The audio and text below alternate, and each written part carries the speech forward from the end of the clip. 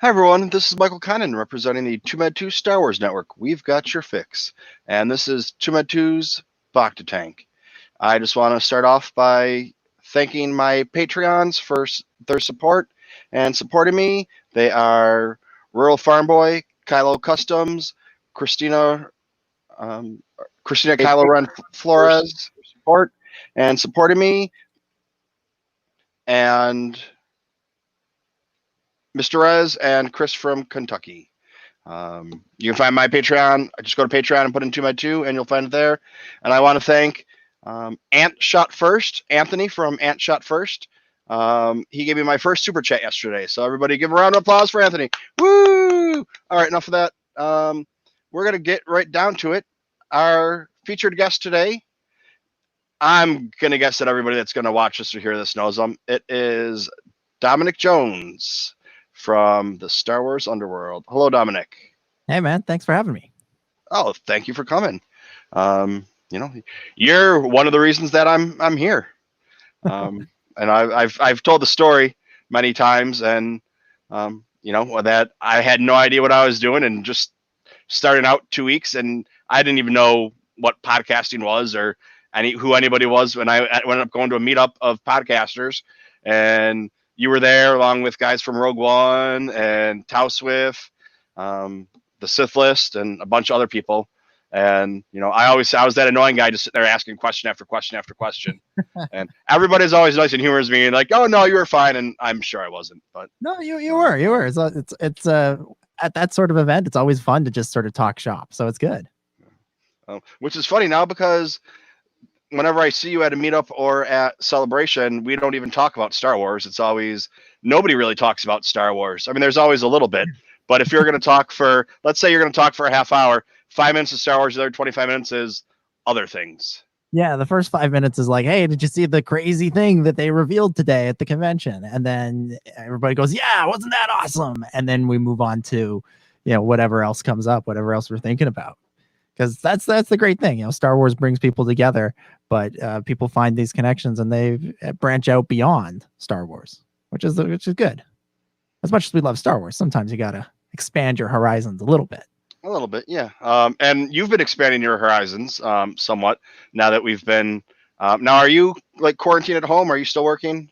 I just went back to work today, so okay. It's been and we're doing the whole thing where we're working, but we're keeping 6 feet apart. We're wearing masks and gloves the whole time, like you're supposed to, like everybody should be. But I did go through an extended period of being stuck in the house. Okay. Now you brought it up. So expanding your horizons. Mm-hmm. What were you doing on quarantine?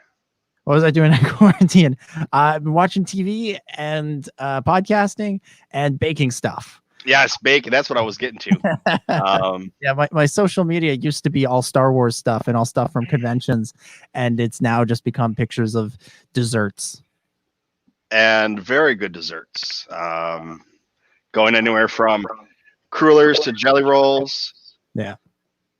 It's been fun. It's been fun to sort of, I've always liked, making, a chocolate cake here and there for somebody's birthday, but it's been fun to expand on that and try a couple of different things. And like we were saying, expanding horizons, and something like, crullers or a jelly roll, or this snickerdoodle cake that we made this past weekend. Yeah, I saw that one looked really good. I think at Celebration you should be taking orders for those. Yeah, I think get there a day early and pump out about 40 cakes. Pay for your celebration. Charge $100 a pop. Pay for your celebration. Yeah, well, the Star Wars Underworld, we usually have a booth, and we usually give away buttons and trading cards and the occasional sticker or T-shirt. Maybe instead we should just have cookies and cakes and pastries and stuff. Maybe I think we'd be the most popular. The most popular booth at Celebration if we did that. Definitely make little tiny cakes. And just put Star Wars Underworld on them and put them out. But that would be. Now you've got my mind rolling. I don't know. I may have to like you said, get there a day early. Probably next year, because let's be real. This Celebration that's supposed to happen this year, it's probably not going to happen. Yeah, I don't see it happening, especially with how they have to figure out the people coming from. I mean, you're not bad. You're in Canada, but it's still not like you have to come far. I mean, you probably have to travel the same distance as me, being from New York City, going to California.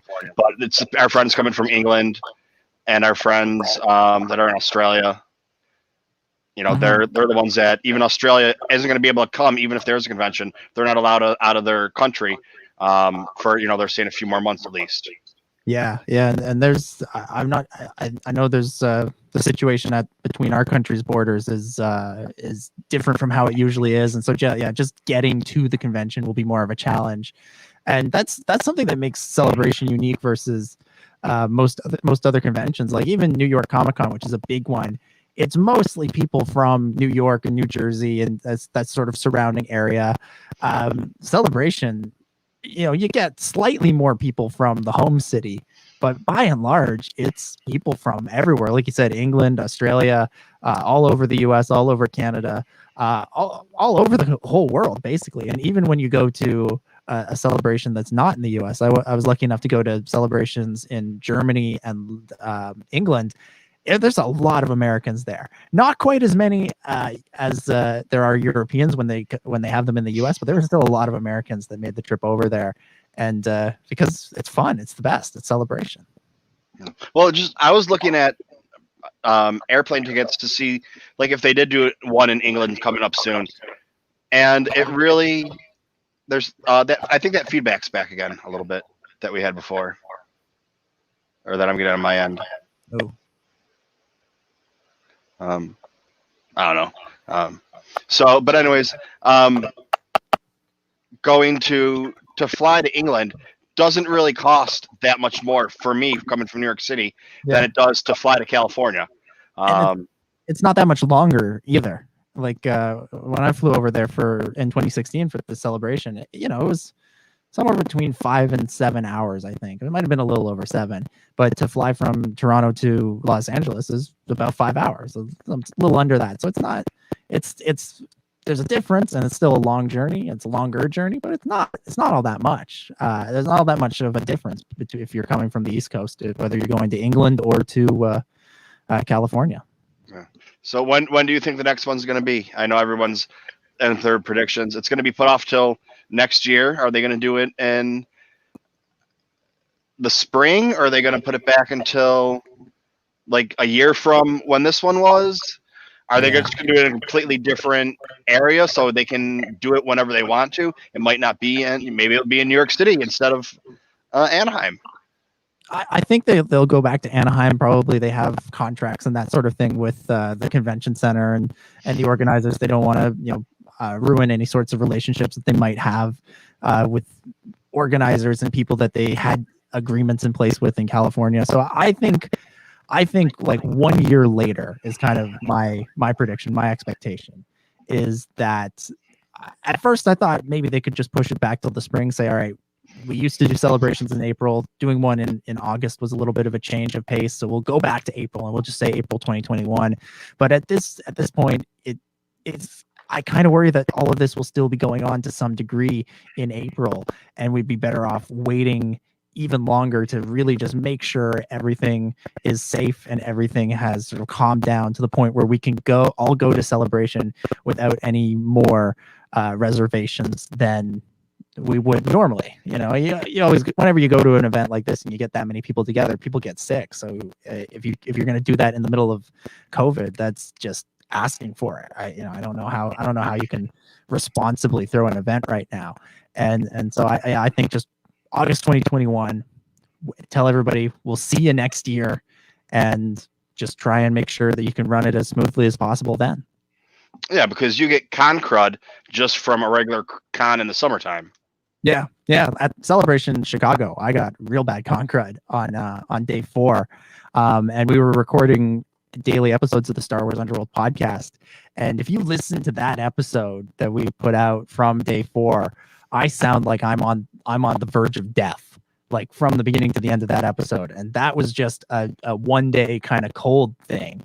And so I just imagine what would happen if they did it now with coronavirus. It would be even worse. It would be really, really, really bad. Yeah. So, I mean, I think even if they did do it in August, they'd still get a lot of people that would go, but a lot of people, I don't know how they'd be able to do it logistically with you already sold tickets, but you can't go because there's a quarantine in your country. So we'll buy your tickets, but then other people that don't want to go because they don't feel safe.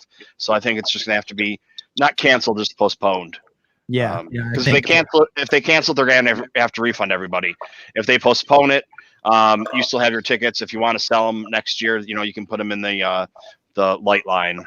Yeah, exactly. Yeah, just push it back 12 months. Say same weekend in August 2021. We'll see y'all then. If you want to keep your tickets, just hold on to them, and you can use them next year. If you can't go, or you can't, or you don't want to go, just tell us. We'll give you your money back, and then we'll resell those tickets to other people who do want to go. And it just seems that's the smart, simple, responsible thing to do at this point.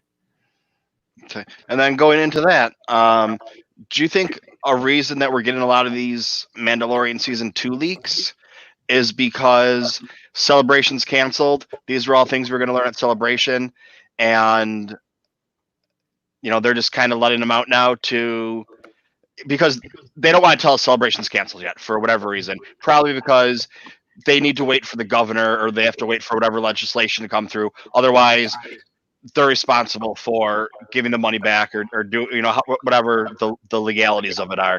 So they have to wait for California to say no, you can't have it, and then they'll say okay, fine, it's canceled, and also save face because we didn't cancel it, they did. Right. So they save all their money that way. So now we have some of these leaks coming out, and there's always the question on whether or not when leaks come out, whether they're through Disney or Lucasfilm or they're actually someone leaking them.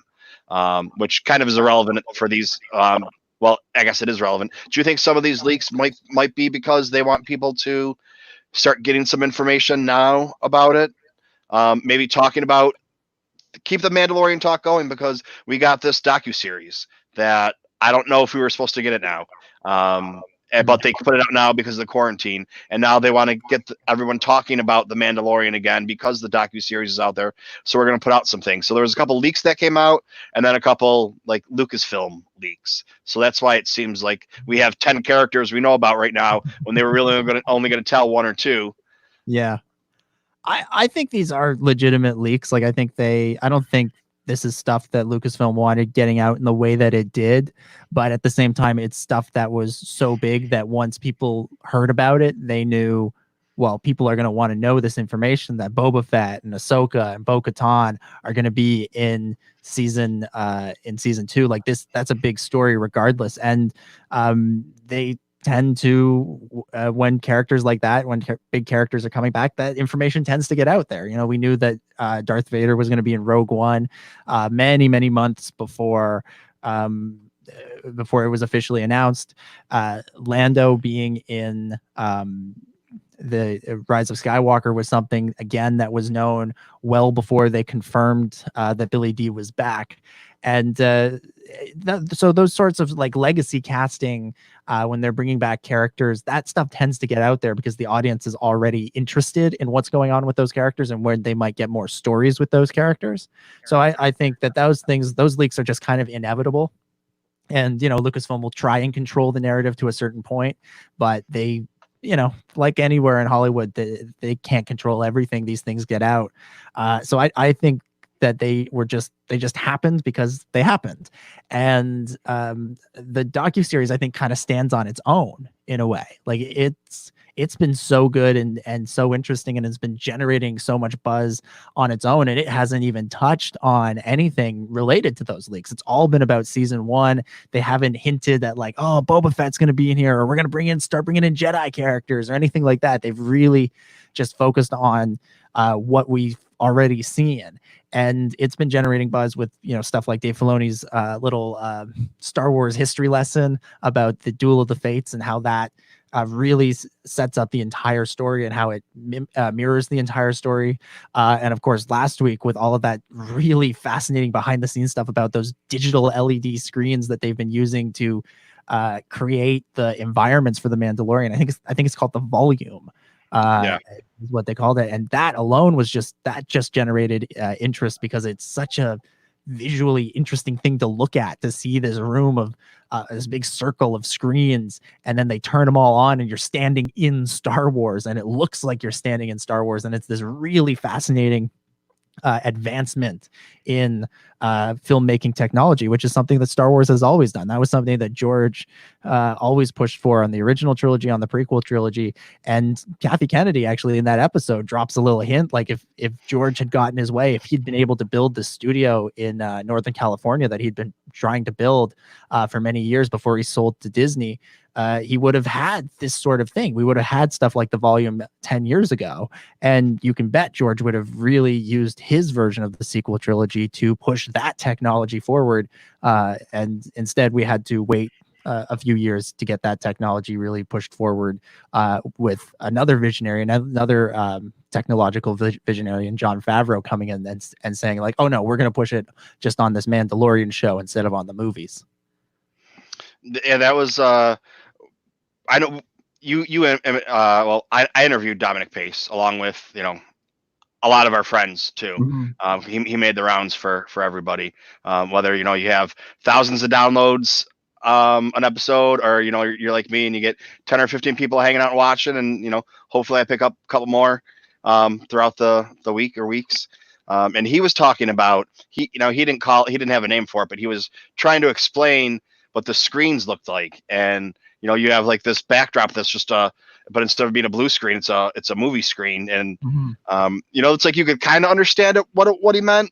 And even watching the show, like, you could still only kind of understand what he meant until, like, for me, when I saw, you know, on the docuseries, and I was like, okay, now I know exactly what it is that he was talking about. Because it's, you know, it's like, it's not, we've never had anything like that before.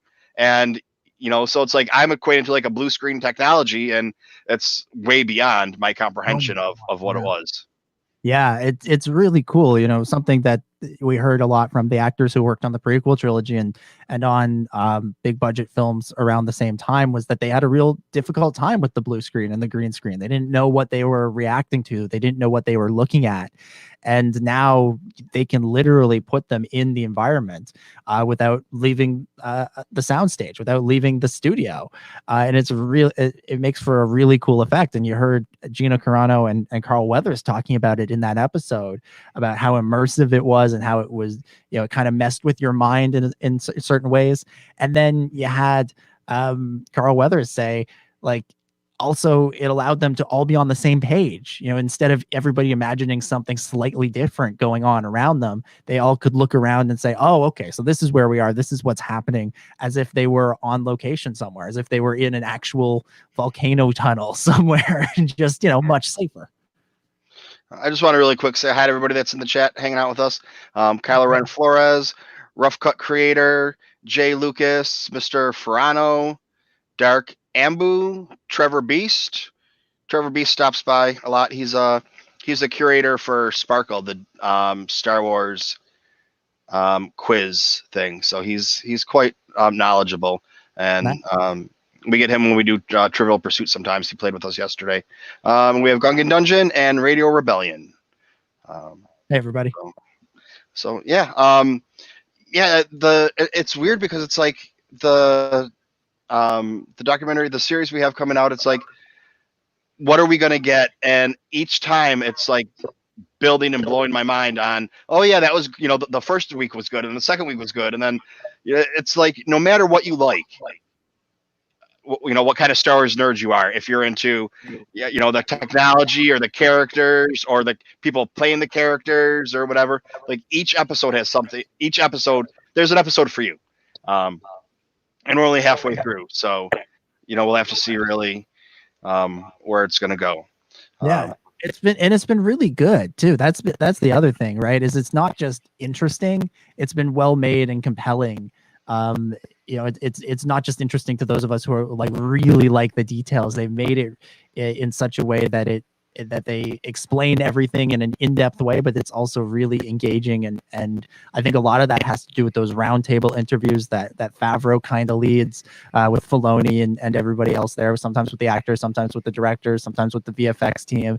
And it just gives it an energy, and it makes it really fun to watch, because I didn't know what to expect going into this series. I kind of heard about it and I thought, is this just going to be like 5-minute things that they throw up on Disney Plus just to kind of keep people subscribed, keep people watching during the pandemic while they don't have any more Star Wars content, right? Because it was, Mando season 2 is still many months away. Clone Wars just ended. And Star Wars has kind of been, it kind of carried Disney Plus for several months here, starting with Mando and then continuing with Clone Wars, really until the Marvel stuff comes along to share the load, I think later this year or early next year. I kind of thought, is this just like a little something just to keep people coming back? But no, it's been something really good and really engaging. And I think once Disney, when Disney bought Star Wars, the behind the scenes stuff took a little bit of a step back, in quality. Like George used to do really good behind the scenes documentaries for the prequels and the original trilogy. But once Disney took over, we got the stuff that was a little bit more typical. It was a little bit more like it was a press release that, or a promotional material. It didn't really go in depth on the making of the movies. You look at the Force Awakens documentary; it's okay, but it's not great.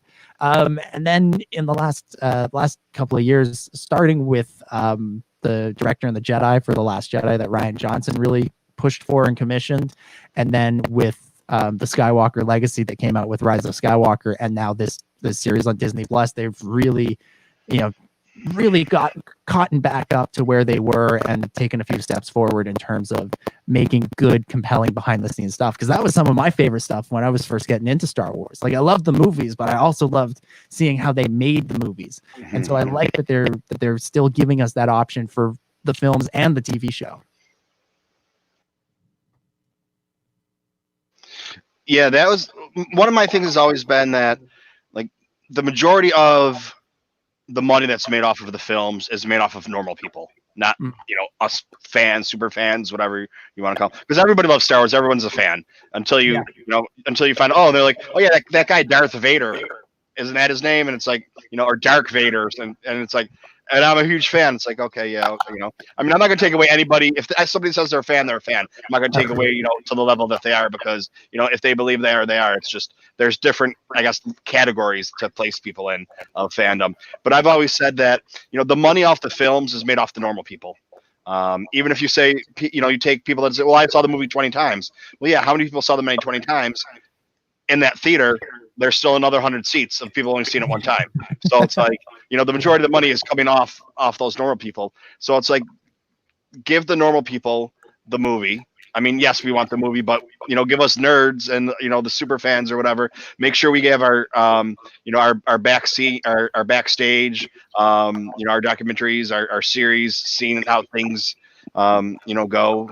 Some of your most popular, podcasts and YouTube channels aren't people sitting around talking to us about Star Wars. It's people that are talking about the behind the scenes and how they work and the things that they've uncovered. So, I mean, it's obviously, there's not as many of those out there, but we're all, us super fans are listening or watching those. Yeah. And when you're doing groundbreaking stuff too, it's worth showing it off. And when you're doing large scale stuff, it's worth showing off. Like in the Skywalker Legacy doc about Rise of Skywalker, you see that giant Star Destroyer set that they built for John Boyega, Naomi Aki, and everybody to ride horses on and run around on and fight stormtroopers. It looks so cool, and it would be such a waste to not show that to people outside of the context of the movie, because it looks awesome in the movie. But then you see, like, they actually built this thing for them to run around on. It's not a trick. It's not an effect. I mean, there are effects, but they really made it something special.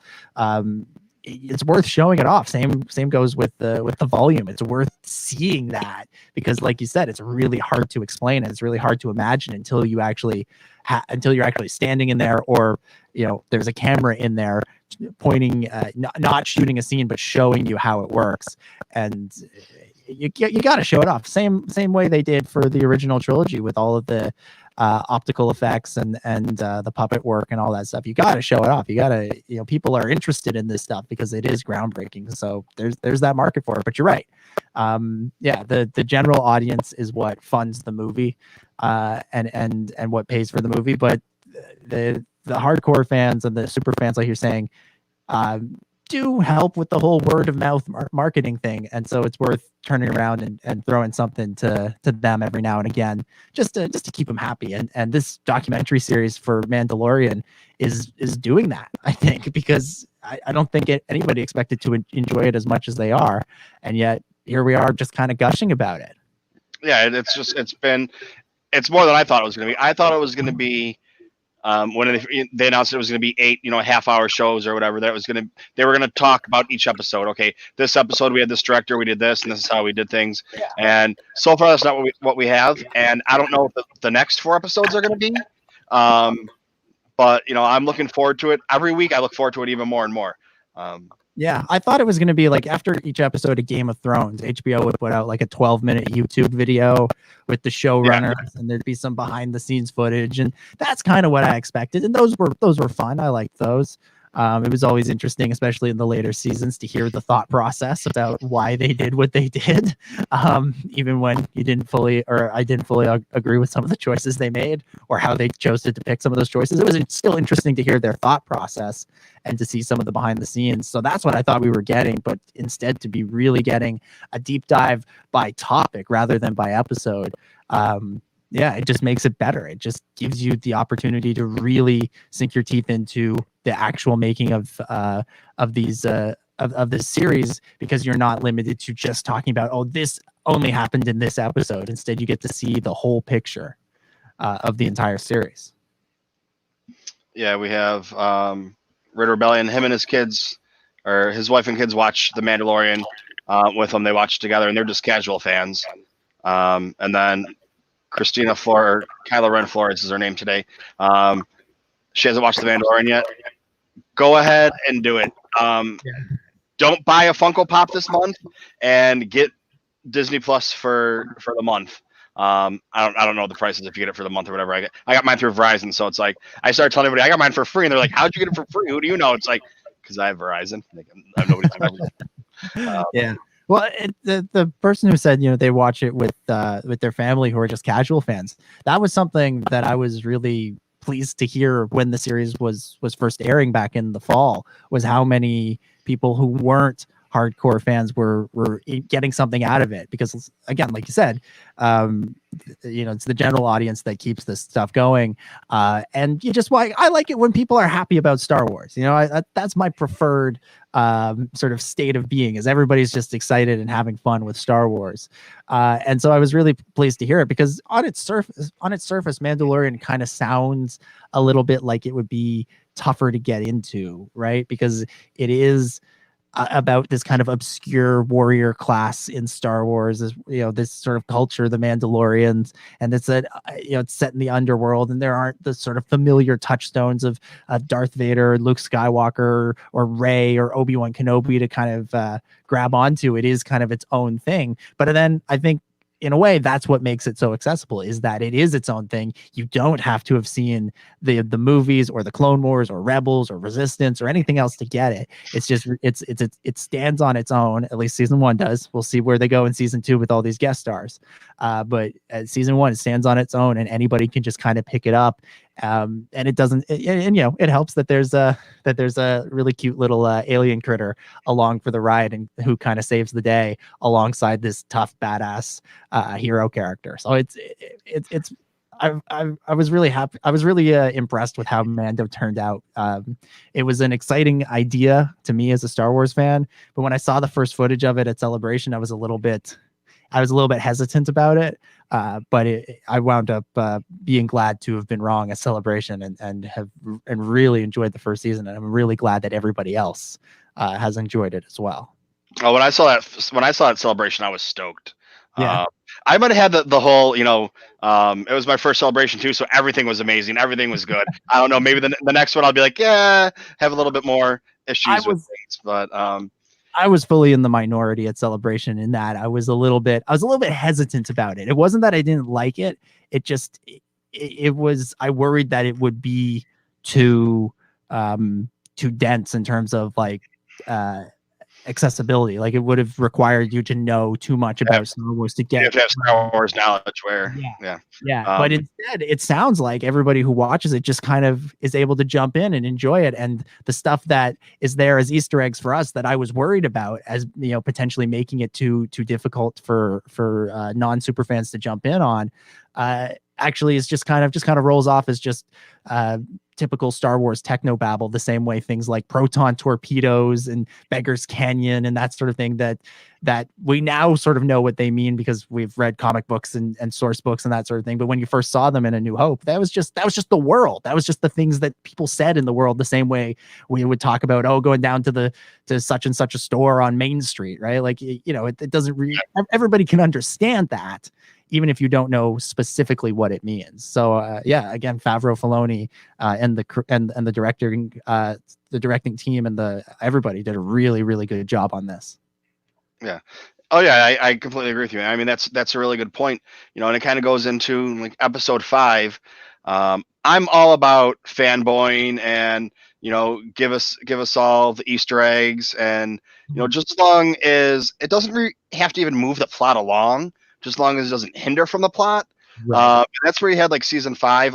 That was probably the I wouldn't say like it wasn't the least liked, or if people ranked them. That was the one where they go into the cantina with Steele's best friend. Toro Calican. Yeah. Calican. And a lot of people didn't like it because they're like, oh, it's too much. And I was like, well, I mean, if you didn't know Star Wars and you watched it, you wouldn't think it was too much. Yeah. The regular person isn't going to know. They might think that place looks familiar, but they're not going to know that's the booth that Han Solo sat in. And then people are upset that how could they, that's sacrilegious to sit in Han Solo's seat with his feet up like that. And it's like, wow, man, it's a movie, and well, I really like that 5th episode of Mando. Not because I love Toro Calican or anything like that. I'm not part of the Calican crew or whatever Steele calls it. But I really like that episode because it takes Tatooine and it just kind of puts a little bit of a different spin on it. It was sort of a nostalgia trip, and you can really get caught up in just kind of going, wow, they're back in the cantina. Wow, they're back in Mos Eisley. They're out in the Dune Sea. These are all things we've heard about and know about from previous Star Wars. But I really liked the way they took Tatooine and they kind of updated it. They brought it into the post Jedi world, and they made a couple of interesting tweaks to it. Like, it's a real small thing, but I love that the cantina is entirely run by droids now. Yep. And it's empty, and that this place that C-3PO and R2 couldn't go into because the bartender didn't serve their kind here is now entirely run by their kind. It suggests a lot has happened on Tatooine. It's no longer this bustling place that it was, and that just as a fan, that just gets my mind going as to like what has changed on Tatooine, what happened there that we haven't seen. And then you continue on in that episode and you see the Tusken Raiders, and you see the way the Mandalorian treats them. And the Tusken Raiders have been, they've been villains in Star Wars up until this point. One attacks Luke in A New Hope. Anakin slaughters the entire village and then calls them animals. And we get a different look at the Tuskens and who they are and who they can be, because the Mando treats them like actual people, like human beings, and respects their land and their rights to that land. And it just made for an interesting, different perspective on these characters that we thought we've known for all these years. It showed a different side to it. So that episode, while it is a real nostalgia trip, it also does a lot to tweak our perspective of Tatooine. It isn't just going, wow, isn't it cool to be back on Tatooine, guys? There's an element of that, to be sure, but it also goes out of its way to show how Tatooine has changed, to show how the events of the saga impacted Tatooine, and to show us just a different side of it with the way it treats the Tusken Raiders. It's a really good episode. It's one that even though it's maybe not the strongest episode, it has a lot of value, and it ties into the rest of Star Wars in a really interesting way. Yeah, and there were some people that, oh well, Sand people never were like that before, and it's like if you look at indigenous people, um, you Yeah, might come through, and they have no problem with you. I might come through the next day, and it's because of the way I came through, and they're going to kill me and my whole family because of we walked on a sacred land, or their customs a little bit better. Obi-Wan doesn't go around killing them willy nilly, and A New Hope, because he's just like, leave them alone. They're going to attack you or whatever. Just you need to get out of here. yeah. Well, and you look at the way different cultures are portrayed in media, it's very easy to turn cultures into a caricature and just say, this whole culture, oh, they're just a bunch of savages. They attack their animals, whatever. But then when you look at that culture in reality and you meet people from that culture, it's not that way. That's not how it is. And I like that Star Wars did that with the Tuscans, because it showed us that they are people with thoughts and feelings and values that the films didn't have time for, because they were showing a different side of it. And again, it just sort of goes to show that you can't trust that when stuff is portrayed one way, that's not how it always is. It's not always that way. There's always more to it than what gets portrayed, and it's Star Wars doing that in its own small way. Yeah, Raider Rebellion said that his favorite is the episode is the Sand People culture, learning about the Sand People culture, and it's true, because then we go in the prequels and we learn that they're just barbarians that go and kill Anakin's mom, or I mean, there's more to the story than that, but but then again, why did they kidnap her? Because their land was being invaded by these people, so they took a hostage or whatever. So I mean, if you kind of equate it like that, it kind of makes a little more sense. And look at even George Mann's book, Myths and Fables. He's got a story in there about, they don't call them the Tusken Raiders, but they're the Tusken Raiders. And Obi-Wan, even though they don't tell us it's Obi-Wan, has to go and, tell them to, hey, stop fighting each other and stop stealing each other's children and feed them to the dragon. I'm going to kill the dragon, then you guys can all be at peace. I mean, roughly, if I remember the story correctly, it's something like that. So it's like they are reasonable, but it's yeah, I don't know. It kind of makes sense to a way if you kind of understand it from their point of view. Yeah, and it's also Star Wars showing its characters and its species to be individuals. Just like in our world, there are good people and there are bad people, and you can't judge everybody by what bad people do. And so, yeah, the Tuscans that kidnapped and killed Shmi Skywalker, they're not necessarily the greatest people, but that doesn't mean that all the Tusken Raiders are, or even that a majority of the Tusken Raiders are. And that Mando episode, again, it just showed a different side to them, and it showed that there's more to them than what the films kind of showed at a real surface caricature kind of level. So now, what is there was while we've been talking, there's like 4 or 5 things I've been trying to bring up, and I'm trying to remember what they are. So all right, so season 2. Yeah. So we're happy with season 1. We're happy with the docu-series we have. Season 2, what do you think is? I was watching the Tatooine Sun thing on Facebook that they just put out, and their question was, do you think there's too many people coming into season 2? My answer is no, because I don't think they're going to be full characters or in there for a long period of time. I think they're going to be in there for one episode. They might be in there for arcs. I really think that they're setting up either live action, other live action stories, introducing Ahsoka to people that don't know who Ahsoka is, and Sabine, the rest of the Mandalorian, the Rebels thing, so that they can go on to either live action Ahsoka or the Rebels cartoon part 2 that's rumored to come out or be in the works, or whatever point it is that it's been reported, supposedly to be from, that comes from Corey Van Dyke and Noah Outlaw, so they're pretty reliable on their things. They know somebody that lets them know little things, and they're responsible when they kind of let them out a little bit. So them saying that that something's going to happen or something's coming up, or I believe them. I wouldn't bet my entire life savings on it, but I'd make a little bet on it. Yeah. Better than betting hockey, better than betting on the Leafs. You might as well bet on the Sabres. Yeah, yeah, that's a whole other thing. But yeah, in terms of the question of, are there too many characters? I'm inclined to agree with you that I don't think we're at that point yet. And in part, it's because I can see why each of the rumored characters, why it makes sense for them to appear. For Ahsoka, it makes sense because you've introduced the Force and you've introduced the Jedi as a concept. And at the end of season 1, it seemed like the Mandalorian, his goal for season 2 was to return Baby Yoda to his people, which he didn't think to mean other Yodas. He thought to mean the Jedi. And so Ahsoka could be somebody who is sort of a representative, not necessarily of the Jedi, but of the light side of the Force. And the Mandalorian could take Baby Yoda to her and she could provide some advice. I don't think she's going to take Baby Yoda. I think they'd be crazy to get rid of Baby Yoda on this show. I think they recognize that this character has kind of become an icon for them, so you can't write him out at this point. I think Ahsoka could provide some critical advice.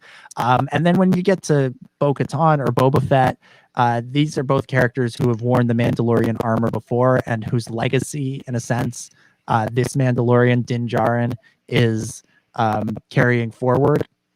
And so I kind of think we might see something with Boba Fett where he kind of like retires and passes kind of the mantle of badass character in Mandalorian armor on to Din Djarin. And then Bo-Katan is the one where I see them really potentially becoming or making that character into a recurring character on the series, because at some point, I think this show is going to transition away from being kind of the man with no name, solitary outlaw kind of guy, or solitary lawman, or however you want to look at it, kind of guy, to being more about restoring the Mandalorian culture. And Bo-Katan, in a lot of ways, represents that. She represents it kind of at its best, and we just saw that in the Siege of Mandalore arc of Clone Wars, where they weren't villains the way that Pre-Vizsla's version of the Death Watch was, or the Mandalorians that sided with Maul who were just sort of out for power and out for themselves. They believed in something bigger, but they also respected the heritage of their people, which is something that Bo-Katan's sister, Satine, did not always do. Satine tried to turn the warrior Mandalorian culture into a pacifist culture, and we saw how that went on the Clone Wars. And Bo-Katan kind of has, I think she has a respect for her sister and her leadership abilities and what she was trying to do, trying to lead Mandalore towards a more prosperous future. I think Bo-Katan just sort of recognizes that future still has to honor what came before in a way that Satine didn't understand. And so I think you bring Bo-Katan in, you team her up with Din Djarin, and then all of a sudden you have a very interesting path that they can explore about how they restore the Mandalorian culture to its greatness, and also make it something better than it was before over the course of this series through these characters. So she's the one where I think that they might be setting up a recurring role, whereas Boba and Ahsoka seem like they're going to be one-offs to kind of give this character a key piece of advice that he needs going forward.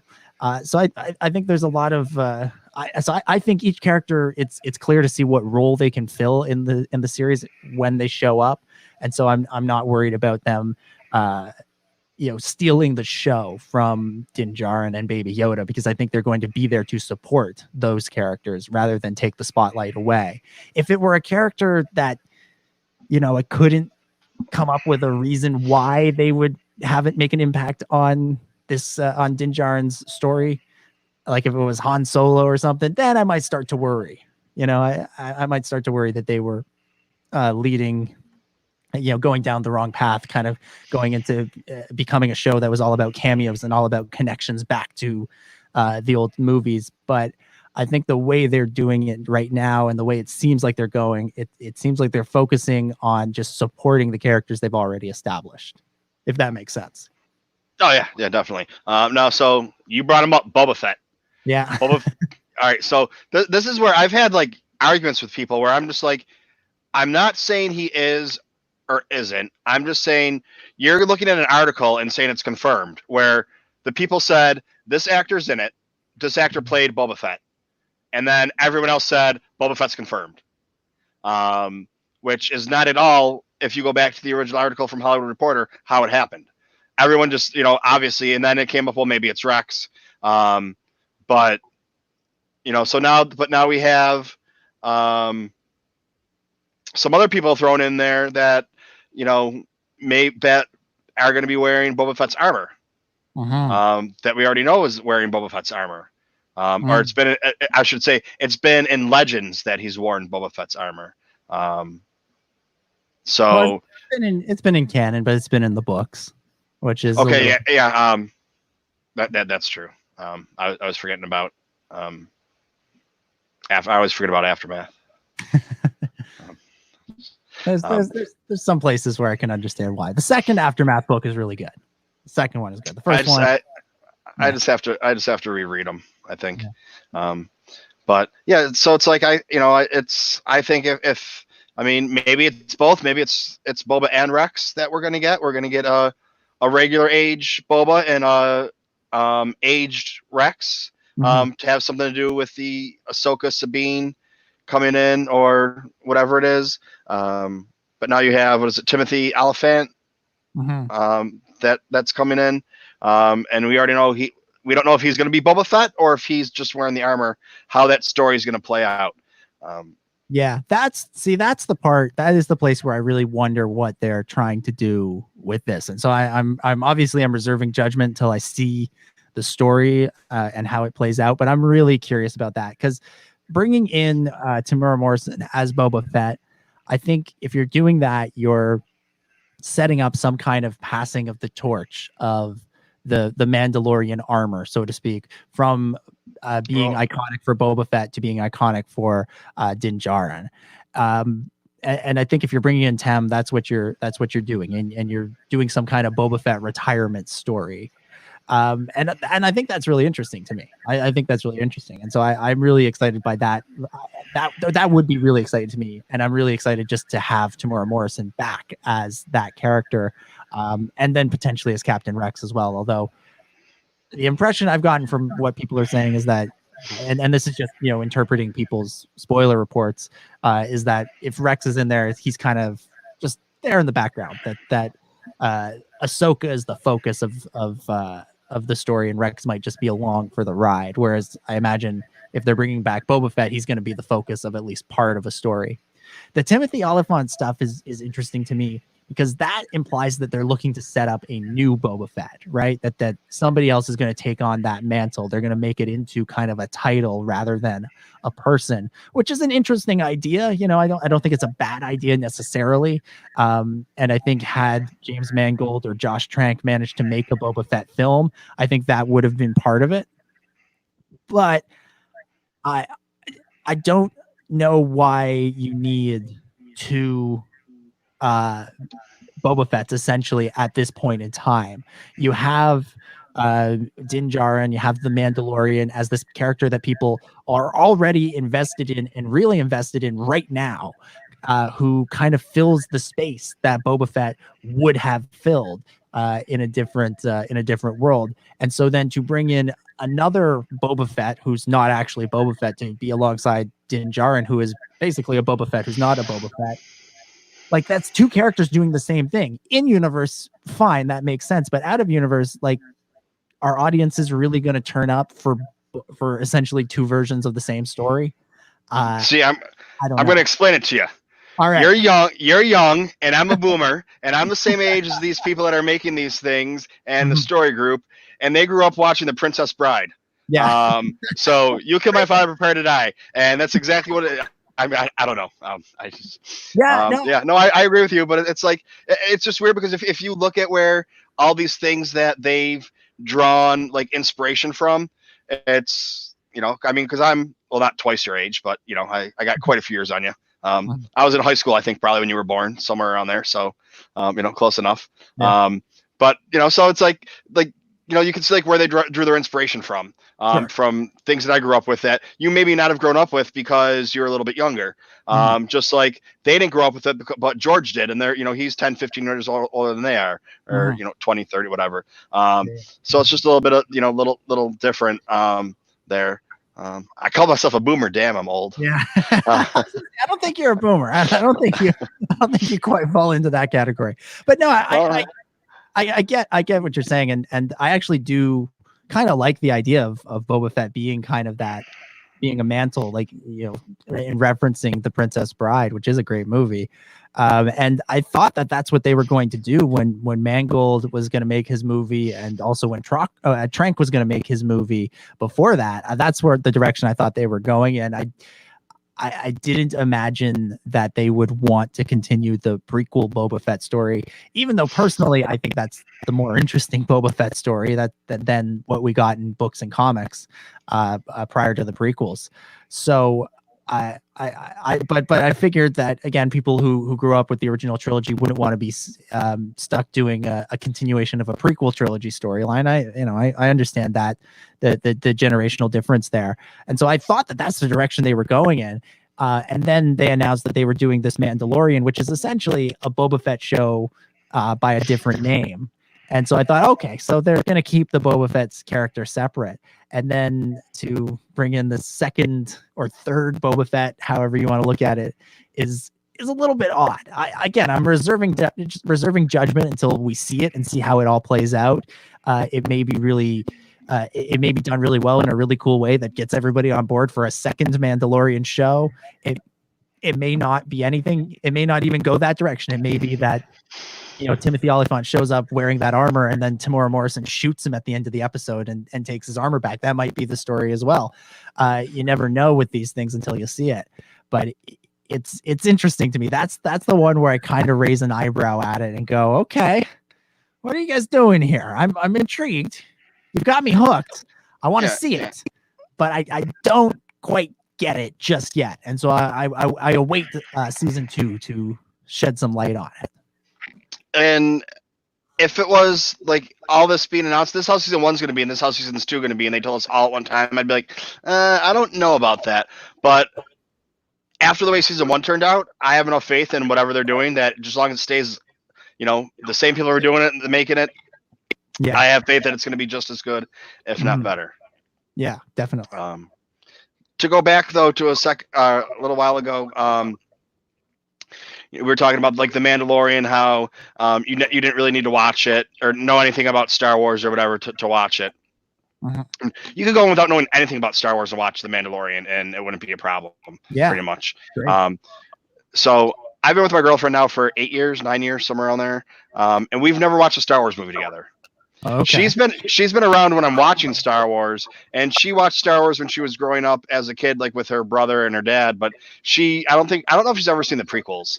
So that's like how she like saw the original trilogy all the time on VHS when she was a kid growing up in the 90s or whatever, during the dark times. But so she finally agreed to watch a movie with me, and she's like, okay, pick which one you want to watch, and I was like, okay. So it's kind of fitting that I'm telling you the story today because I went with Solo. You went with Solo? Okay. Yeah. Interesting. Well, because I figure you don't need to know anything. You can watch Solo without knowing anything about Star Wars, really. It's kind of like along the same lines. You don't really need to know anything about Star Wars to watch Solo, and you can watch it. If I went with one of the OT movies, I would have probably had to explain stuff that she kind of remembered but didn't remember. If I would have gone with the prequels, she probably wouldn't have been that interested in it.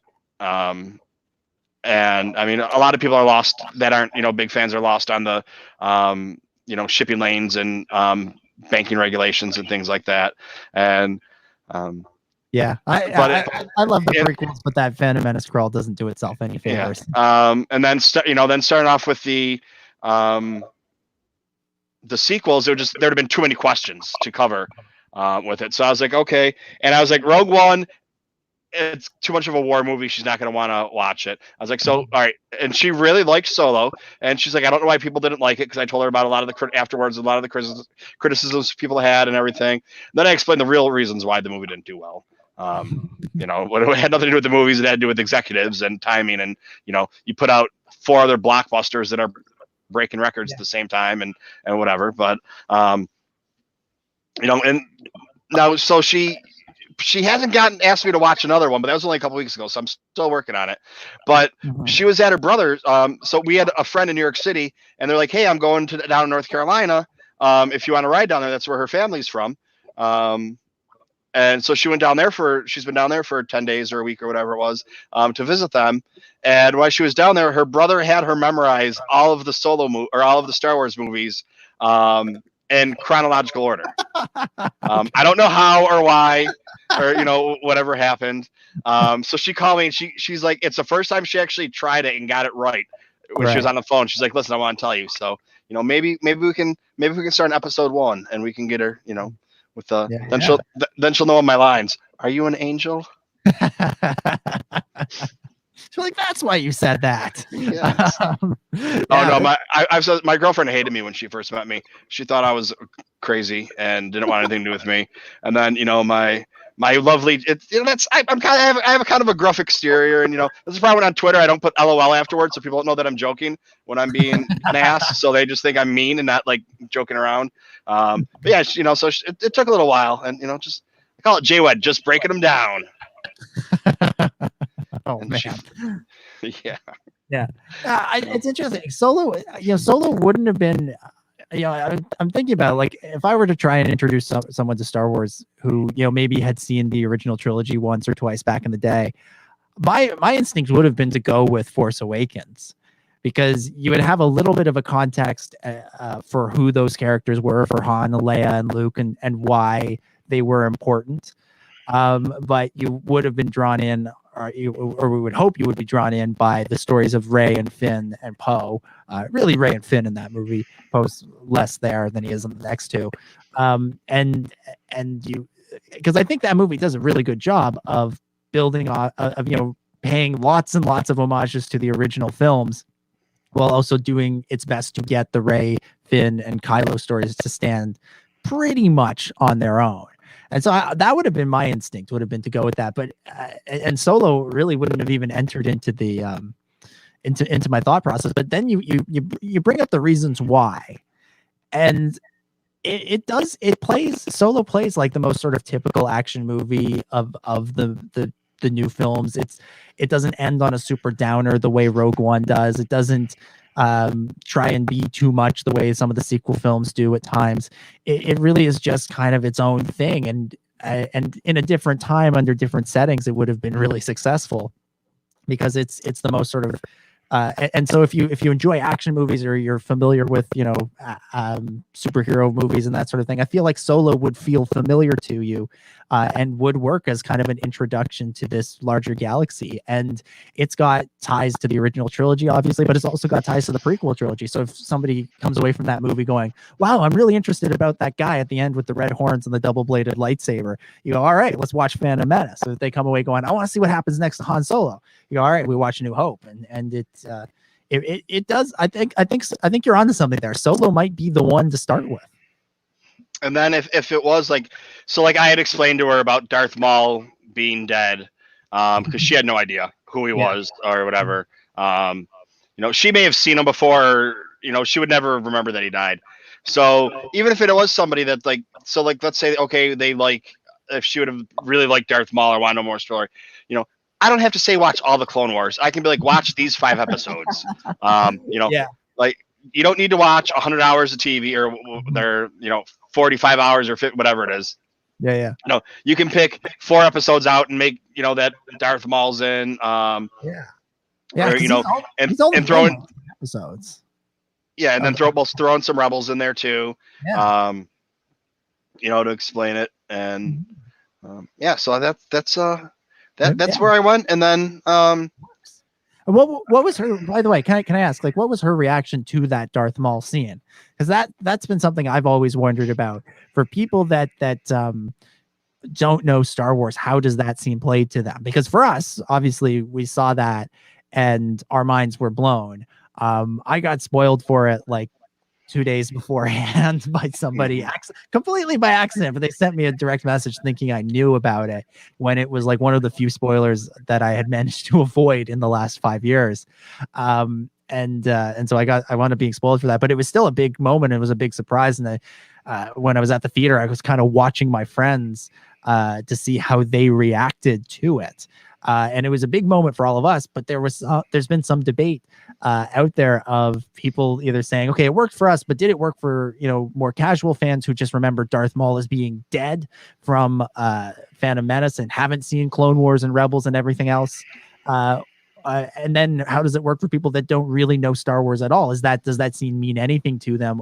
Or is it like sort of how I feel in some of the mid-credit scenes for Marvel movies where I'm like, well, I guess that's just setting up the next one. And I hope everybody who knows what that is excited about it, because I have no clue what that meant. Like, how did she react to it? She didn't know who I had explained to her about spider legs and him being dead and everything. She had no idea. She just thought it was some bad guy that was setting up the next movie. Right. Obviously a dark side force user, because he's ugly and like I don't even know if she would equate the red lightsaber to being a dark force user. But he's got that scary Sam Witwer voice too. Yeah. So she like I had explained to her, and like it was everything, and she's like, well, I mean, it's Star Wars. Like, okay, they told us they told us that's how it is, so that's how it is. What do you mean we need a reason? Like I said, when I went to go see, so I saw on opening night for The Rise of Skywalker, I saw it with Pappas and his crew out in Queens, and then I saw it the next day, and then I saw it the next day at IMAX. Pappas had tickets. He got tickets for the whole week all over New York City, and couldn't use them all. So he gave me a set of tickets. That sounds like Mikey. And it really does. But let me ask you, what was the surcharge on it? What was the markup? That's the whole thing, man. It's not true. It's not an act. He wants to make his money, but if you're his friend, he's going to give it to you. Yeah, for sure. It's like, if he doesn't know you, he's going to turn around and sell the ticket for $50. But for like you, he's just like, oh, just go ahead and take it. Whatever. Right. But yeah, so we went to go see it in IMAX or whatever, and just already seeing and then watching people. And when I went to go see it for the third time, I had a notepad with me. And I was writing down notes. I can't, and it's pitch black. I tried to read. I don't even know where my notebook is. I couldn't read my notes the next day or that night, because it was like, but I don't even remember the hell I was saying. He said, damn you, money bags! You got us all off topic. But yeah, just like watching people, and so every movie that since Disney's taken over that has come out, I'm from Buffalo, and I've been in Buffalo either for Christmas or my birthday when there's been a Star Wars movie that's come out, and I've gone to see it with my father, which me and my father, I was the best kid in the world, and we were didn't get along very well after my late teen years to whatever, to just, me then just both of us just being stubborn and whatever. And, it's not like Star Wars broke down like barriers or whatever, but it's like, that's just one of the things that we do together on the holidays or my birthday when I'm there. So we went to go see The Rise of Skywalker. And afterwards, I'm asking him all the questions of everything that everybody's picking apart about it. Well, what did you think about this? What did you think about that? And so it was good. Oh, yeah, I liked it. Yeah. He's like, I just still can't. There's no sound in space. Like, that's his only complaint. The entire movie is there's no sound in space. Not the Emperor came back. You know what? Star Wars told me the Emperor came back, so the Emperor came back. Yeah. Okay. Right. And it's like, that's where it gets to like the normal people go and see the movie and they all love it and give it, 98 on Rotten Tomatoes. And then, the super fans or whatever go and see it. And that's where it's like a 50-50 split on whether it was good or not or whatever. Yeah. And it's like, so, it's like the normal people go and see it and they're like, well, they told me that's how it is. So that's how it is. Yeah. So, and that's kind of like how she was with Darth Maul and Solo. Yeah, thanks for bringing me back there. I need a little help sometimes.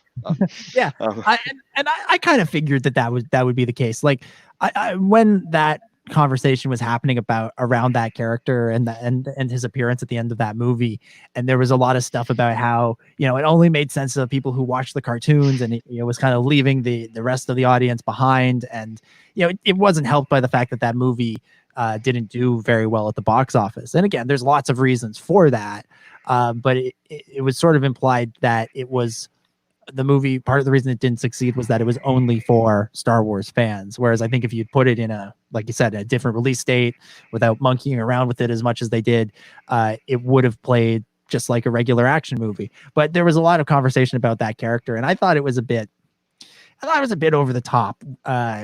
You know, I think, like, I kind of wish that Darth Maul hadn't been there, because I think it's more interesting if in the next movie the villain is Han Solo's ex-girlfriend. Like, I think that's a more that's a more interesting story, just from like a pure character standpoint. From a Star Wars standpoint, it's more interesting if it's Darth Maul, but from just a pure character standpoint, it's more interesting if the next movie the villain is his ex-girlfriend. So like, that was my sort of criticism of that scene. Beyond that, I thought it was fine. I don't think it was inaccessible, but there was some conversation about it. And I just sort of thought, like, you know, like I said, when I go and see a Marvel movie, 9 times out of 10, when the post-credit scene comes on, I don't know what's going on in there. I walk away from that going like, okay, I got to read the Screen Rant article explaining what happened there to know why I should be excited. And I think that for most people who weren't super fans, who were in the general audience who saw that, they went, oh, it's that guy. I thought he was dead. Huh, he must have come back. Well, they'll explain it in the next one. I think that was probably more the reaction than people going like, I don't get it. This movie is terrible. I don't understand. Because we're just sort of, especially with the Marvel movies and superhero movies, we're being led to this point where we just expect there to be things in there that make sense to the hardcore fans, and that the general audience will just have to wait a little bit longer to see. And again, if Solo had come out in December, like I think it should have, and it had made, you know, 800 million or 900 million at the box office, it probably wouldn't have cracked $1 billion. But if it had made 800 or 900 million at the box office, and then versus, you know, 370 or whatever it wound up being, and it was considered to be, you know, not a smash hit, but at least a moderate success, the conversation would have been like, huh, how did Darth Maul come back? And if they'd done a sequel, they would have had to acknowledge it in some way. Now, granted, we saw how they acknowledged the Emperor coming back, and they did it in a really sort of hand wavy kind of way with just the Revenge of the Sith line, which personally I'm fine with, and I think they probably would have done something similar for Maul. I don't think we would have gotten a summary of of the Clone Wars by any stretch of the imagination, but they would have acknowledged it. They would have had to. So I still maintain hope that we'll see some form of Solo sequel, not necessarily a theatrical film. I think the ship has sailed on that, but a Disney Plus limited series, you know, that's 8 episodes long, that tells the story of the rise and fall of Crimson Dawn with Ray Park and Emilia Clarke in there to kind of running the show. I think that'd be pretty cool. Yeah. I mean, that's where it's, you know, do they want to do an actual movie, or do they want to give us a Disney Plus series? And if they do a Disney Plus series, I would want them to do it like they did with the Marvel and give us different storylines, completely different storylines.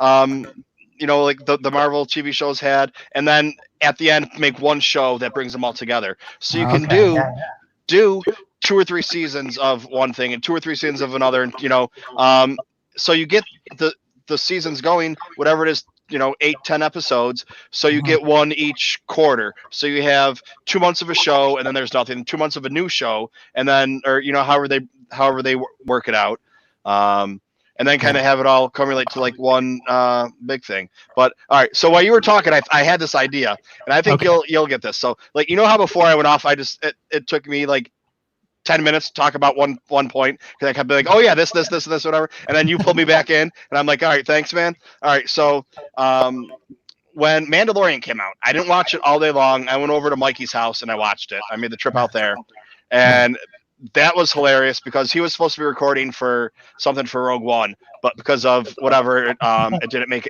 it on there because of production things. So he told me, he's like, why don't you just go ahead and keep it, and put it on your YouTube channel. And I was like, okay. So I put it up there, and then he's like, hey, let's do another one, and we'll do the next episode. I was like, okay. And then he's like, we should keep doing this for the Mandalorian. I was like, all right, well, it sounds like a deal. And the one time he was like, because I mean, you know how, like, all right, my little tangent that I just had right there, Mike and I are a lot alike, except he's completely spastic when he's going on his tangents, and me, I'm just sitting there talking or whatever. So I don't have like the enthusiasm with it. I'm just sitting there kind of boring you while he keeps you keeps you intrigued. He's intriguing about it. So he's like, oh yeah, and you'll get a kick out of this because he's like, it's like we're Coach's Corner. So the two of us when we were doing our thing. So this was the thumbnail for our thing we did. Let me put it. I should be able to get it on here for you to show you.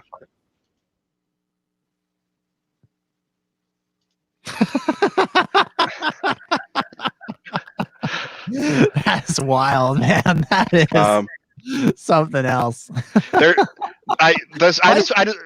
This was the first picture I found. But yeah, it's Coruscant Coach's Corner because we had to make it Star Wars. So this I don't know where the proper edited one with Coruscant Coach's Corner. I haven't moved around or whatever. But yeah, that's exactly, and that's the picture because we took a picture when we were recording. Not on that first day, but on a different day. I think I was at his house Christmas Eve day. Oh, either the day before Christmas or the day after Christmas. I don't remember. So that's why I had on my Santa hat, and he was there. And yeah, so that was us. But I just knew you being a hockey fan, you would totally get the Coruscant Coach's Corner thing. Mm-hmm. Oh yeah, and it makes complete sense that that's how it is. Yeah, Mike has a bit of that Don Cherry energy, just without the racism. Yeah. That's yeah. Yeah, and only like when I put out that only a couple people understood what that thumbnail really meant. And it was just like people are just like, all right, you guys are dressed weird, okay? Like, you don't understand. No, it's one of those things. Hockey fans know what that is. I like cuts. It's good stuff. Good stuff. So, is there any more Star Wars news going on? What do you have going on Star Wars wise? You're just waiting for. I'm putting new words in your mouth right now, but you're just waiting for Celebration to find out, so you can make your plans. Basically, for me, there was a lot of build up to the last couple of months, right? There was the Mando, there was Rise of Skywalker, and then there was season 7 of the Clone Wars. And now that Clone Wars has wrapped, it's like a little bit of a pause, a little bit of a break for Star Wars and me. Like, I'm still obviously still talking about it, still loving it, still doing the podcast, and still thinking about it constantly. But there's not one main thing right now the way there has been for so long. There was so much new content that was just coming at you over and over again between the movies and the shows, that now it's like, all right, we all need a little bit of a breather here. Let's enjoy some lighter content. Let's enjoy some behind the scenes stuff. I'm really curious about this Ahmed Best show that's going to come out on Disney Plus. It's like the Jedi Temple challenges. Like, I'm sure it's not going to be it's not going to be the same as the Mandalorian or the Clone Wars, but I expect it to be fun. I'm just sort of in a place where I'm just like, let's just have a little bit of fun with Star Wars now that all the new content is out for a while. Let's just enjoy what we've got, and then in October we can start focusing on new stories again with Mando, and I guess probably a little bit before that, actually, with the High Republic books and comics as well. I'm really curious and intrigued to see what becomes of that and how those stories go. I don't think it's necessarily going to be a stepping stone to a show or a movie in that era, but I'm really intrigued by the publishing having free reign to tell their own story. They haven't been able to do that for a while. They've been really limited by what's going on with the film production, and they've kind of had to, fill in the blanks rather than tell their own story. And now I think they have a chance to really do something interesting and exciting, and just make the books kind of give the books a chance to be the center stage, the focus for a little while. There's a lot to look forward to, but I think it's also good to take a little bit of a breather after everything we've just seen with Mando, Rise of Skywalker, and Clone Wars. I'm really excited about the books too. I because obviously I enjoy the books. For some people that don't like the books, well, you got to wait for the Mandalorian or whatever. Or maybe you will decide to pick up a book or one of the comics, especially since they kind of threw us a curveball on who's doing what and who's making what. Yeah. They put them all in a hat and drew okay, who's writing a book and pull it out that way. So that'll be interesting to see. I was one of the people though that I was expecting something different out of it, because I was at Celebration, and in the panel they said it's going to be a multimedia whatever, and I took multimedia as being different multimedia type things. So movies, comic books, video games, books, And it didn't help that like a couple of weeks before they announced it, there were all these rumors that like it was going to set up the next major era of Star Wars storytelling, that it would lead to films and video games as well. The books were just kind of phase one of a bigger storytelling initiative, whereas in reality it was all just multimedia meant a bunch of different types of books. It meant novels, it meant middle grade, it meant YA, and of course comics. And beyond that, we're going to get like reference books and that sort of thing as well, which is going to be really interesting, given that usually we think of reference books as being about the movies, and there's no movies to go along with this. So there was I think they were a little bit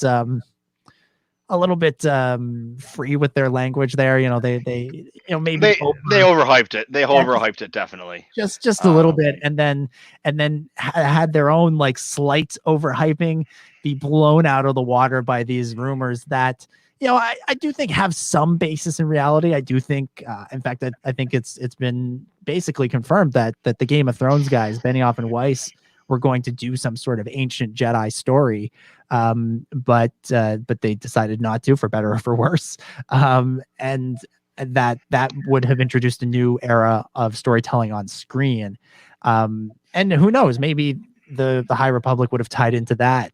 Maybe it was originally supposed to be more than it became, but ultimately it's a publishing thing, and I think it'll be like I said, I'm with you. I'm a little disappointed that it's not more, but I think it could be really interesting and might set a good precedent, right, for Star Wars to, let different story mediums actually tell their own stories instead of just being there to support whatever's going on screen. And it could be good. It could be terrible, but it's probably going to be good. They've got some really good writers in there. Yeah, and I mean, there's so many things and directions they can go with it that we can speculate, but we really have no idea right now, unless you got an inside source that you want to let us know right now about. But even like we got the Poe Dameron book coming out, I think next week. That's in June. Got the Padme book as well. At the end of June, and and then we don't have anything until August. I don't think there's anything in July.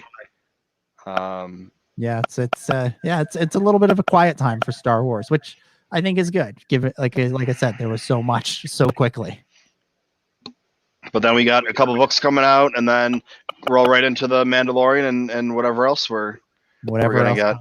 Yeah. And then there's tons of stuff for us to still talk about, and I was going through the visual dictionary page by page and talking about each page, and I got halfway through that, and then the art book came out, and I was going through that. I'm about halfway done with that, and just need to do it. But it's a lot, because I joke that, but I'm kind of serious. There's a lot of reading in there too. You get each chapter, whatever, has a page and a half. Those are big pages of tiny print preface. I'm sitting there. It's funny because I'll get up to I'm a small channel, but I'll have like 15 people in there watching, or whatever, and I'll start reading it, and it'll go down to like 6. Right. And then I'll go back to, just talk about the pictures, and it goes back up to 15. Like, people are like, oh, he's talking. Okay, I'm going to leave. We just want to see pictures. And, it was first, I was like, listen, this is my book. I'm going to talk about how I want to. So if you want to leave, go ahead and leave. I don't care. Come back.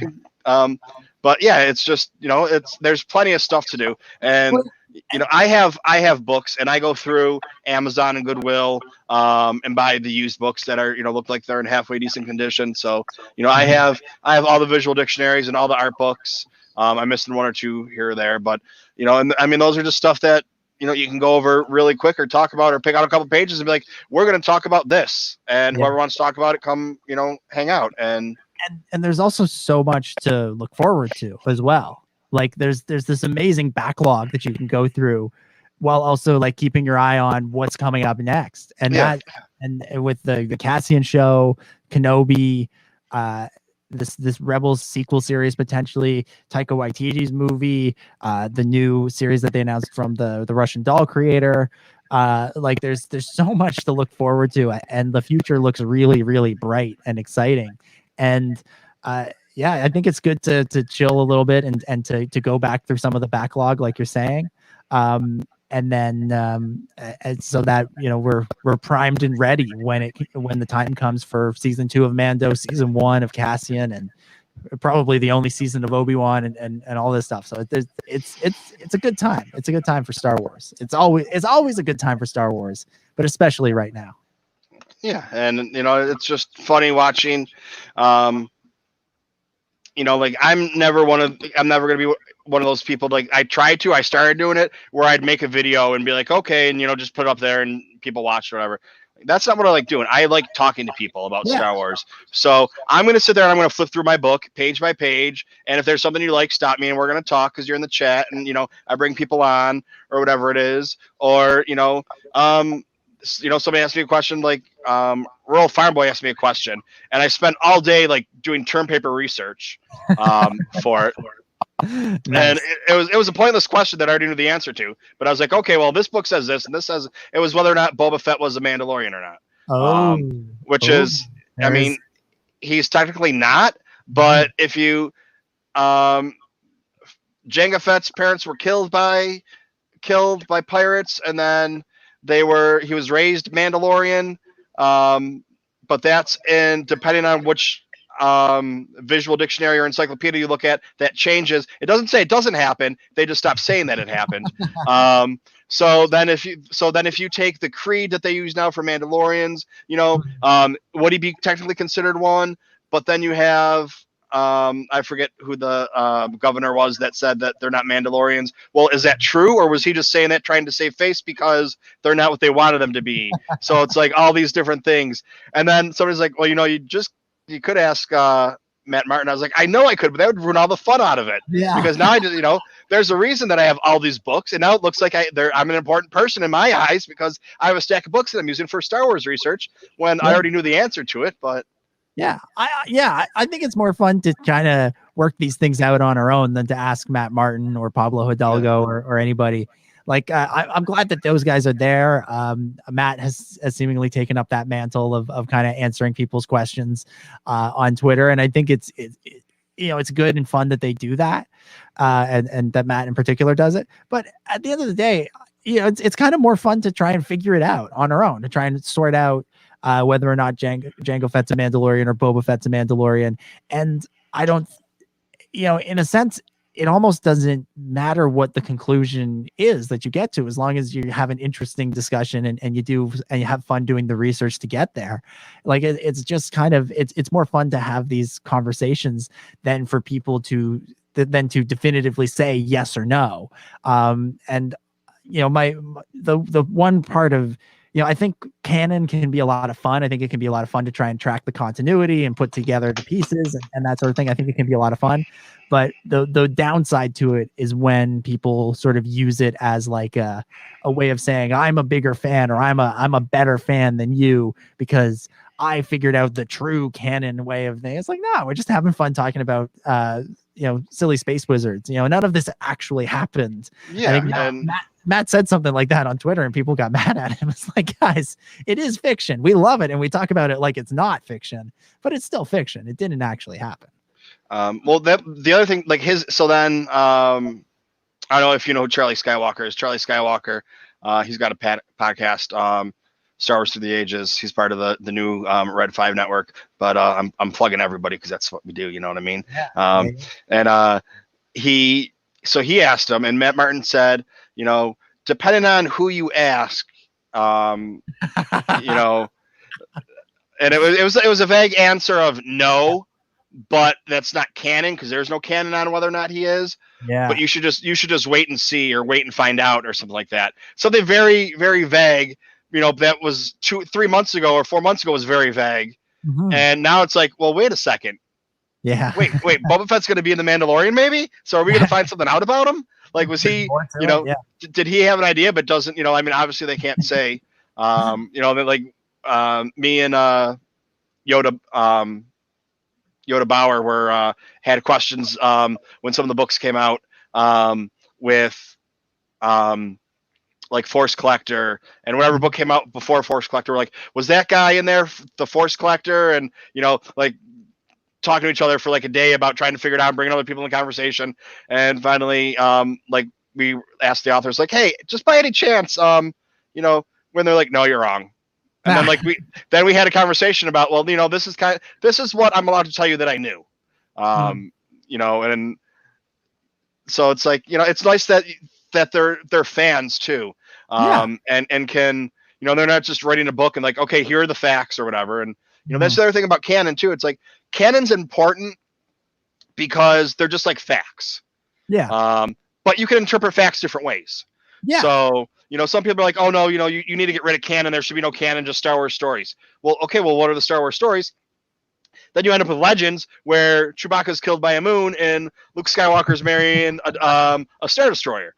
So it's like, like you need your basis of facts, and then you can kind of branch off. And it's when people use, like especially now with some of the factions that are out there that use hashtags for their names, that these characters should have been this way and these characters acted this way. That's how this, it's canon. So it's like, well, yeah, it's also canon they did this, but we need to figure out why they did it and what, and that they're supposed to be human beings and relate to us. So like, if that happened to us over and over, this situation happened to us, or, maybe not you personally, but like, a human being, as a whole, they might have the same reaction that these people did and act the same way.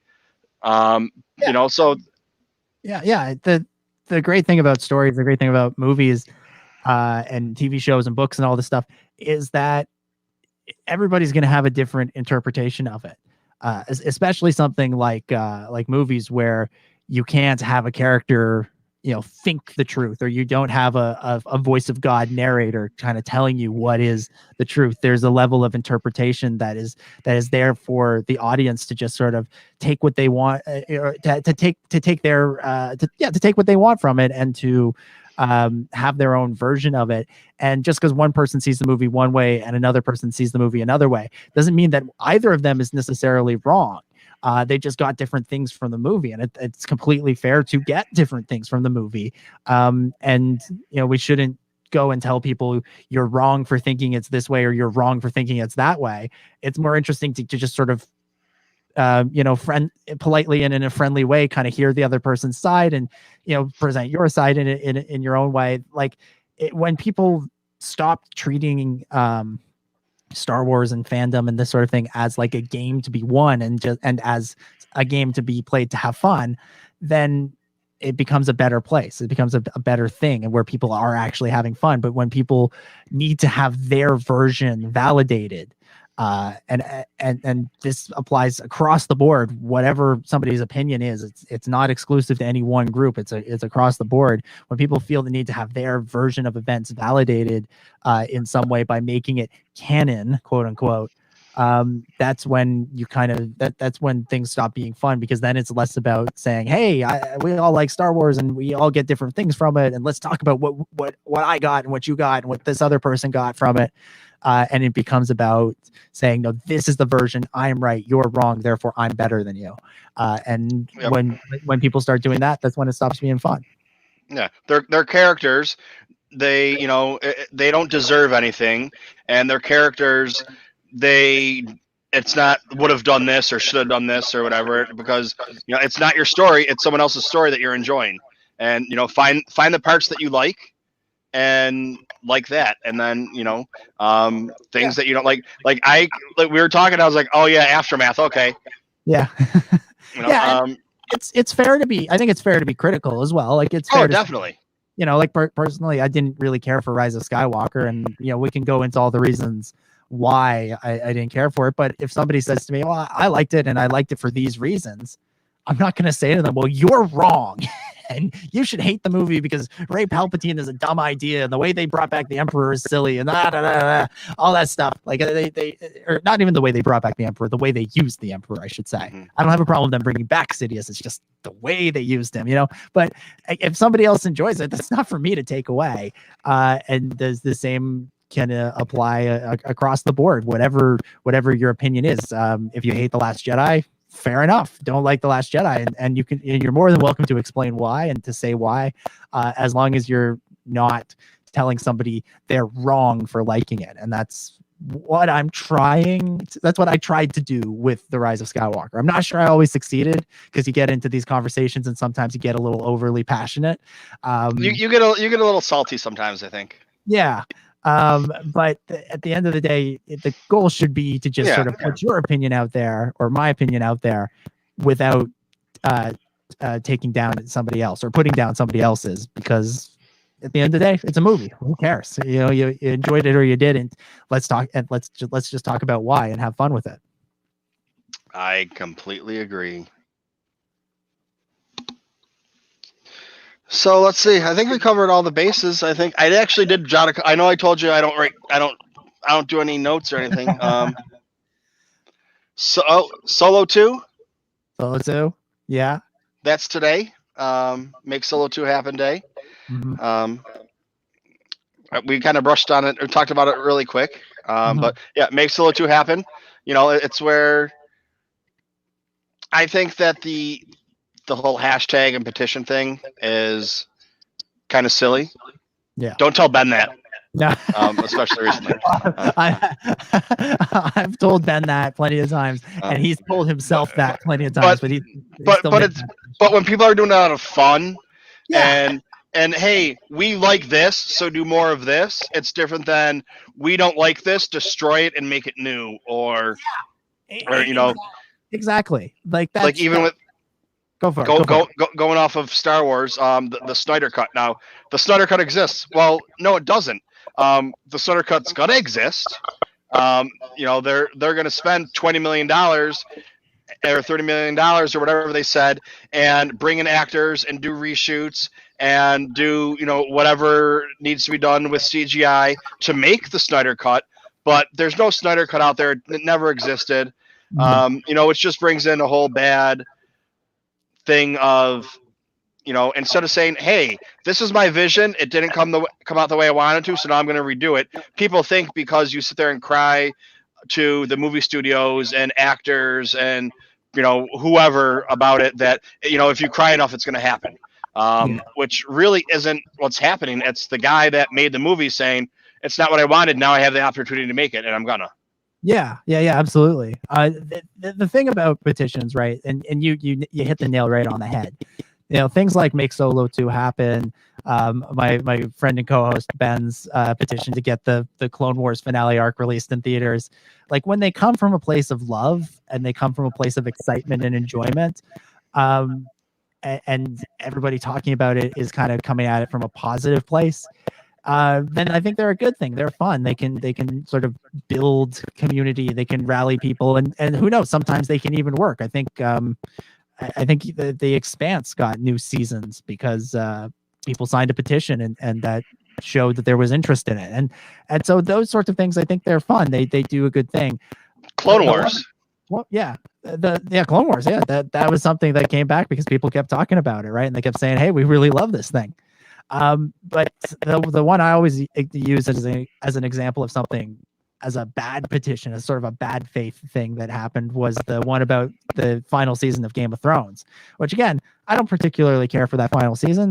There's some things in there I think are good. There's a lot in there that I think was poorly done, but there's this idea of creating a petition to say, get it remade with competent writers, it just screams of entitlement and whininess, and it doesn't make the people who signed it or created it look good. And I think the guy who created it wound up kind of disowning it. Like he was sort of like, I just made this as like a little joke, as a little way to vent. Didn't expect it to become the thing that it did. And so when you come at it from like a place of I'm excited about something, I enjoy something, then I think is a real positive. When you come at it as from a place of I'm so angry, because I didn't get my way, then it's then it becomes a bad thing. It becomes a negative thing. And there was definitely an element of that, a sizable element of that, a significant majority, potentially even element of that with the whole Snyder Cut thing as well. All right. Well, I'm gonna, unless you want to hang out, you can. I'll let you go if you want to. I've heard rumors that there may be it's no longer Rogue One. It's the Pop Culture Hour podcast. They've renamed themselves. They've rebranded themselves. And when it was still Rogue One, I heard rumors that there was going to be some type of meetup if Celebration didn't happen. Maybe not Celebration time, maybe a little bit later on in the year. I'm not sure. But I got the perfect place for it, my girlfriend's restaurant. So, I'll definitely see you then. Yeah. As long as, like we were talking about off the top, with everything going on, it's really hard to make plans for anything right now. Yeah. Well, like with me, I was working, and then I had a respiratory infection. But I'm in New York City, so I don't know if it was COVID or not, but I couldn't go to work. I couldn't get tested, so I was like, just stay home. And I couldn't go to the doctor because everything is over the computer. You can't go to the doctor's office. Yeah. And it's like, okay, just stay home. And then I still wasn't better, so it's like, okay. Instead of going, it was like, all right, come back next week, for a visit next week on the computer. Come back next week it's all right, take the next 2 weeks off. Just to make sure everything's okay. And then I finally had an appointment with him. And it's like, well, no, you're still having respiratory problems. We don't know what it is. We're going to give you a COVID antibody test and see what happens. It's been a week. I'm still waiting for the results. They say, 3 to 5 days, but there was a weekend involved in there. And, they probably, I was the first one in my area to get that test done through the hospital. So they probably either took too long they were waiting for more to go to get shipped, or had so many that it's backlogged. I'm not really sure.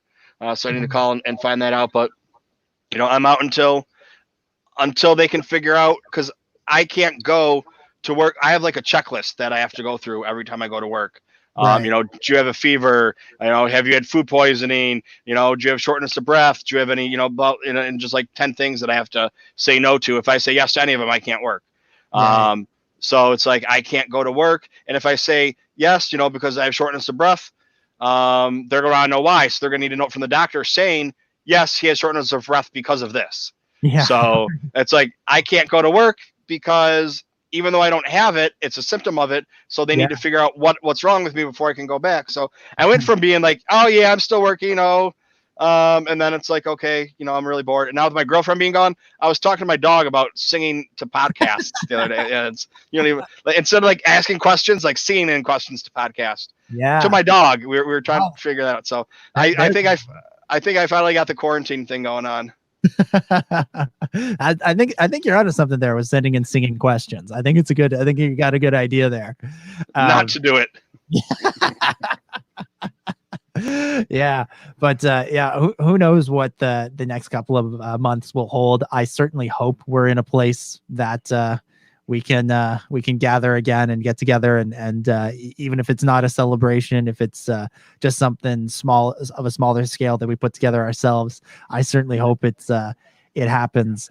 But I'm not holding my breath at this point. I'm crossing my fingers, but I'm not holding my breath because I just I don't foresee this ending anytime soon. But I hope it does. I hope we can gather again, and I hope we can hang out in person and talk Star Wars the way we're doing now, just in person. Yeah, with yeah, a because couple that's of the friends. other thing too. I usually have a few more regulars or friends in here that are usually talking and asking questions, but with it being Star Wars, like the real Star Wars Day for the super fans, not the fake one that was a couple weeks ago for the normal people. Right. Everybody's all spread out, and then what's going to happen once we do open back up? There's a bunch of new podcasts out there that are probably going to dwindle away because it's not when you have all the free time in the world, it's easy to do and fun to do. But when you have to just go start back to working or YouTube, I mean, I still do my couple a week, but I won't do them as often. Or there's a bunch of times people were like, "Hey, are you streaming tonight?" I was like, "No." They're like, "Well, we want to talk about Star Wars." I was like, "Okay, well then I'll do a stream because I'm not doing anything else but sitting around. So why not talk about Star Wars?" So it wasn't like my normal show. It was just like, all right, Just hanging out. Yeah. let's talk. So Love it. Well, it's been a blast tonight. It's been a lot of fun to break down all this stuff with you, and I look forward to actually talking about all this stuff that we've been speculating about in a couple of months when we can actually go, oh, so that's what they were planning with Timothy Oliphant. That's how this all fits together. No, it wasn't too many characters, or yes, it was too many characters. But it's all, I love the anticipation. I love the build up. I love the speculation and the debate about it in the lead up to it. And then I love the sort of post gaming it afterwards, going like, okay, how did it work? Did it do as well as we hoped? And sometimes it does, like the Clone Wars. Sometimes not so much, like Rise of Skywalker. But it's also fun to talk about why, as long as we can, as we were talking about, keep it respectful, keep it fun. Yep, and that's the whole thing. Everybody's invited to come on. Everybody's invited to chat. Just got to be able to be respectful. But I got a couple gifts or a couple boxes to open up if you want to stick around while I do that. Otherwise, feel free to take off. I know it's been it's going on 2 hours now, so I'm not gonna make you stay here. Well, I would love to stick around and hang out, but like I told you, I'm going back to reality with the work returning, so I gotta be back there tomorrow. So I think I will. I'll take off and leave you to open this stuff up. And all right, I completely understand. I look forward to seeing what it is tomorrow when I check out the rest of the video to see. All right. But it's been a pleasure, man. Thank you so much for bringing me on. It's been so much fun. All right, just tell everybody. I'm sure they know where to find you because sure, Dominic Jones, but that's not true. I am Dominic Jones, but I don't know that everybody knows where to find me. StarWarsUnderworld.com is the easiest place to find all the podcasts that we do. We do a weekly show where we break down all the Star Wars news, and we have great Star Wars conversations, a lot like what we just did here. And then we have shows that break down each individual episodes of TV shows. So we had the Clone Wars Strikes Back. We have 12 episodes of that about season 7, and we also have a show called Radio Razor Crest, which does the Mandalorian episodes. And then you can follow me on social media at DominicJ25. And if you want to see what I'm baking, Instagram is the place for that. So again, DominicJ25. That's it. All right, Dominic. Thank you very much, and I'll hopefully see you in a couple of months. Absolutely. All right. Thanks so much. Right. Have a good one. May the force be with you. Always. All right, so that was my buddy Dominic Jones. I don't know who we got in here. If anybody wants to pop on real quick, I got a couple things to open.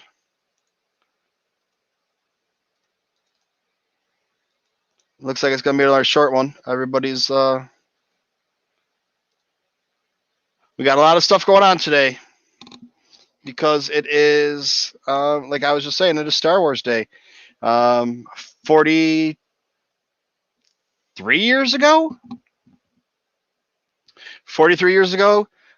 Star Wars came out. 37 years ago, Return of the Jedi came out, and 2 years ago, Solo came out. But all right, eh,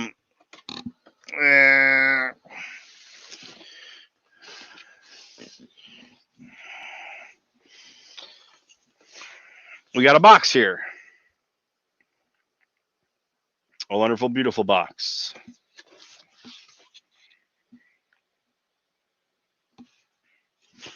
I'm going to save this box. Because I can.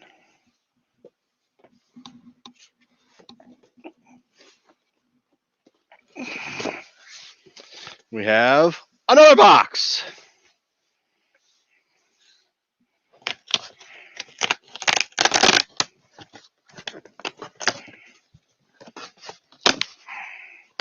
I got nobody here to say it. What's in the box? Oh, there is somebody here.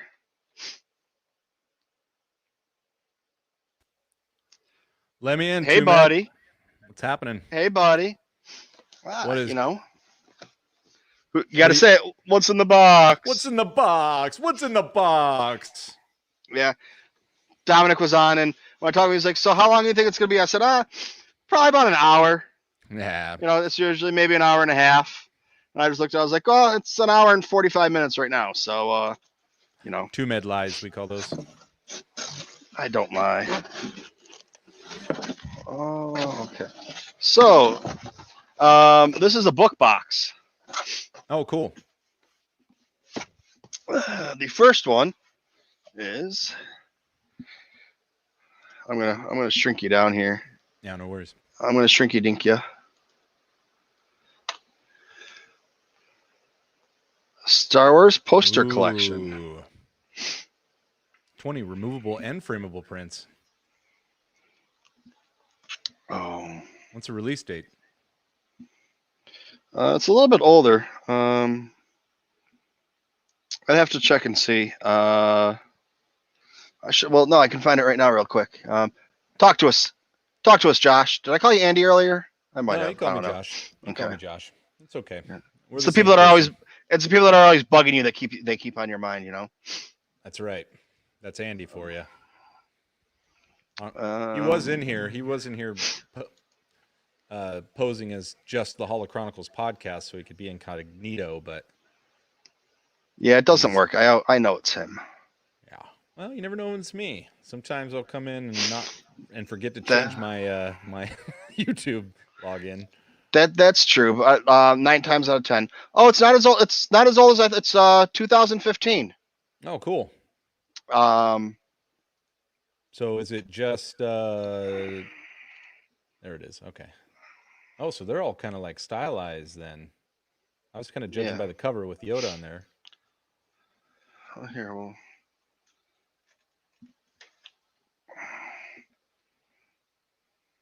I don't know how to do this backwards. Oh. Ooh, Wicked Rancor. We got a Force Unleashed Tusken. That's pretty cool. 3PO. And what's in 3POs? What are the silhouettes in 3PO there? Can't see them. I think it's just the homestead. No. Well, it is Evaporators, and then 3PO, Luke, and Obi-Wan. Kenobi and R2 there. Yeah, that's cool. It'd be easier if I just did it like this. Since you know what I'm. Okay, we got Boba Fett. It's a good one. Whoa, Baby Maul, the original baby. The original. That's scary as hell. Go back to that. Let's talk about this for a minute. Does he kind of got a little sign of the devil sign? No, that's I love you.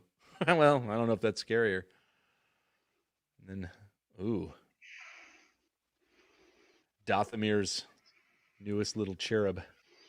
That could definitely be a fucking 80s death metal band. Rock cover. It should be. You and Josh or you and Andy should start a band.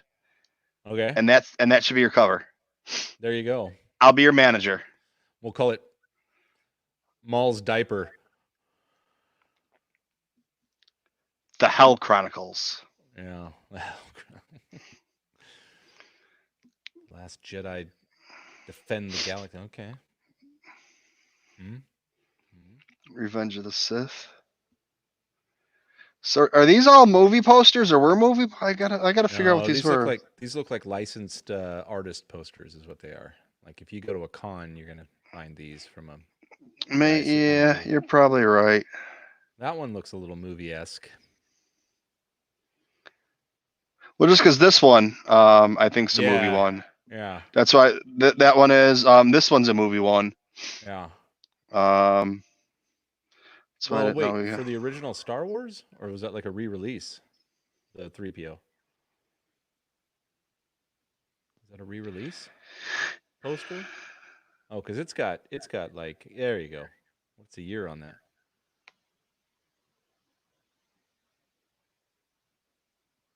Yeah,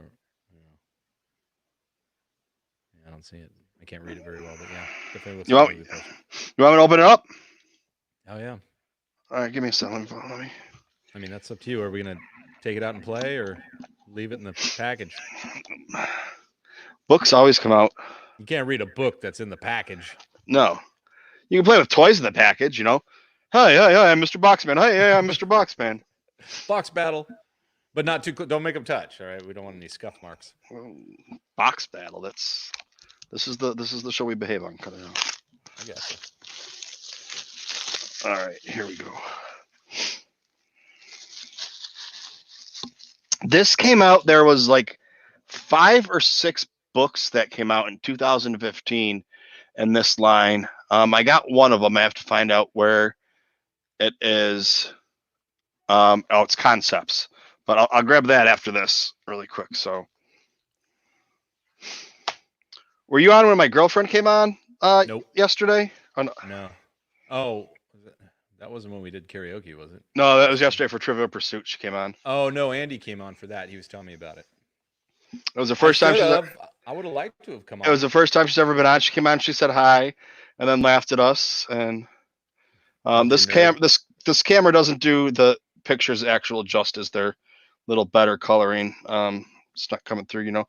It's just a 1080p cheap camera. Yeah. You know. But if you're watching this and you want to be able to see better pictures of shit, go to my Patreon and send me some money and I'll buy a better camera.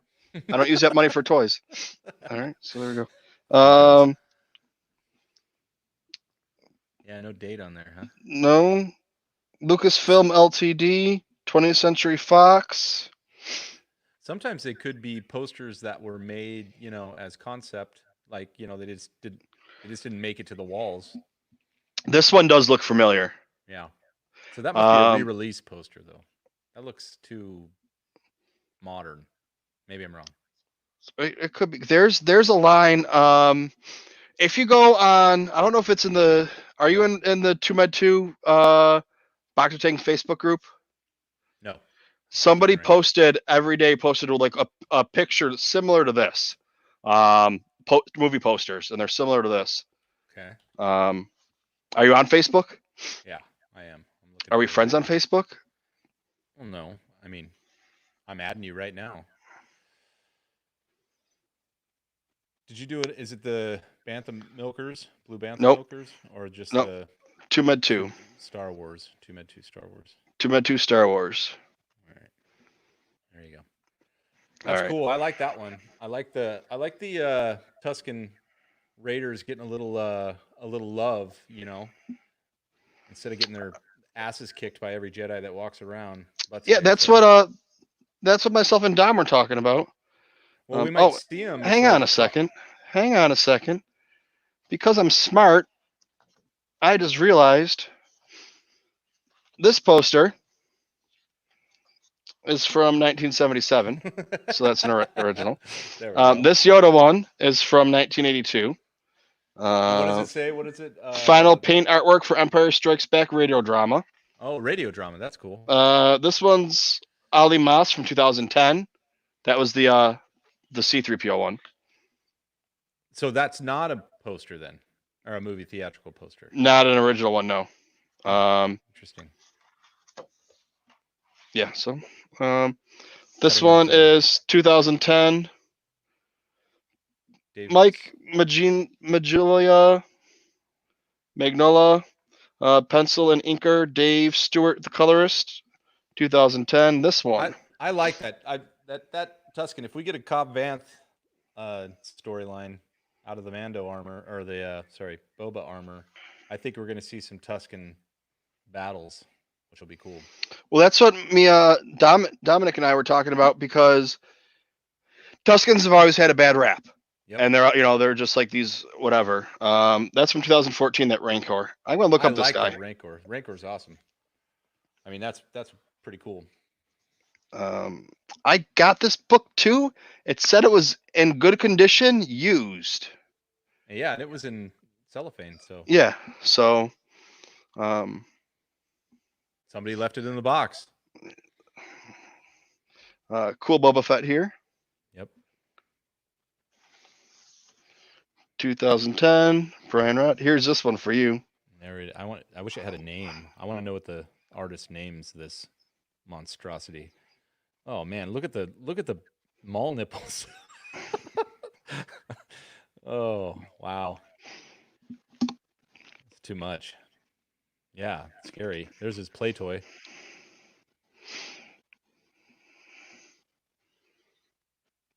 Death Star up there. Oh, I didn't see that in the smaller version. Yeah, it just looks like a sun, but that's cool. Not historically accurate, but cool. Will Wilson, Dawn of Maul. Dawn of Maul. That's a very medieval style picture. Maul.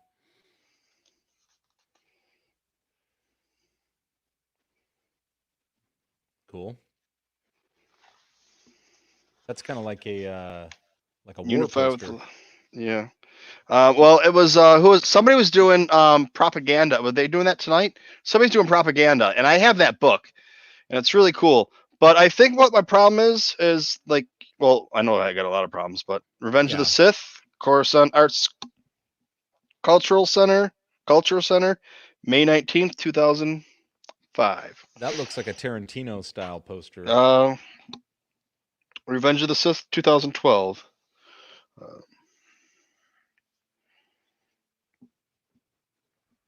But so I'm going through the books right now, and I'm doing every page, and that takes freaking forever, because like the art book is 250 pages long, and it's like, okay, and look at this picture, okay, and here's what they say, and it's like you go through a chapter, and it's like an hour and a half. Yeah. That was John Berkeley. Final painted artwork from Star Wars novelization release cover.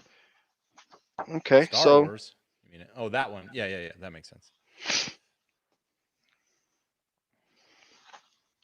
So it's just like, trying to find, and I don't have, I'm on a laptop, so my laptop moves from my bedroom to my living room or whatever. It's like I don't have an area set up. Right. It's always mobile, so it just takes a couple minutes to set it up and then break it down, and then the hour to go through. It's like, all right, so I need 2 hours to go through my book for an hour. Just takes a little bit of time, And I hear you. I was pumping them out a lot. This is final painted artwork for unofficial Empire Strikes Back poster of 2008. That's pretty. I like that one. What the hell do we have here? Ewoks. Oh, you locked up. Is this final artwork for a Star Wars Pokemon mashup or something? These are Ewoks. Oh, I see him now. You cut out there for a second. You're back. And what is that? Some kind of modern something that we saw in like what were those terrible movies with Ewoks in them? I don't know what it is, but Tiny Kitten Teeth is the artist, and it is from The Exquisite Journey 2014. Huh.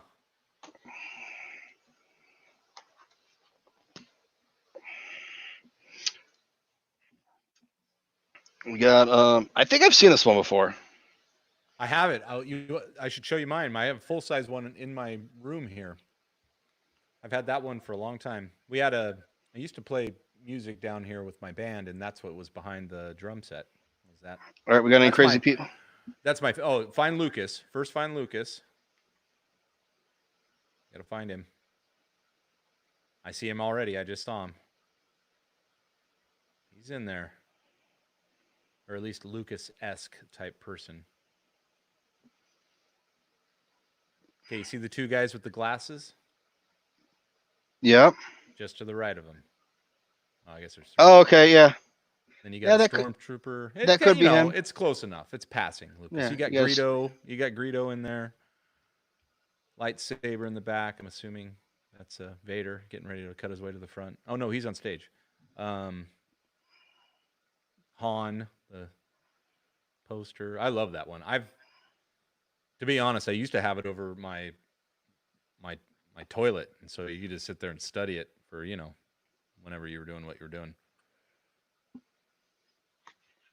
Chewie. I Of course, love Chewie's that. playing the drum. I love Chewie. I love that the droids are on the electronics, the synth. It's perfect. And Vader just hovering. I mean, it's the most epic picture ever. One of my favorites. Hugh Fleming. Star That name Wars sounds Rocks. familiar. Does he do a lot of Star Wars art? I'll check. Oh, this looks like it's from the I forget who the guy is that does the My Daughter the Princess or whatever, the Star Wars books. Kids books. You got the X-Wings back there. Hugh Fleming does a ton of awesome artwork, Okay. which do include Star Wars as early as Last Jedi. Oh, and Rise. Oh, you should check these out. Woo, this guy's good, man. Indiana Jones, Escape from New York. He's got some good work. Sorry, you're on to the next picture. Okay. Ooh, I like the kind of the Stormtrooper monolithic into the pyramid. Yeah, like Egyptian alien. Yeah. Darth Vader built the pyramids, man. I know. I knew it. I got proof. Oh, that's from Untitled. 1977. Yeah, he was doing some cocaine and acid back in 1977 when he drew this. Look at the picture color. I mean, yeah, they're already melted together, and I haven't even dropped acid yet today. Yeah. I haven't dropped acid in a long time. I mean, I've never dropped acid, but if I would, it's been a number of years. There you go. I used to be a little crazy back in the day. I don't believe it. Are those? It's like Endor, like the sword. That's cool. Revenge of the Jedi. Yeah, I was saying, I told you guys, right, how I was telling Dominic, my girlfriend watched, this is black and white concept treatment for Revenge of the Jedi poster, 1982. How my girlfriend's never watched a Star Wars movie with me, and then the first one I picked for her was Solo. Here we go. Vile, wretched, ravenous, lair of the Rancor. Its only desire was to feed. So I picked Solo for her to watch. Because it was the easiest, middle of the line, and she watched him as a kid growing up. Here's Vader. So Ralph McQuarrie. Oh, yeah, Ralph McQuarrie right there. I think I've seen this one before. Final paid artwork for Star Wars novelization cover 1976. But that way... Oh, did you make yourself go out, or did I kick you out? I got booted. Oh, okay.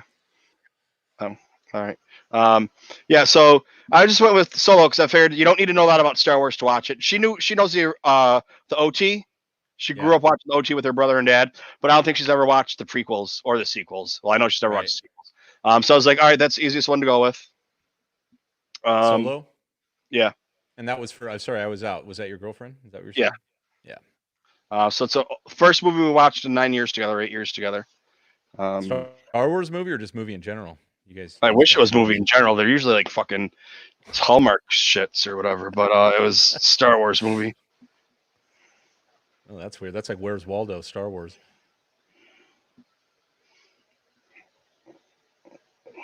I like it. See, those are fun. I like those that have all the little, I mean, you're going to see something new, especially if you take like a 1 minute glance. You're going to see something new every time you come back to it. Yeah, you got the four dudes there. You got different creatures here, all from the cantina. Yeah. You got Luke and Han.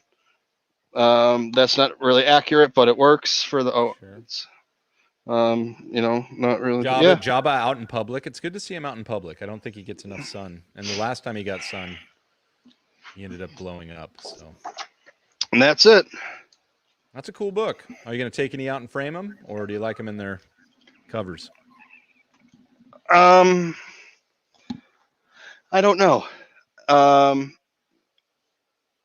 If I am, because it's a book, if I am going to take anything out, I'll get another book, because you can find them used on Amazon really cheap. I'll tell you how much. I just looked it up to see the date, so I should have it right there.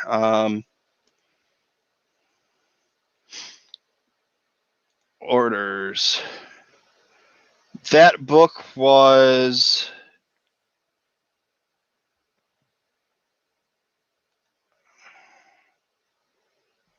it's $15.25 new. It was $15. Okay, I didn't get that one used. I don't think.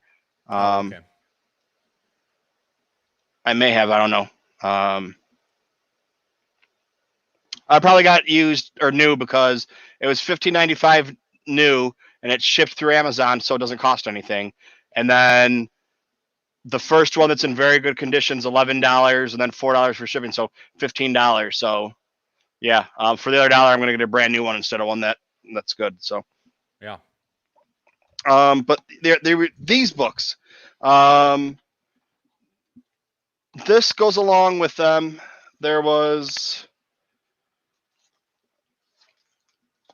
I think there's like 5 or 6 that came out. That was the art poster books. Where am I? Am I frozen? No, I can see you. I don't know if you're about to go frozen. Oh, I know why. When I went back from Amazon, I put it on YouTube instead of StreamYard. Oh yeah, you would. This book. Yeah. Concepts.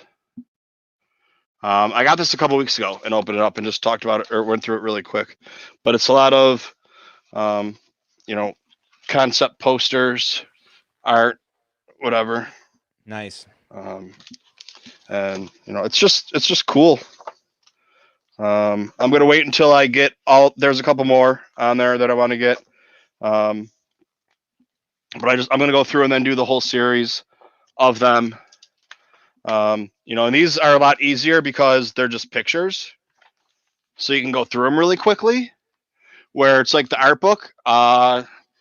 I was saying, there's a lot of reading in the art book, and you get a book like this that's a page, a front page and a back page of fine print reading. I'll have 15 people in there, be like, okay, yeah, I want to talk about this book, and I'll start reading, and like after a couple minutes, it sounded like 6, because it's just like reading, and it's like it takes me a half hour. It takes me a half hour to read the intro page or whatever. So, you might just cliff note it, No, that's not. Skim. No. You're a purist. All right. Well, because I'm not. We've already talked about. I do this for clicks and views, but that's not my main objective. Yeah. It would be nice if I could get thousands of clicks every time I turn the computer on and not have to work again, but that's not going to happen. Right. Because I don't edit my shit down, and I just sit here and I just talk about Star Wars, and maybe once I start doing everything all pretty, I will. But this baby. So I had this guy ordered. It was supposed to come a couple weeks ago, and I had to cancel the order because of COVID. Right. And I said, as soon as I get $100 in my pocket, I'm going to order this book again. Well, at least it's a couple weeks, and now you're back on it. Wah! It's in the box. Take it out. You got to say, what's in the box? What's in the box? Gannon's in. Oh, hey, Patrick. How are you doing? You want to come in here and chat with myself and the other half of Holo Chronicles? His name's, I forget what his name is because he never shows up for anything. Andy. This is Andy. Okay. All right. Well, my name's on the damn screen, Michael. I know it is.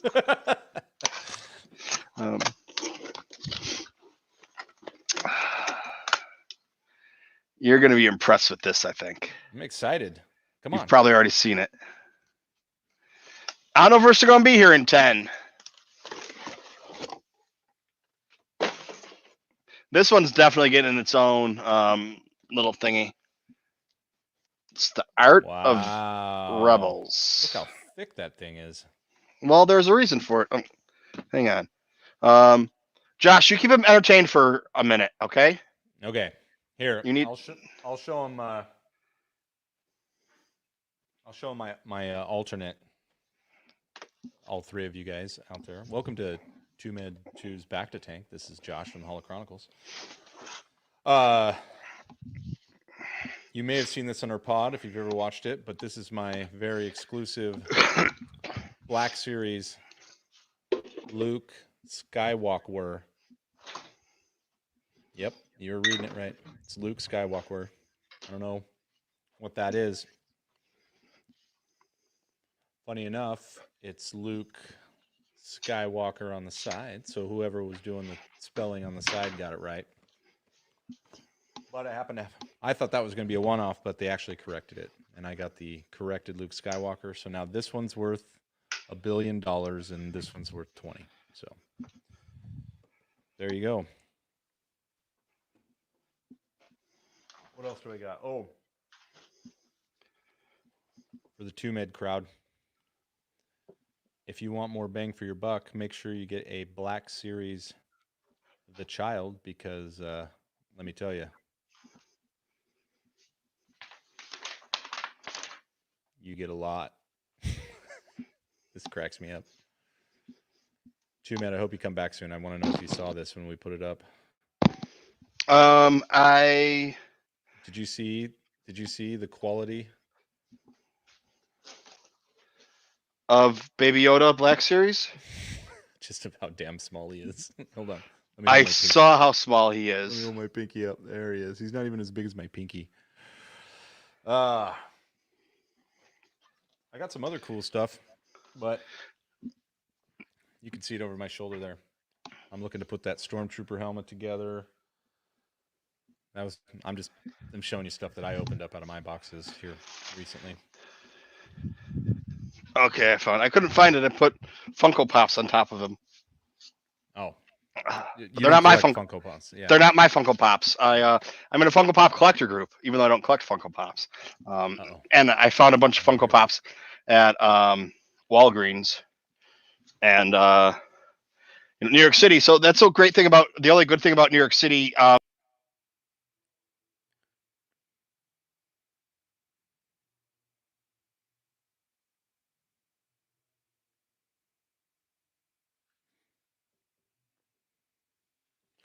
I lost you, dude. I don't know if everyone lost him. I'm just sitting here staring at the screen now. Gannon. I'm back. I lost you, Med, for a minute.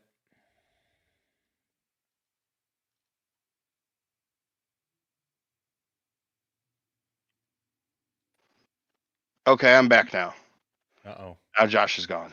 Oh, now Josh is back. It's just me on TooMed's. Now oh, he's back. Oh, he's drinking it. Oh, I thought that was a beer. No. You lost me for a minute, or I lost you. I don't know. You lost me, yeah. It was. So, I had some issues, but I got this book, and I wasn't supposed to get this book. Okay. Star Wars Rebels. Of the animated series. Okay. Um, Why weren't you supposed to get it? because I canceled it. And then Amazon said it anyways, even though it was canceled. They didn't charge you? They Or should we did. not say that? Should we not disclose that? Oh no, they did charge me for it, and I told them I didn't want it. I was sending it back, and they told me to keep it. Probably, I don't know why. Right. Yeah. Depends on what it is. Sometimes it's more expensive for them to cheat or whatever. So by the time they ship it back and then refile it and put it whatever, and then I don't know if they can still consider it new. It might have to be like new, Right. or whatever, because it's not actually new.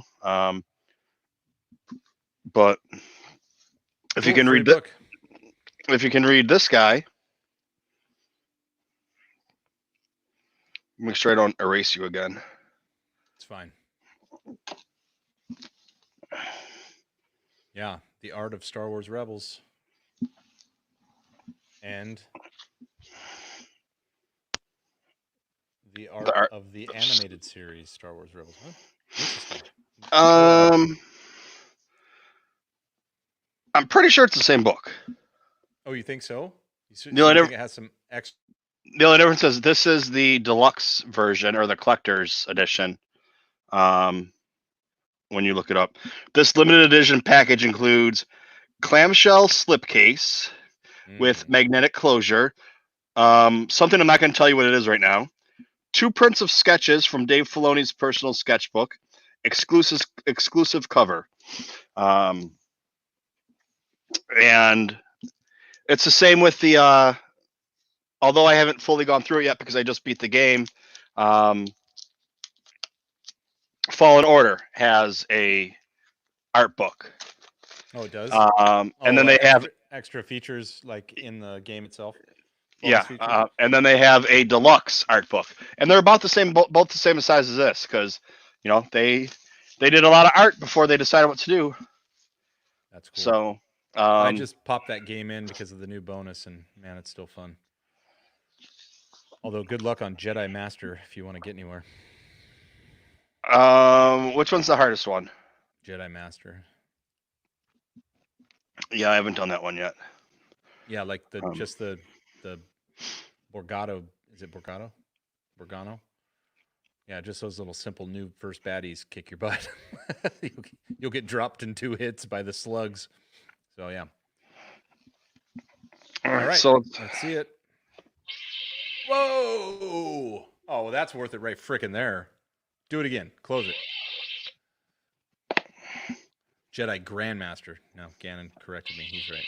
Oh! That looks so cool on video, too, by the way.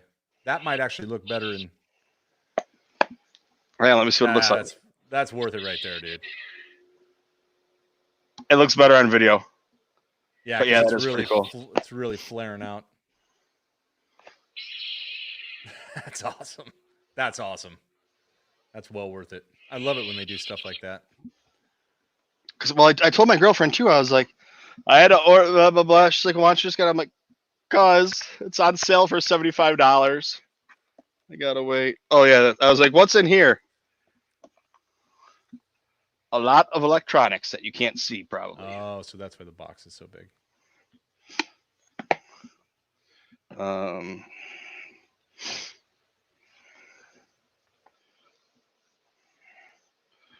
Filoni sketches. Oh, that's cool.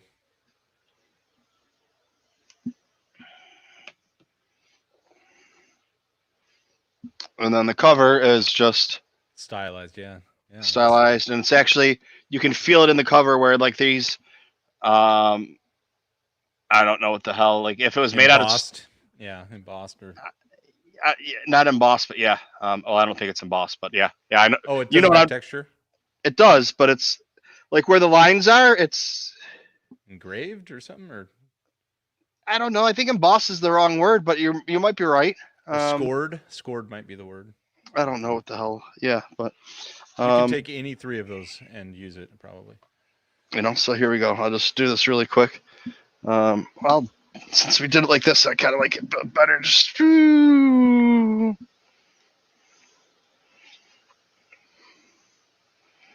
cool.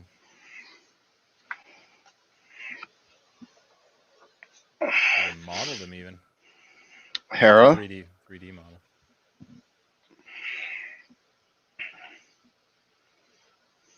That's a legit model. Awesome.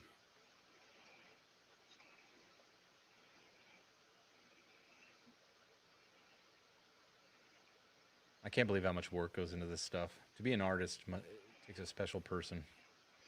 And if you look, I don't know how it is. Oh, here's this picture we want. We want it in the. Who knows if it's even going to show up in the show? Oh, probe droids, blasters. I mean, so they got. That's what's his name? Ezra getting Moses and Ezra. Oh, look! I just skipped over there. Captain Rex. Beefy. Purgles. Looking like the biological splice of a whale and a squid, the Purgle possesses some remarkable evolutionary adaptations. Not only can it swim lazily through the vacuum of space, it can even leap into hyperspace and cross. See, I got to figure out how to. Actually, to get now that I can do mobile, I should try it with my phone. Yeah, use your phone as your secondary. Just might bandwidth you. I have unlimited data, so I can just use that too. I don't know how that does though with. Oh, yeah, me neither. All right, so we got. Oh, cool. Thrawn! There he is. Early Thrawn. Perhaps. Maul. A lot of concept. Mon Mothma. Dark Saber stuff. So yeah, there's a lot of cool stuff in here. I'll definitely. I'm gonna put this.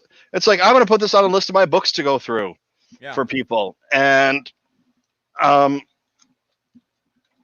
right now I have to finish The Last Jedi. I think I've done 8 sessions or 9 sessions. I'd have to go and check. And I'm about halfway done with it. So it's another like 8 sessions. It's another like 8 hours. So even if I did it every day for the next week, it'd still take me over a week to do it. Then I got to go back to the visual dictionary and finish that. And then it's open season on what we want. Solo. Well, next time I'll grab I got some concept art I'll bring next time I show up too, just to show you. I think it's pretty cool. I found it at a con. But I got to roll now, Michael, so. Oh, hang on. There's one more. You got one more. I'll stay for that.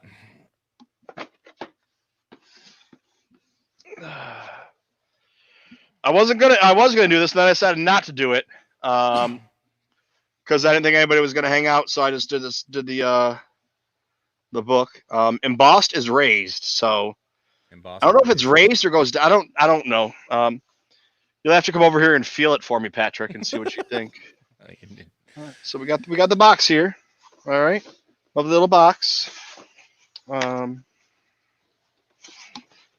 Is it a toy box? You got to say it. Wait and see. You got to say it so I can open it. What's in the box? I got snookered. I got some stickers coming.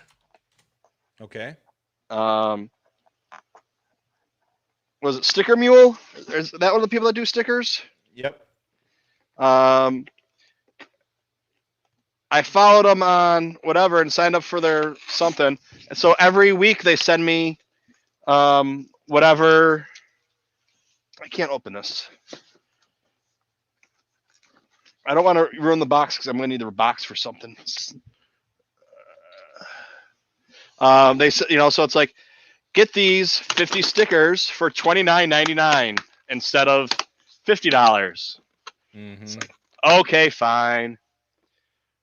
Well, let me get 2 different ones. So I got 50 stickers for the Bacta tank for $29. Yep. And then I used, not intentionally, I used TooMedToo's instead of the Bacta tank one, and let me get another 50 for $29. I don't know how because it was different, whatever. But and then I got some tape with it too. Oh, okay. So that should all be coming. That should all be coming soon. Ooh. I think I might have a hint. Are you ready? Did you I'm see? ready. I'm saw it? ready. I hope it's what I think it was. Go. Ah, I love it. Oh, he's beautiful. He is. Or she. I don't know. Well, we don't know. And I am going to open it, but not now. Yeah, do that when there's more people watching because that is cool. well, I've collected with Kylo on here, so he hasn't been feeling well. He had some issues. He had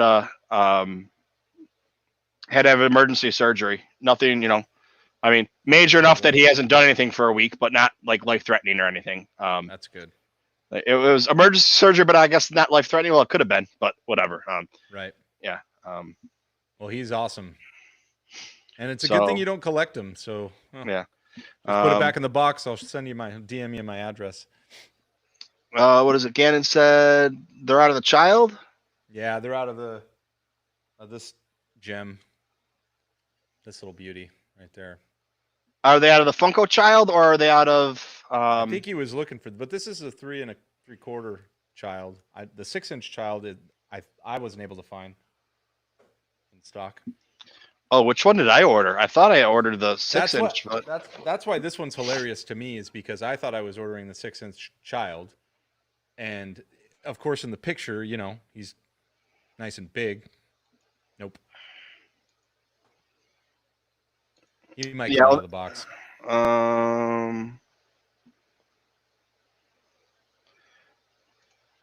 Then I got to figure out who I ordered it from. Yeah, that's the other thing too. Entertainment Earth, or it could have been Hasbro right off of Hasbro. Yeah, Hasbro Pulse.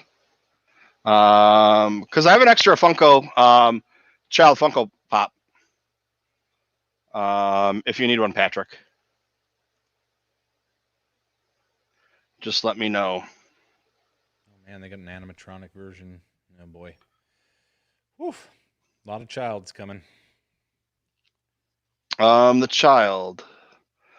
Star Wars Black Series figure. Which one was it though? If I put the SKU in, I should be able to find it, right? Is it?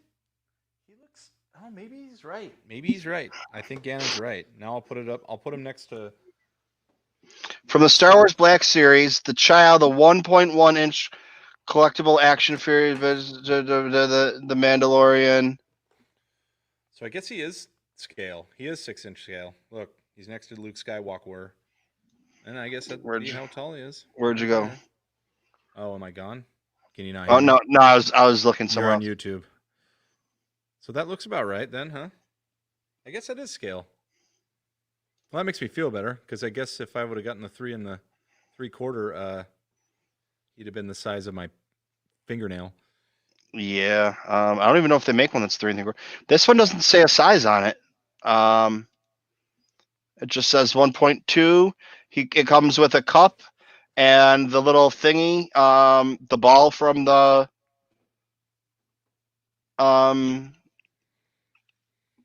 Silver Crest or whatever the hell it is, and then a one-eyed frog. Yeah. Well, I feel now. better now. Don't put the one-eyed frog in your mouth. Do not. I don't feel that much better. I need a little bigger.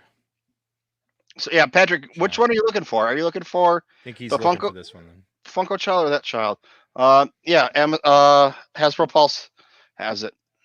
Oh, well, maybe he's not. Or maybe he said he already had that one.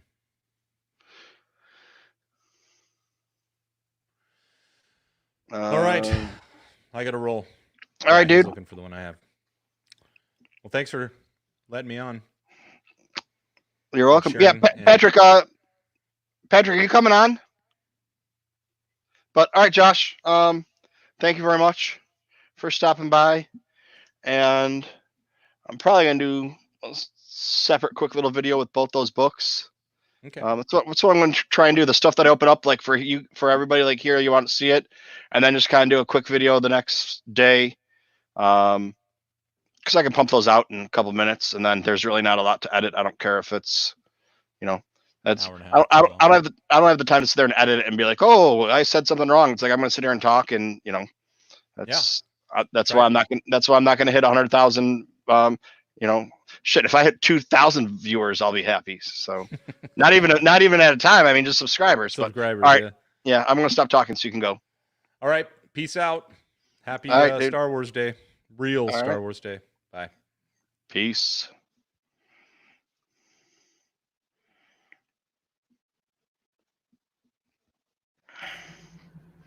Hello there. Patrick. Patrick, can you hear me? Hello, Patrick, and now you're gone.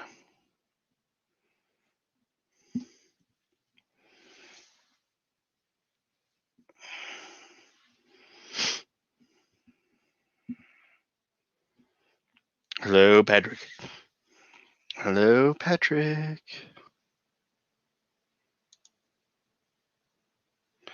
All right. Yeah, so that's the stuff that we got today. I'm going to put this away nice and neat like, so that, I might go on and do a little bookie book action on these bad boys. A little bit later, or at a later time.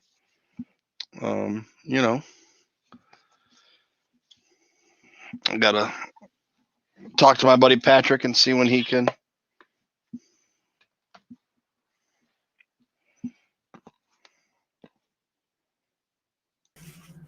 Hello there. General Kenobi. How's it going, man? You're a bold one. I am a bold one. Yeah, dude, like as soon as you like opened that, I was not ready for that. I was like, oh, I was like, I need that. But then I saw the price tag and I'm like, even though it's on sale, I'm like, oh, that's still $70 as much as I'd love it.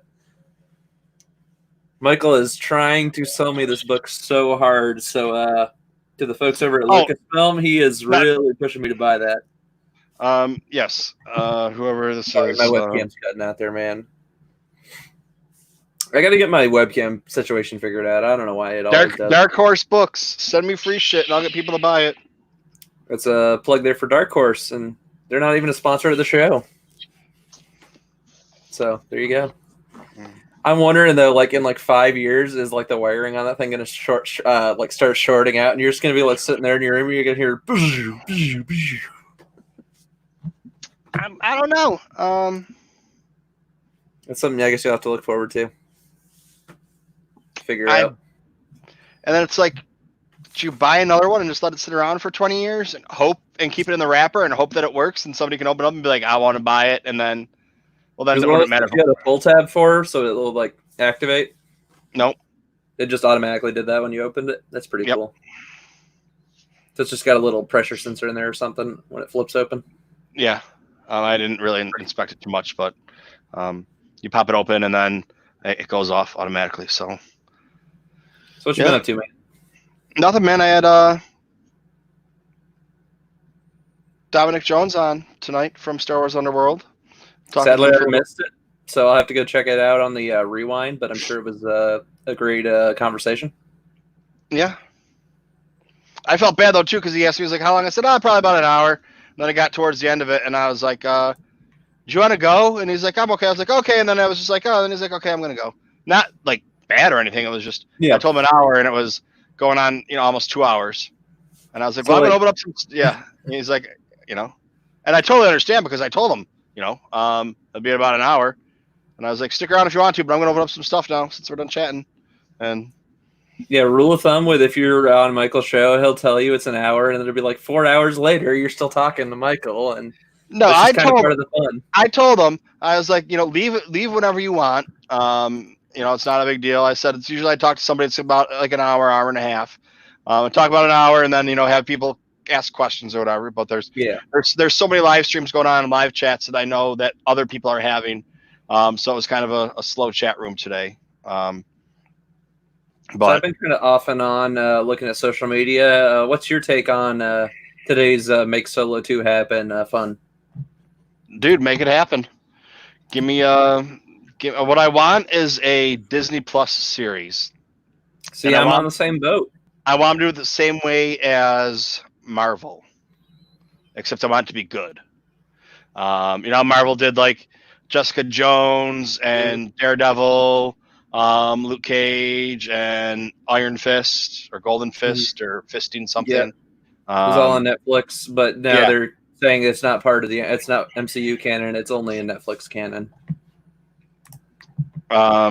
So I want to do something like that, so they can do 6 episodes or 8 episodes of Chewie and Han, and 6 or 8 episodes of Maul and Kira, and whoever else they pick, and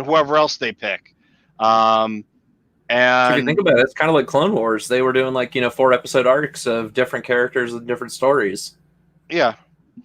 And I'm just saying 6 to 8 to make it like a season long. It doesn't have to be a full season, because you're going to do this story and then this story and this story and this story, and you might have a piece in here or mention of somebody or whatever, but you never, you're not going to meet up, or have one person that's kind of like Rosario Dawson. Have a little bit of her. Maybe that's where, I don't know. I'm just like tie-in for the Ahsoka series. Yeah. Well, I think the tie-in for the Ahsoka series is going to be, it's definitely gonna be Mandalorian.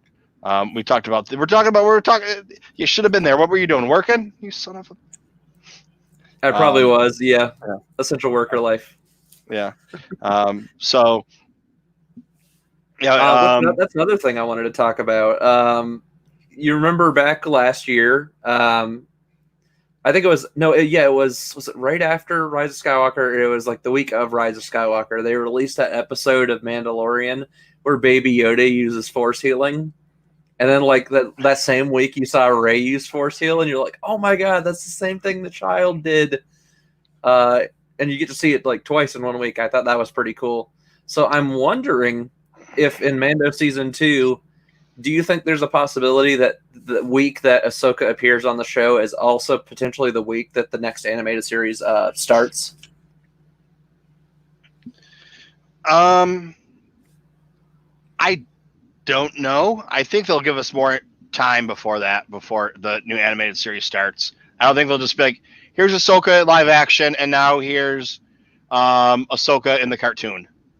Because I just thought that was kind of like a weird coincidence with the whole Force heal crossover. It happened to all happen and crossover in the same week, and I was just kind of like, that seems a little intentional. It was intentional, I think, because I think on a couple different sides or whatever, because you have first it broke the ice because Baby Yoda does it. How nice that Baby Yoda can do this. Let's talk about Force healing, and Baby Yoda did it, so that we don't have problems with it. That it's a new Force thing that happened. But as soon as Rey did it, Jedi never did that before. Baby Yoda did it 4 days ago. You loved it, but that wasn't Rey. Okay. So you're thinking it was Rey was never trained on how to heal, but Baby Yoda was like, So I mean, it's just I think it was just kind of. Oh, sorry, I'm dying over here. Do you think there's gonna be more icebreaker moments? Is basically what you're trying to get at. I think this was more of an icebreaker moment, the Baby Yoda thing. I'm not really sure that's what we're talking about. Is it going to be, setting? What's it going to set up, and is it going to be one and done? I don't think, all the 10 new characters they're bringing in. I don't think they're going to play big roles. No, they're going to be very minor. They're going to be really minor. The black saber, you get the black saber at the end of it for 30 seconds, and everybody talks about it that as an Easter egg that knows the shit, but regular people don't know. They're just like, okay, he's got a black lightsaber, that's cool. Which they kind of took that from the Force Awakens playbook, how they ended the movie with Luke standing on a cliff, and you maybe got like, what, 15, 20 seconds, and then everybody talked about that for 2 years straight. Mm-hmm. It's like the same concept. Leave them on a cliffhanger, and they'll talk about it for another year. And then, are we seeing a lot of flashbacks in here? Because Season 1 did it, so I would say yes. Well, It's already standard. I'm thinking some of our guest appearances that we're having, like maybe we might see how Gideon got the dark saber. Oh yeah, they're going to answer that for sure. They might not give you the full answer, but they'll give you partial answer. But that's why what's her name's coming back. Bo-Katan. Yeah. So we can find out. Yeah, so we can find out what happened with the saber. And that's kind of where that if Ahsoka's coming back, you would have to assume Sabine is as well, because she also has the tie to the dark saber. Yep. And then is that going to be in the beginning so we get an explanation, or is it going to be at the end, the last couple minutes of the last episode to give us something, or is it going to be at the beginning of it so that, you know, in the first couple episodes, so we have something to talk about, and then they can say, oh, by the way, the Mandalorian, so it starts in October, it goes November, so at Christmas time we have Rebels 2 coming out right when this is ending. You know, we get a month off, so it goes into that. So, you know, then they give us, you know, a month or two. I don't think it's going to be the same as the same week like you have it. No. It'll be a little different. I'm having a feeling. So, you know, something along those lines, and then we'll see what, you know, how it ties in. Where do they put it in? Now, here's some more food for thought for you, Michael. Since there's no Star Wars movie this December, is there the potential they could start the animated series around the week of where we would normally get a movie release? Well, Mando's what, October? October, and we're not sure which week of October yet. They haven't come out with an official. If I had to guess, it's probably going to be the second or third week, more than likely. So it's 8 episodes. I'm guessing the same. Unless they're trying to get it closer to where the November time slot was with the last one. But the only reason they trudged out the November date was because that was Disney Plus launch day 1. I think it's probably going to be mid-October. They're still saying October, or they're still saying there's no delays on it. There's no delays other than just what they're doing. But yeah, production's running smoothly and everything's on schedule. Okay, so we'll get it in October. Which I would imagine either if Star Wars Celebration doesn't happen, you got to think with Star Wars Celebration being in August, they'll have a date before then. They'll announce something over the summer for an official date, or it'll pop up on StarWars.com, or they'll need something to put on the Star Wars show on YouTube. So it'll come out or it'll leak. We'll all hear it at the same time. I mean, that's another thing we talked about too. Celebrations, we don't think it's going to happen. They're just waiting until they get. Yeah, it's pretty much evident right now. Until they get the word from government officials saying you can't do it, then they're not going to do it, because that way it lets them out of their liability for whatever. And they're not going to cancel it until they know for sure as well. Yeah, so that's what they're just waiting for, until they get official word. Because there's no way it can go on. Like the governor's already said it won't happen, or that no groups. Yeah, it's pretty much official. Whatever size, there's no meeting. So, we'll have to see when the government says you can't officially do it or have parties that big, and then it will be canceled. With so many cons rescheduling, do you think this one will be rescheduled to say later on in the year, early 2021, or do you think they're just going to completely can the event and just try to find a new venue next year? I think it's going to be postponed. This is dude, you should have. You know what? Next time, call in work, okay? Because this is. I'm just joking with you, dude. Well, not really, but okay. I'm just not seeing people speculating about this too much. Yeah. They're more worried about, is the con still going to happen? Yeah. That's another thing we talked about. You got two powerhouses here chatting. That it's probably going to be postponed, because if they cancel it, they have to do refunds and things like that. Whatever it is, legally, I don't know the California law and how everything's worded and how it works. If it's postponed, you keep your tickets. If you don't want your tickets, you can sell them on light. And I'm not sure because I know in these last few years with Celebration, there's the whole you can't necessarily pass tickets on to other. You can't scalp tickets. They're trying to kick back on scalpers and stuff like that. So yeah, I'm not sure how that's going to work. Use light. People trying to resell. There's a website that you go to, and if I don't want my tickets, I put my tickets up for sale, and it's like run by Repop or whoever. So it's like so it is official. Yeah. So like, I want one ticket for Sunday, and you want a week pass or the whatever the 4-day pass or 5-day pass. You put your name on the list. It says your number 2000 on the list. And they go through, and once so if I want a Friday ticket, once a Friday ticket becomes available, they go through the list of whoever wants a Friday ticket, and you get it from there. They did that for Celebration. They did that for New York Comic Con because I needed a ticket and I got my ticket on there. Somebody else needed 4 tickets. They got their tickets off of there. Mm-hmm. It's harder to get 4 tickets on the same day. So it's like if they have the tickets, it's like you want 4 one-day tickets on Sunday. It's like, okay, here's a 1-day ticket. Here's, another. They wait until they get 4 1-day tickets on Sunday, mm-hmm. and then your tickets are there. But it's just the best way to do it. Anytime there's anything involving a con, it's confusing, but we all manage to help each other. So, yep. I'm gonna guess this is Andy again because his partner was just here, and your partner got tanked with us, bro. And we did some books, and we did some other vicious creatures. And then Patrick came on and wanted to do a little chatting, so we're still chatting about Star Wars, like it happens sometimes. I seem to always be the tail gunner. I always come on at the end and keep Michael sane just to keep him going. Well, it used to be when I was starting at 8:30. There'd be a couple people that would come on at 8:30 and I'd talk for a little while, and then other people would come on later on.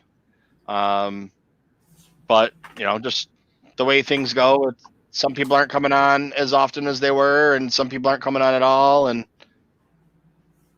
now there's the quarantines going on more, so everybody's doing a podcast and streaming. Yep. And then there's a couple people that normally don't stream on Mondays that are streaming tonight because it's the 25th. It's the real Star Wars Day. Yep. Double holiday of the original and Solo, which I did a celebratory watch of A New Hope today, and it was a blast. I finally got to experience. I'd never actually sat down to watch A New Hope since they put it on Disney Plus, so I finally got to experience McClunky in all of its glory. Don't forget Jedi's today too. Oh, that too, yeah. Star Wars 47 or 30. Star Wars 43, Jedi's 37, and Solo's 2. And Ganon just left. So, yeah, Andy, you're gonna have to check out some of the things that myself and your partner Josh chatted about. He came on for me to open stuff. I needed somebody to say, "What's in the box? What's in the box?"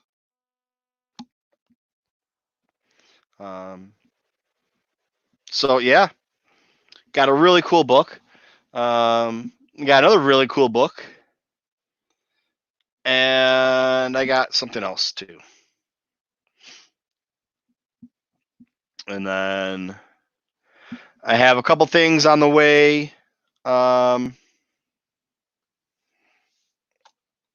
Andy, I have a couple things on the way. Black Series wise. I have a couple things on the way.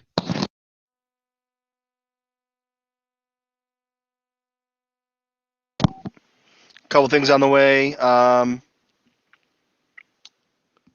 Funko wise, I got a friend of mine sending me some presents and some gifts. I got some books on the way. So we're back into the swing of things. COVID knocked me out for. There was only one time I didn't have anything to open, and that was by choice. I think it was last week or 2 weeks ago. I don't remember. Maybe I did open something. I don't know. I'm just going through reading. Patrick, it's $9.99 on Hasbro Pulse.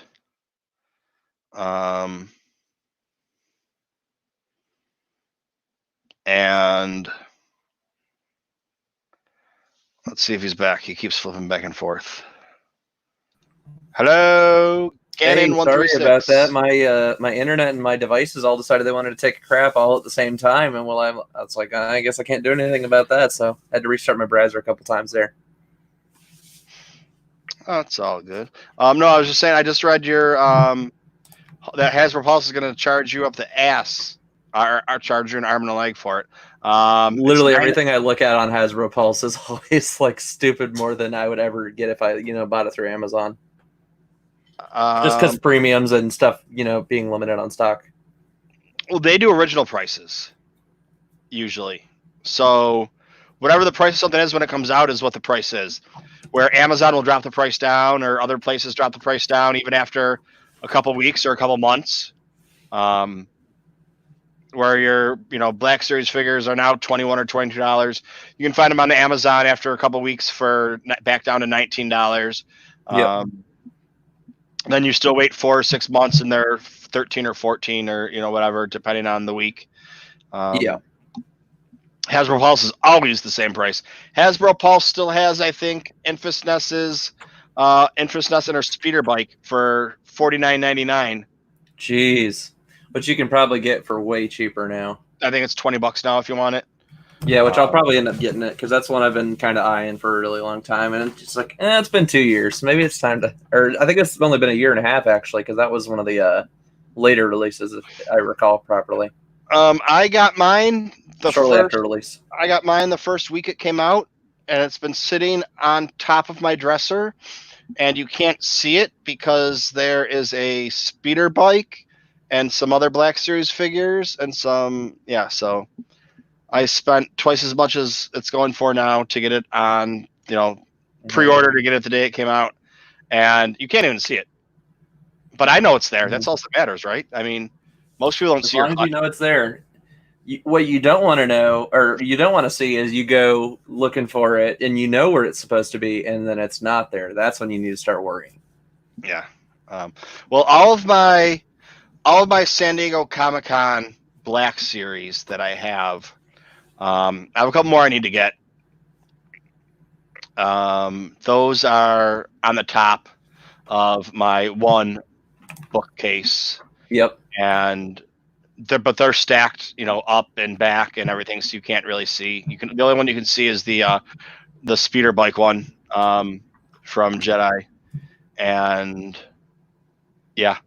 but did I tell you about that Funko Pop? Did we talk about that? The Funko Pop? Which one? The Sith Trooper from San Diego Comic-Con. Was that you I talked with that about? You might have. I don't remember. That it was. I was going to wait to buy it because it was $150 when it came out.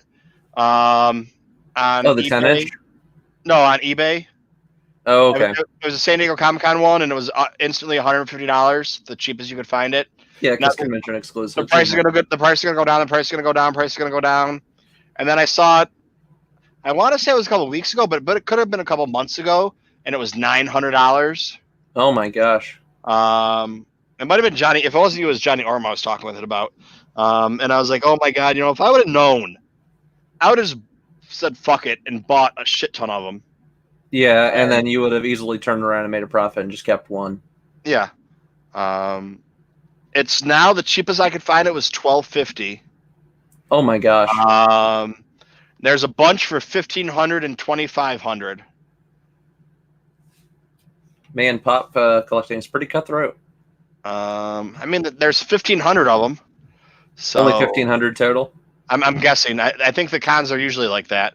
They put them out for 3 days. They give out 500 a day. But you got to think here in a couple of years they'll do a re-release or something. The originals will still be worth higher value, but with more, in the market, it'll come down again. Oh no, like you can find the regular ones out there. Oh, you can. It's just the con exclusives. Yeah, I'm pretty sure that's what it is. Which makes me nervous because you can take those con stickers and just stick them on anything and have stickers made. Yeah, I've seen. Who was it? I don't remember. I don't think it was Mark Hamill. Someone who's a Funko collector. I think it was retweeted by a friend of mine. I think this was about a year or so ago, and they were showing how in the Funko collecting space, they were showing what an original San Diego Comic-Con sticker looks like for every single year that they do it, and it's pretty much the exact same thing every year. And there's a slight difference in one of the imposter versions. And it's like, if you look close enough, there is a very noticeable difference. And so when you're buying these, you need to be very careful because you might be buying an imposter one without knowing it. If it's the actual image of the product and you can see it's clearly a fake sticker, then obviously avoid it. But sometimes there's still even, false advertising and still sticking up a picture of the original exclusive, and they're just going to sell you a crap one. So, I bought one, and it was I think it was when I was trying to get Darth Maul, and it was the New York Comic Con exclusive Darth Maul, whatever, blah blah blah, and I bought it, and then later on that night I was looking at other ones, and I was like, wait a second, this one says Comic Con exclusive, and it has a sticker on it, but it's not the right sticker. Yeah. So then I went back and I contacted the person. And they're like, no, that's not right. It doesn't say a completely different, the person I bought it from, but a completely different person I noticed it from. That's not right. You grab some for your buddies, dude. That's how much it's worth. I was like, no, dude, you're trying to rip me off, and I was stupid and didn't see it. I'm canceling the order, and they tried to fight me on it. Oh yeah, they're gonna get any penny out of you they can. They'll rip you off. And I mean, I ended up winning, so it didn't really matter. But it was just still the hassle of going through and trying to contact them, and now everything I do through PayPal. Always through PayPal, so you can, if you need to charge back, you can. Even Hasbro Pulse or whatever, I use PayPal. So my credit card. Yeah. Because it's faster and easier than going through disputing with your credit card company. No, I ordered something from eBay. Yes. I don't think I used PayPal. I think I used my credit card. And then 6 months later realized it never came. So they ate your money and then you ran with it and didn't even send you your product? Yeah. And then if you know anything about eBay, that is the cardinal sin of you do not do that on eBay because you'll lose your account and everything. Well, I tried, and eBay's like, oh, it's been too long, we can't do anything. And credit card company's like, oh, it's been too long, we can't do anything. It's been 6 months. So you lost all that money, yeah. Yeah, $160 or $200, or it was the Rancor Black Series set. And I just forgot that I ordered it, and now I can't find it for under $300. So, but. Yeah. So yeah, just talking about protecting your collections and stuff like that. I think ultimately for most of us, while we enjoy having these Star Wars collections, you got to think at some point we're going to have to display these for our friends someday, right? Yeah. Or to at least our closest friends, the ones we can trust. I mean, mine, I just don't have the room to display things. So, I mean, I guess I could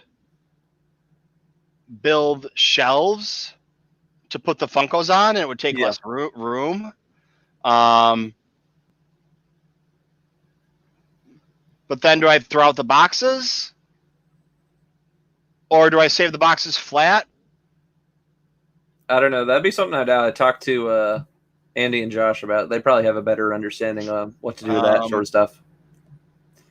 You know, it's like I went through and got rid of like 40 Funkos that I just had because I had, and had to get rid of for space wise. Yeah.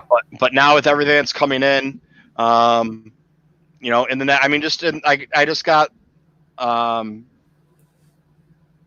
Andy, if you want to come on here, we can chat. I don't know. I thought you had the link. Maybe not. It was pretty far up the chat. You might need to repost it again. Or maybe you're talking about let's chat later. I don't know. By the way, can we just talk about your book reveal last Monday? That was pretty funny, man. Like, you opened up the package, and I remember like what was it, like the week or two before that, you were like, I'm waiting on Art of Rebels to come in. I can't wait for it to come in. And then you had the package, and you're like, I can't wait to open this mystery book. We don't know what it is. It can't be Art of Rebels. It says it's still coming. And then you opened it up, and you're like, oh, you got to be kidding me. Yeah, dude. Like that's this one. That was the regular one, not the regular one you've unveiled tonight. And you know, it's just because like, so when I go over the, you know, whether it's this year or in 5 years from now or whatever, when I go over the Rebels art book,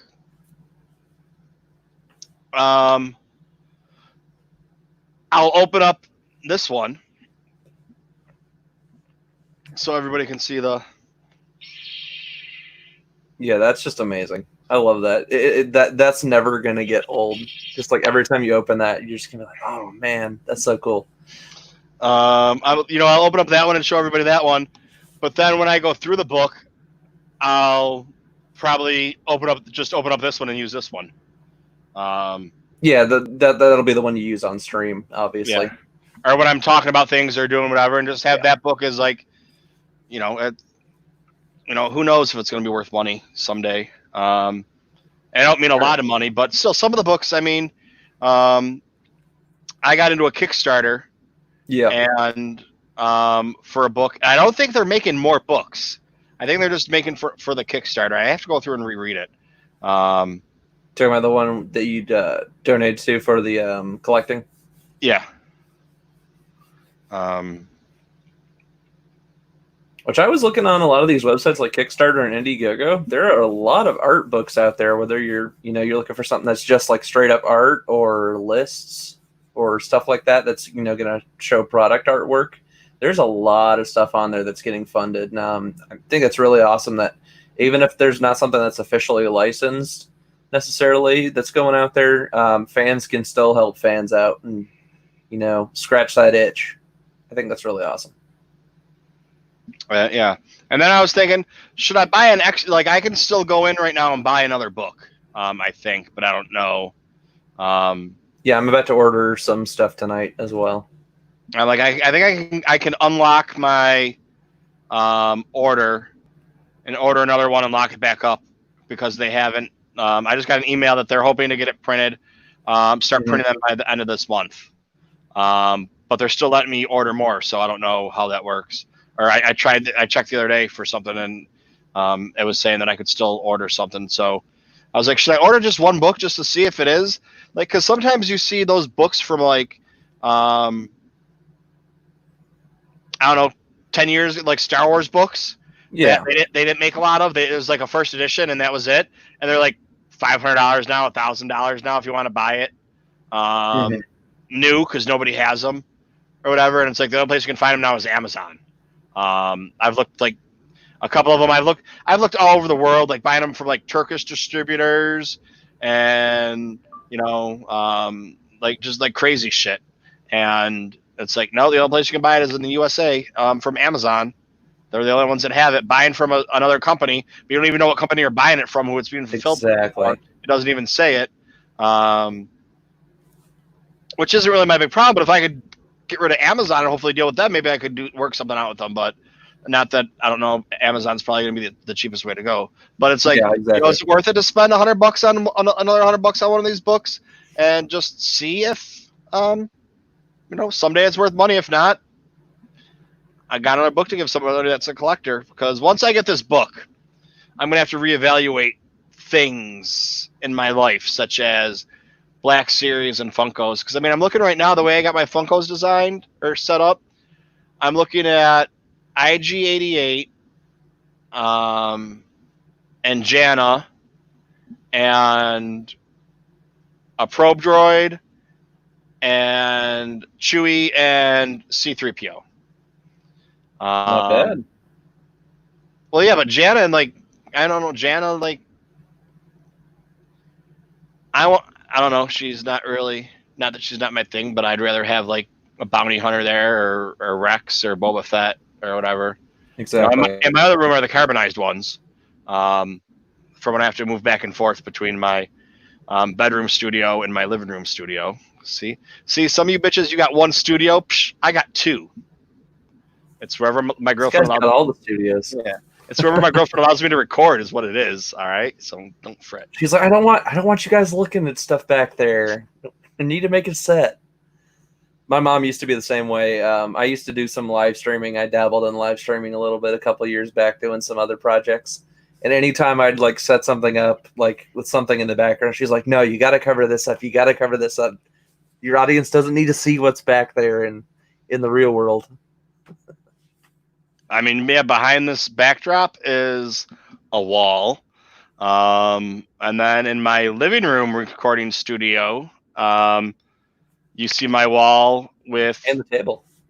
and the table, and then but I use the table as a shelf to display Funkos and Black Series. So There you go. So I was just looking at some books I'm going to actually order tonight. You have officially convinced me to get that Art of Rebels book, because I was just looking. The Art of Rebels is actually on sale right now. So if you guys are listening to this and you don't want to spend $40, I think it's 27 something to get Art of Rebels right now. It's at a pretty good price. It might come down to 25. It might jump back up higher than 30. So I mean, if you're looking for a decent deal on just the basic book, which is the one I'm going to get, it's only 27 right now. But if you want to shoot for that deluxe, would you say it was, Michael, like 70 right now on sale? I think it's on sale for 70. Yeah. So either version you're looking at, it's on sale. So that's good stuff. I think the original price on that for the deluxe edition is like $100. So yeah, so get yourself some good Star Wars goodies. I'm also ordering some video game themed stuff for Legend of Zelda and Destiny. So you'll learn too. Here's a collecting tip from Andy. Even though he didn't give it, but he's here now. So hi, Andy, how you doing? I'm gonna say what's up, guys? I'm gonna say it's a collecting tip from him.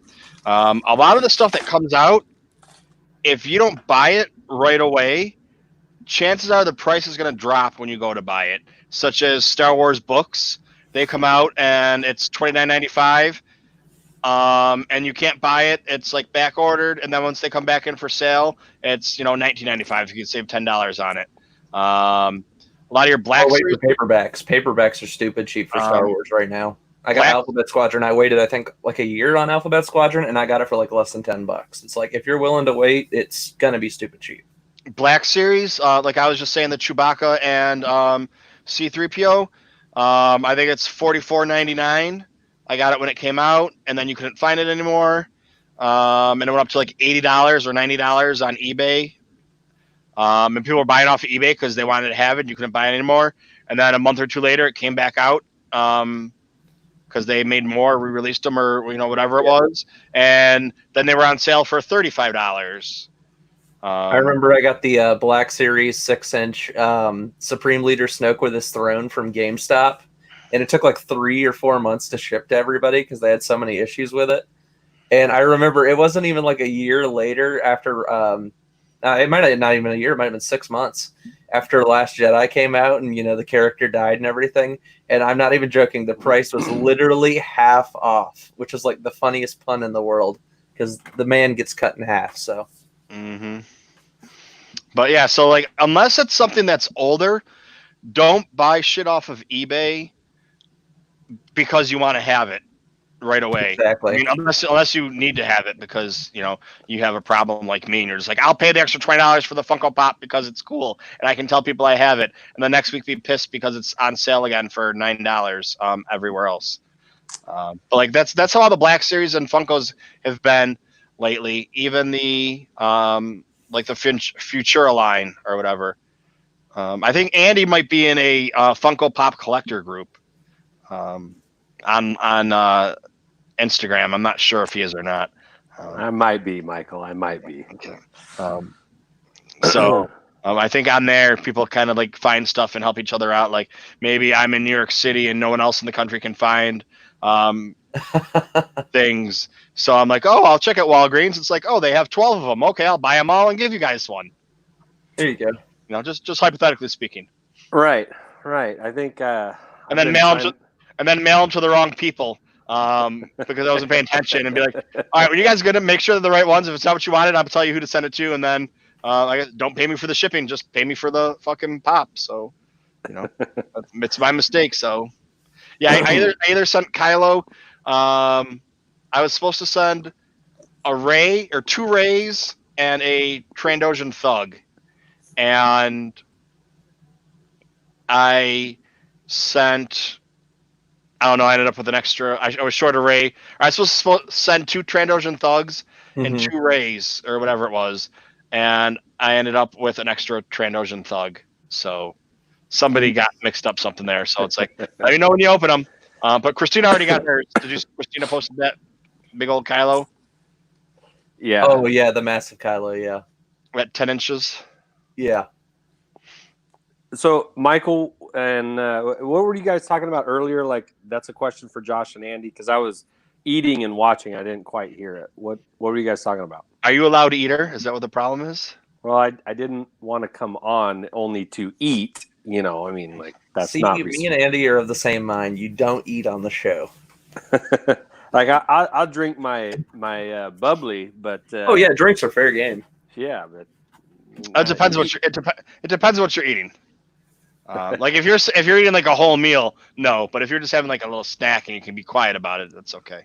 I was having some shrimp chow mein, so there you go. That'd be I kind didn't of want to be sucking noodles up. You don't want to hear suck noodles up. What was your question? Okay, so if I decided to take my Funkos and like get the little, they sell like little shelves that fit in for your bookcase, like 3 or 4 tiers up or whatever, so I could put them all up on there. What do you do? Save the boxes then, or do you throw out the boxes? So here's what I've done, and I'm not saying it's the right answer, but I'm just telling you what I've done. Right here, oops, wrong way. So this is pretty much my Funko collection, and you see quite a few out of their boxes. There are a number that are still in their boxes, but there's probably more out than in. And so what I decided to do was that any that came in a box that had a sticker on them, I kept the box, and it's in a big blue. They're in a couple of big blue tubs that I have stored in my basement in a closet. So they're taking up space in my man cave and in my closet, which isn't ideal. That's twice the occupancy. But I've also, a lot of mine are commons too. The common ones, I just take them out of the box and throw the box away. But anything that's got a sticker on it, I kept the box for it. So maybe that'll cut down on some of your space, or since they are so easily stackable, maybe you just leave them all in there. I don't know. I thought I heard you say like build some shelves or put some shelves in that you can kind of line them. Well, I have them, so they're on my. I'd show you right now, but my girlfriend would be really mad because my she's been gone for a week, so things are kind of Bachelor-esque. Well, I mean, it's not dirty, but if you look at the floor right now, there's a box that the books came in. There's a box that the Wampa came in. Oh, did you see that I got that? I'll show you. Oh, I have not seen the Wampa yet. Wampa's cool. Oh man, that's awesome. Amazon exclusive. Do you like it better or worse or the same as the original Wampa? Different. I do not have the original Wampa. Do you know what it I looks like? I want the original Wampa. It's on your shelf behind you. I know that. I know you It have is. one. Oh wait, that's not. I'm totally messed up. So it's a little more flatter, and arm position's obviously way different. And that one's smaller as well. Yeah. It looks like they're about They're about the same size. It looks like the first one looks like it should be a stuffed animal. I mean, like yes, plushie, yeah. like I know it's a scary stuffed animal with the teeth and everything, but I'm just saying that And then the second one looks more like it definitely has a much better design. I think. There's more detail in the new one, but yeah, they're both cool. Michael, the best advice I can give to you is don't save Funkos, don't collect Funkos, because you just I have these and I've gone back and forth. Sorry, I'm trying to get my camera. I've kicked around the idea of just selling them all, like just that's enough. Because I'll just keep buying more, and I don't know if I want to keep doing that. I hit the same point with my stuff as well. It's just like, Yeah. I don't know, this is taking up too much space. As much as I'd love to get more, it's just like, am I spending too much? Yeah, probably. Do you still have them? Yeah, I do still have. Let me see. All right. Well, Andy wants to buy them. What do you have? No. I have most of. Are you my getting rid of them? camera's gonna be a Let me know. pain. Hold on, let me see if I can get my camera to stay on. So, no, it doesn't want to cooperate. I'll send you a picture, Andy. I'll send you something on Twitter so you can see what they look like. Okay. Because I've got the Funko app, and you can kind of catalog what you have, and it gives you an approximate value of everything, And so I've got a lot of the basics and a couple of the smaller con exclusives. yeah, I think the most expensive one I have is a Captain Rex New York City Comic Con, which I think is around like $90 or $100, something like that. Let me see. What website do you use for value calculating? Well, it's an app for Funkos. I use the Funko app. That's what I use also. Um, But there's a few different Funko ones out there, and they're different. But this is the thing too. So on the Funko app, if I scan my Mandalorian from New York Comic Con with the two guns, it's $300, Mhm. which I got fucking for free. You know how you like and share Funko whenever they say you want a free one, like and share this or whatever, we'll give you some free shit. Yeah. I got that from them. Cool. And I'll never get another one because I didn't know it was from them. It was just like, I didn't know how I got it. It was just, I got a message from Funko saying, you won this. Do you want, and I was like, yeah, I'll take it. I just thought it was a regular Mando. And then that one came and I was like, all right. And I didn't realize till way later that that's why I won it, because I thought it was like just something from Funko, because when you fill out your whatever for your questionnaire for New York Comic Con, they ask you like, if you're going for Funkos, which one do you want? And I put that one was my number one. I thought that's why I got it. But I guess maybe it is. I don't know. But everybody else, like when they get them from Funko, they always say thank you and give a little card or whatever. And I never got one. So anyways, You want to get rid of it? but when you scan it, it just has on it. I don't think it has a Comic-Con sticker on it. Let's see here. Let's see if I can find the one.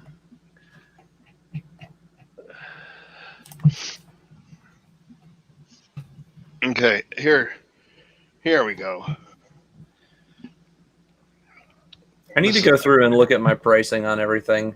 This is it.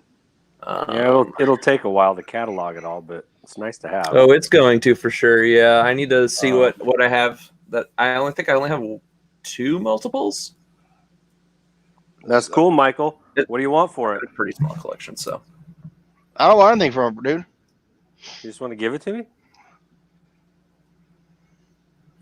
That's nice. If I decide to sell my entire collection of Funko Pops and not keep one of them, I will give this to you for free. Okay.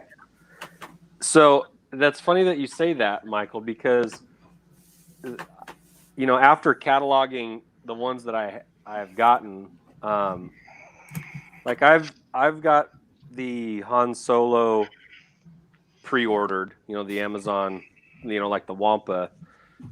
I've got that one pre-ordered, but my desire to keep acquiring Funkos is waning.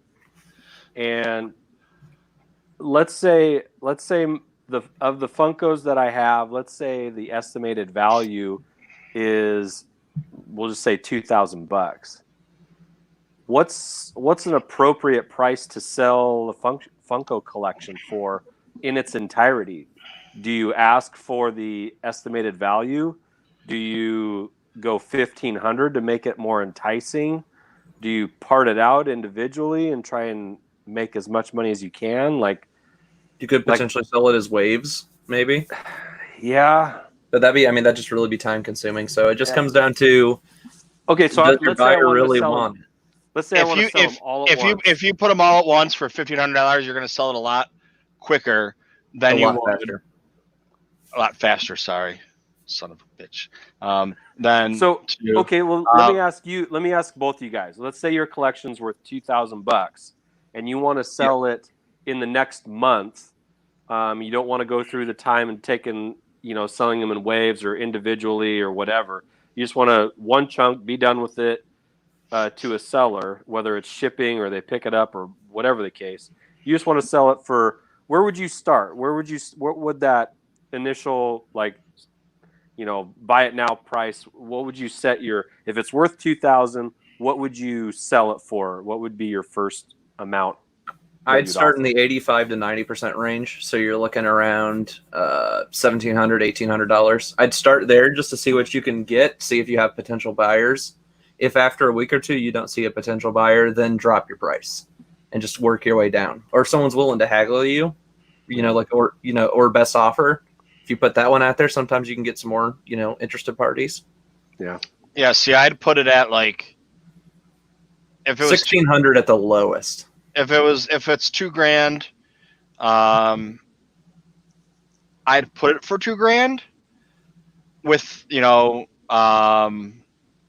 best offer on there, because that way, even if they undercut you by 10% and say I'll give you $1,800 for it, well, you're gonna put it on there for $1,800 anyways, or $1,700 anyways. Just try and get it to sell more quickly.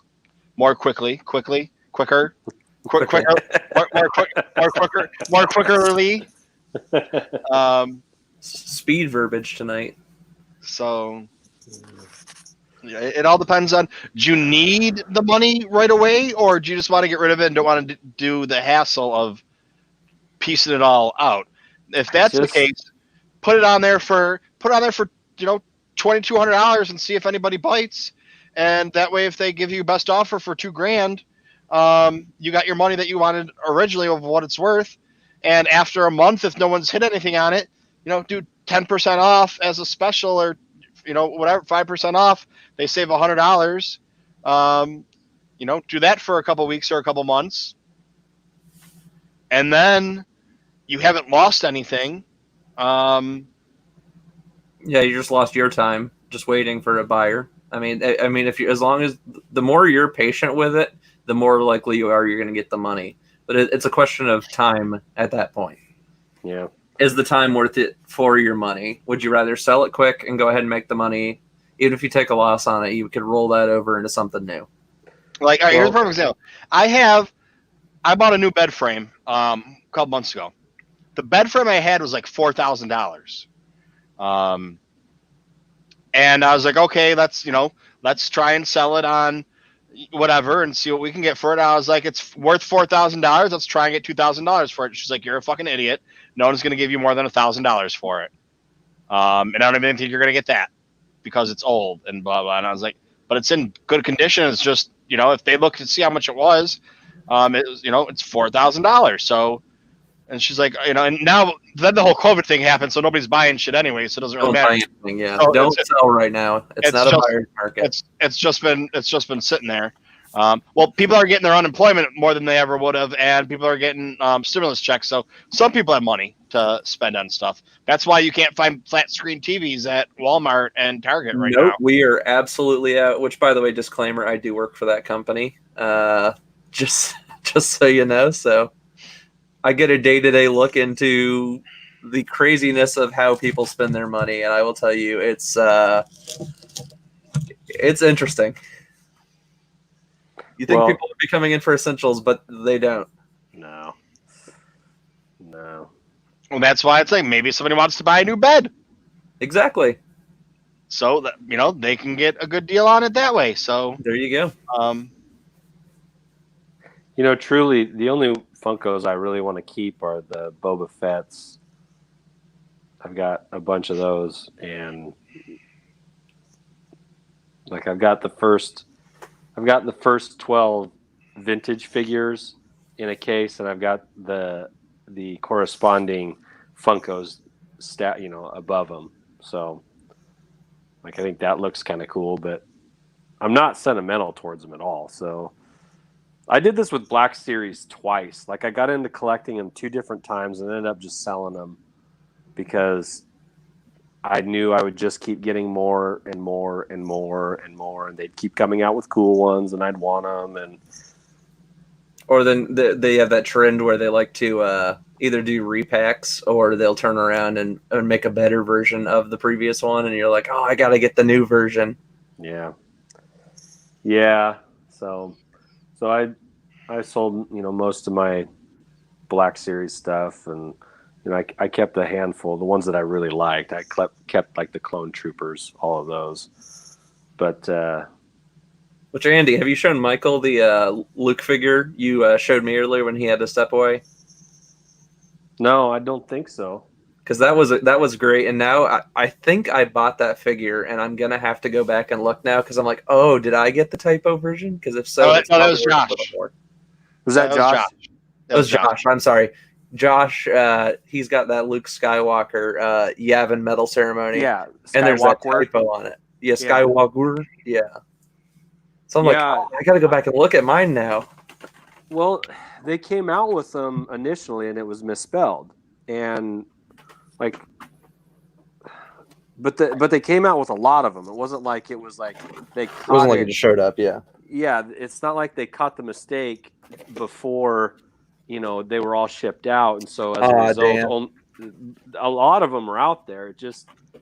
But they also fixed it too, and the ones that you see now that still might be hanging on some hangers, they're spelled correctly now. But yeah, I went and bought a few for some people that were like, hey, if you see one, grab one for me, thinking that it was going to be a big error.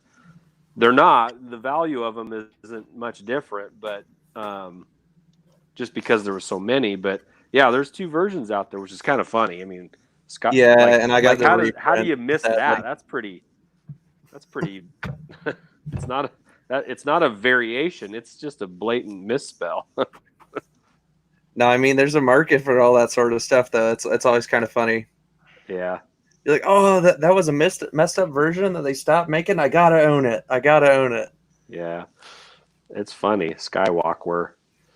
I think we'll be talking to that one, telling our grandkids about that someday. Be like, you guys will not believe this figure. Remember in 2020, before COVID, right before COVID hit, they came out with a Black Series figure that was misspelled. The company that brought you Star Wars misspelled their own character's name. Yeah, the most recognizable name in Star Wars. I've just been thinking, I don't know. Baby Yoda's starting to vie. The child's starting to get up there now, so I don't know. He's got some tough opponents right now. He's got some pull, that's for sure. I was trying to think like, what I was like, well, I like the Mandalorians I got, so I'd want to keep the Mandalorian ones. And then the new 40th anniversary ones, I want to keep all those because I think those are cool. And it's like, oh, let's see, look what I got on the front wall. I got all the Futura line. I want to keep those. It's like, oh, Kylo Ren lights and Darth Vader lights. Like, oh, those light up. Those are cool. Yeah. It's like, all right. Well, those are all. That's on the front row. Then behind the front row, there's 2 more rows that go back. So going across, I have 1, 2, 3, 4. I have 5 rows across. Out of still the box? in the box. 5 rows Always across, in the box. in the box. And there's 2 on each row. So like look at it, I can see 10 right now on one shelf, but there's 30 on each shelf. So there's 20 behind it that I don't see. Yeah. And if I put them on, like you have those little ledges or whatever that go up, or like the whatever the hell. Yeah, like those kind of things. You get those at Bed Bath & Beyond. There you go. And I could get it where I could probably put 4 or 5 going back, and I could probably put almost all of them on one shelf. And I mean, there'd be, could you fit? What's the book? So what's 1, 2, 3, 4, 5, 6? It's 6, 5 wide, plus another probably. It's 5 wide, and then 1 turned sideways. Is how it's faced in a row. So how wide are their boxes? 4 inches, 5 inches? It looks about 4 inches, I'd say, across. And yes, Andy, leave it in the box. Always. Well, What do you take out and play? Everyone has their strategies on what they want to do. So I think for most of us, if you're going to have something that's con exclusive, I think we can all agree you're most likely going to keep that in the box, right? Probably. But for the rest of the majority of it, you're more than likely going to have to ask yourself, do I want to take it out? Do I want to keep it in the box? It just comes down to your sentimental value, or, if there's a fun story or something behind it. Like, oh, do you remember the night I got that figure? Like, I got to keep it in the box. But yeah, all my vintage stuff is out of the box. I have 3 figures that are on the card, but everything's out of the box. Would one of those be Boba Fett? Yes. Where'd you get your shirt? My shirt, it was I got it at Walmart. It was a Funko shirt. They're actually doing top shirts now? Or is that like one of those ones that came in their cereal boxes? It came in a really cool box. I got it around here somewhere. And weren't they doing like the VHS ones too for a while? Yeah. There's a Empire Strikes Back arcade one as well. But yeah, this is a Funko shirt. They're cool. I mean, I don't know. I mean, I got a million shirts, but I grabbed another one. There you go. Yeah, really, truly, the only things that stay in the box for me are these Funkos, and only about half of them. So I still haven't even unboxed a single Funko yet. I'm more of a take it out kind of guy, I guess. So, in all other areas of my collection, I suppose. I'm 50-50 with my 3 3/4 inch stuff. If I really like a 3 3/4 inch thing, I'll keep it, on the card. Including the new stuff, like the vintage collection? I haven't even dabbled in the vintage collection because as soon as it came out, I'm like, oh, I know that's going to set me back a lot of money because I'm going to want to buy all of it. So I'm like, I'm not even going to touch vintage collection right now. I'll buy a couple Black Series now and again because that's already taken up enough space. But I was just like, you know what? I'll go to some of these stores if they got some, cheap 3 3/4 inch, even if it's been out for a couple of years. Yeah. Like, I found out, what's that teen store that everybody goes to? Five Below. They're selling some like Force Awakens and Rogue One stuff that's like $5 a pop, like super duper cheap. And you get like 5 or 6 of them and just throw them in your cart and take them home. So most of those I generally open. There's a select few I don't open.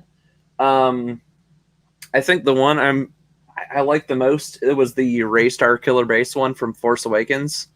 And that was the figure that leaked out right before Force Awakens came out, where you saw Rey with the saber.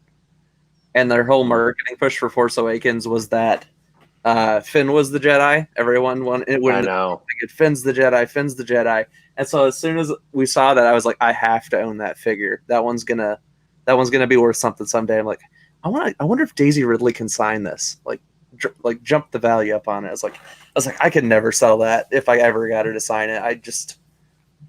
That'd be something my kids would have to sell and put towards a college fund or something. Do you collect autographs? I haven't before, just because the con prices are so high, especially for a lot of your top tier celebrities. Yeah. So I might dabble in maybe some of the side characters in the future, just because they're a lot cheaper for autographs.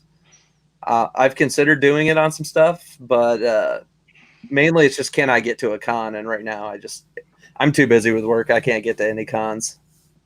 Yeah. Michael, do you collect autographs? No. I don't really either. I do have some Steven Stanton stuff.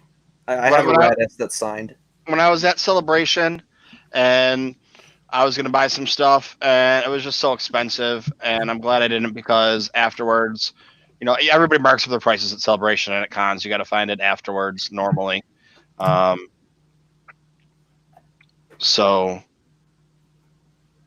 I'll see if my camera's going to stay on here. Yeah, this is my signed Radis.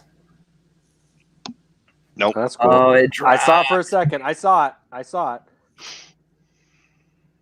So it is officially autographed. And Steven was doing a thing for charity on Twitter where you could send in money for donations and stuff, and sponsor his donation service, which is Starlight US, which helps put entertainment systems in hospitals across the US and Canada.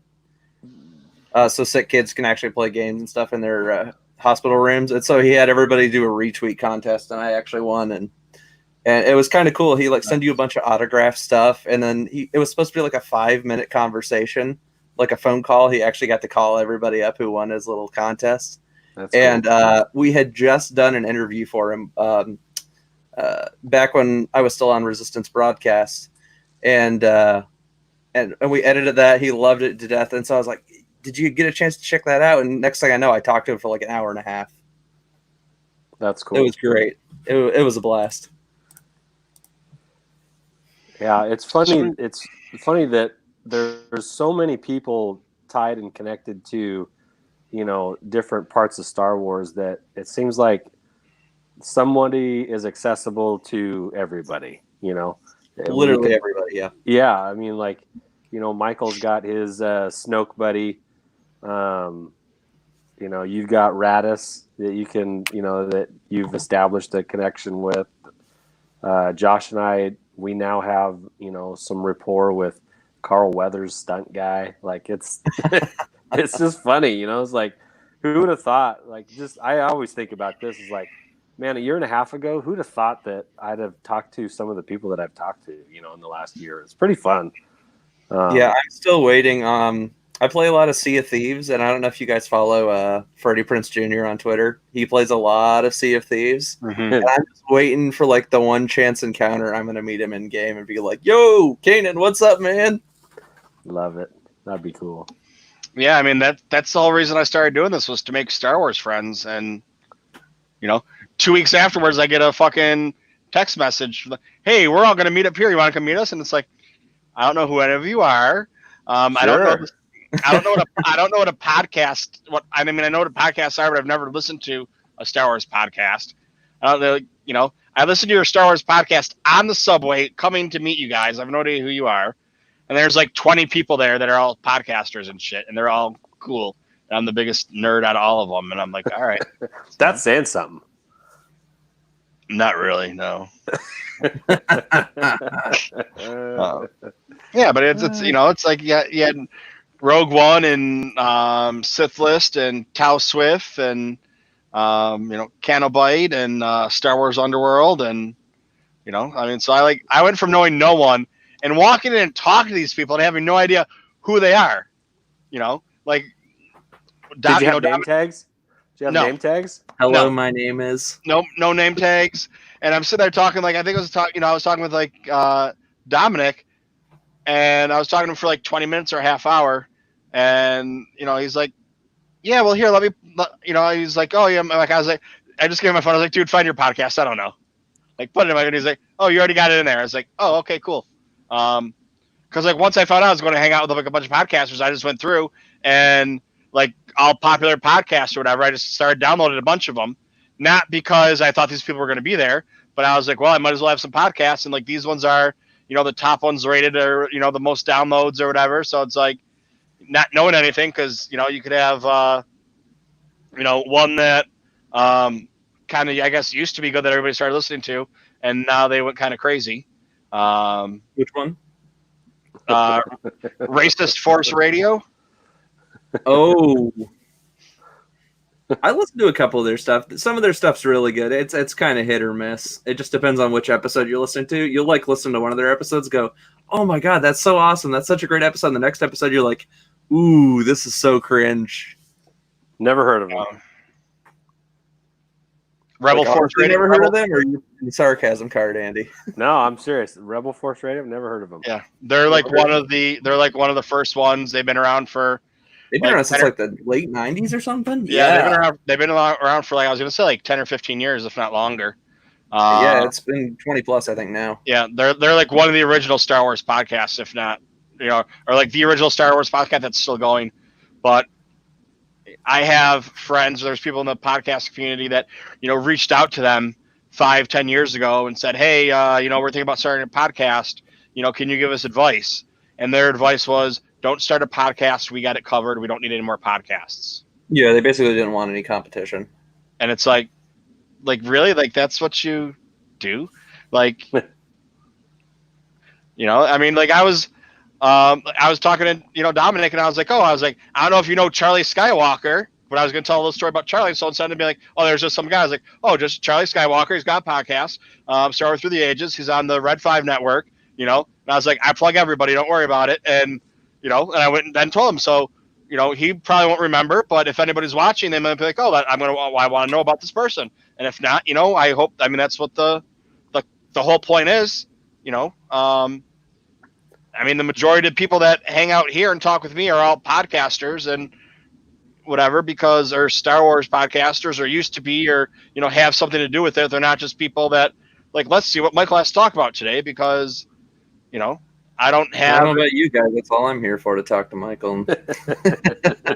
Well, because that's the thing. We're just sitting around talking about Star Wars. Most people want to turn on the podcast, and they want to listen to the news, and they want to know what happened, and they want an opinion, and it's an hour later, they want it to be done or whatever, you know.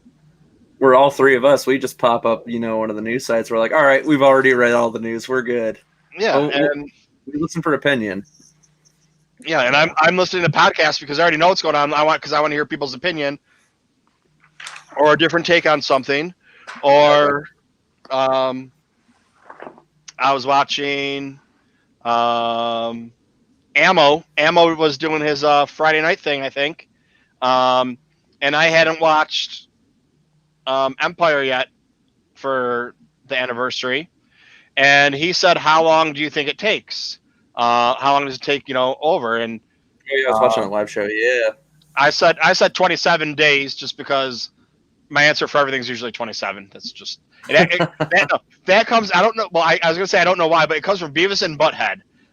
In one of their episodes, they're just walking around going 27, and I don't know. Ever since then, like whenever I have to guess or do anything, it's 27. And so like that, I was just like, oh, it's 27. And then I yelled at him that it was 27 because he didn't acknowledge that I said 27. And he's like, oh, Michael says it's 27. Now he's threatening me. I guess I got to say it's 27 or whatever. And then I went home and I listened to it. I listened to the points that he made about it. And Empire doesn't follow the same timeline. It's kind of, there's a weird space-time situation in Empire. Like, so first of all, the time on Dagobah in canon is different than the time on other places, just like the time on Octu is different than on other places. The way that the Force allows time to happen. So what seems to be 10 day, and I'm just making up these numbers arbitrarily because I don't know what they are, but what happened, what takes a month, what seems like a month on Dagobah really was only a week and the rest of galactic time. So things go slower for whatever reason, or faster, but really slower. So there's an easy explanation, Michael. Not all planets are the same size and have the same number of hours in a day. So that's an easy explanation. Rotation speed, orbital periods. No, but I mean, on, like, on a big You can't on a find big some Star planet, Wars. on a big planet, a day can take 45 No. hours. no, I know? understand the difference. So one sun up and one sun down is, whereas if you're on like Mercury, it's only like a 12-hour day. So, But 24 hours on Mercury is the same as 24 hours on Earth. right. What happens in that 24 hours is different. So 24 hours on Cantonica is like You just made 100 that up. hours is like 100 hours on Dagobah. Sure. So that's This where the sounds- difference is. You guys ever seen the movie The Jerk? No, I Yes. haven't. Or am I Yes. just dating myself here? You're dating yourself. The But yes, I've first seen it too. night was like 2 nights. And then the second night we were together felt like 3 hours. And then the third night, he just keeps going on and on. But so it's like he see, like Luke sees a vision of what's gonna happen as it's happening, and you watch it happen, and then it goes back, and he's still having the vision, and he's leaving, and it's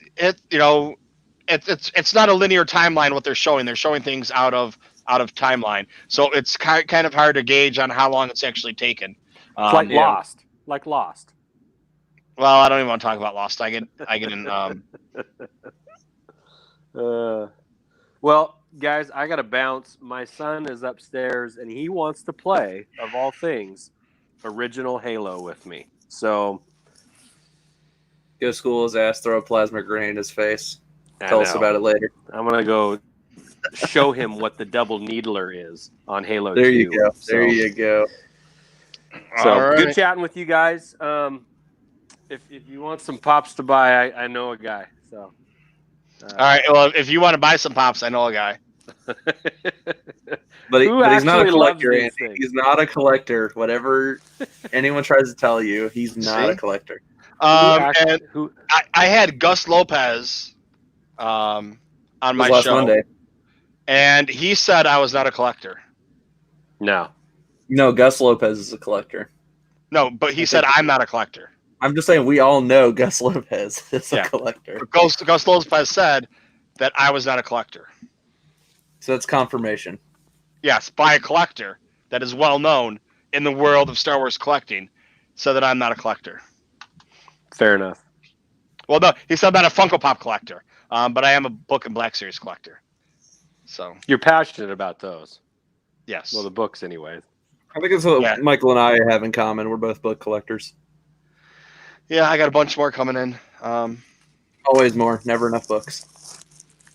Or Well, trade the- paperbacks. The other thing Do you have now is collector everyone books? gets trade paperbacks. I only own a couple of the like the alternate Barnes and Noble cover stuff. Like collector books, not Do you have really. any- do you have Um, any of the Steve Sansweet collector books? Those are good.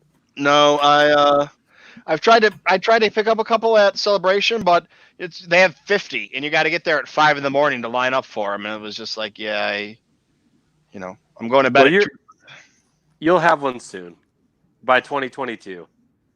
2. I hope so. Me too.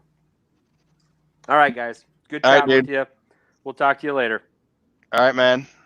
Peace. Oh, we had some people in the chat. The person I was just ignoring, and then this person I didn't know was here. I don't know if they're still here or not. You think Airplane 2, the sequel, is the definitive Star Wars spoof? I have not seen either of the Airplane movies, and I really need to as like a huge aviation buff. I love airplanes. It's like my second passion. So to Fox Pixar Media, I apologize. I'm going against my own religion. Airplanes. Oh, I'll call it a second religion. It's not really, I want Andy to talk about Airplane 2. So I'm assuming Airplane 2's got to be more noteworthy to you than Spaceballs. That's what I'm getting from that. Oh, they're not here. I don't know if they're still here. That was 8 minutes ago. They just kept asking it over and over. That's our fault. I wasn't paying attention to the chat. Which, by the way, that was so cool seeing Gus Lopez's Spaceballs action figure collection. Yeah. And I had a family friend of mine. He was telling us one time he had a friend of his who actually got his hands on Spaceballs, the toilet paper, and like built a shrine just for that. I'm like, yeah, I can understand why you'd want to do that. I don't. I mean, I don't really think it. I'd have to go back and rewatch it. I mean, I've never. It's that whole scene where they're in Yogurt's cave. Oh no, Spaceballs. I know. Yeah. Airplane 2. Airplane 2. I haven't seen it recently. I've never watched it and thought this is a Star Wars spoof. I guess I'd have to rewatch it and actually see or think about it. But I'll have to do a double feature and watch them back to back and give my take. Yeah. From what I've been told, the first one's just nothing but it's just a bunch of jokes that they make that are original. Oh yeah, the first I used to watch whenever I would fly. When I lived in North Carolina, I used to fly to Buffalo a lot. Yeah. And I would have that. That's when you'd have a DVD player actually in your computer, and that would always be the movie I would watch when I was at the airport. You always watched Airplane, waiting for your airplane. Yes. Why not watch a movie about airplanes crashing while you're at the airport? People don't like it. I don't know what's wrong with them. You know, U.S. Marshals won't find that awkward at all. I never had a problem, but that's true.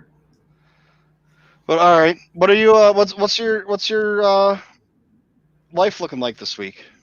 Well, real quick, I do want to say I finally finished Dooku Jedi Lost. Really enjoyed the book, and I'm loving what Kevin Scott's doing, and I cannot wait to see what he does with those High Republic Marvel comics. That really, the fact there's a lot of like deep dive stuff in there. I think he pulled a bunch of little nuggets and stuff from Legends. He's really good about pulling nuggets of things from here to there, or inventing new things that just feel like they belong in the Star Wars universe. Like, oh my gosh, that should have been in there from the beginning. How was that not there? And how is this not something that it's really cool how he does it. He introduces so many cool things that you're like, man, this guy knows his Star Wars. And so I love that book. I'm definitely going to give it a reread at some point down the line. And I am just now starting on Black Spire by Delilah Dawson. And then I think after that, I'm going to, since it's the one I've been putting off the most time, I think I'm going to read Alphabet Squadron after that. And then I'll cap it off with Thrawn Treason, because that's another one. I've been, I mean, I own all these books. I just need to get to them. It's just finding the time to do it. And work's been just so hectic. I have a couple that I need to get done. And like I want to reread Queen's Shadow before Queen's Peril comes out. Yeah, I just finished that one about a month or so ago. I think I was talking to you about that. That's a really good one. And that comes out, I think, next week. And I love how that tied into, was it Vader? Or was it Star Wars? I forget which Marvel issue it was. I don't even remember right now. That's why I want to reread it. And I think what I'm going to just have to do is, you know, if I miss a day on my playlist, I can usually catch up, but it takes me a couple days to catch up just because I have, you know, like right now, what do I have right now? What do I have on my playlist? And I'm so far behind on podcasts as well. So like, I'm going to be, I think, setting down some time this week, maybe starting this week or going into next week. I'm supposed to be getting a brand new phone, hopefully this on Wednesday. I'll be getting a brand new phone, so I can catch up on some stuff and finally start listening to some more podcasts on top of what I've already been doing. So, and how close are you to finishing that Art of book for episode 9? Not very. Okay, because Halfway. I will be free later on Wednesday, and I am going to be off work a little bit earlier tomorrow. So if you want to do anything on either of those days, that'd be awesome. Let's And do. I think next Monday and Tuesday I'm off as well. Okay. What time tomorrow? Tomorrow I'm going to be off by 10, so you'll probably see me on around 11:30ish. So if you're running a late stream tomorrow night or anything like that, I might pop in and chat with you for a little bit. Yeah, hit me up when you get out of work, and we'll see what I got going on. If not, Wednesday I have a doctor's appointment. I think in the morning, at like 10, and I have no idea how long it's going to be because that's me going. They're trying to figure out if I don't have COVID, why I'm not, or why I'm, can't. Or pass if you had it, you've passed it already, and you're dealing with the secondary issues post. Yeah. So yeah, that's what they're trying to figure that out. So I don't know if I'm going to go in for my doctor's appointment because I've got to go see a cardiologist now, so that he can send me to a pulmonologist. It's just the doctor's games and everything, and Yeah, insurance. they like to juggle you between other doctors, and everybody gets a piece of the money pie. It's like, just send me the doctor that you think I need to see. Well, it could be this. So we need to send you this one to rule it out before we send it to this one, because then if we, it's like, all right, dude, whatever. Next thing you're out a bunch of thousands of dollars for something that could have been simply fixed.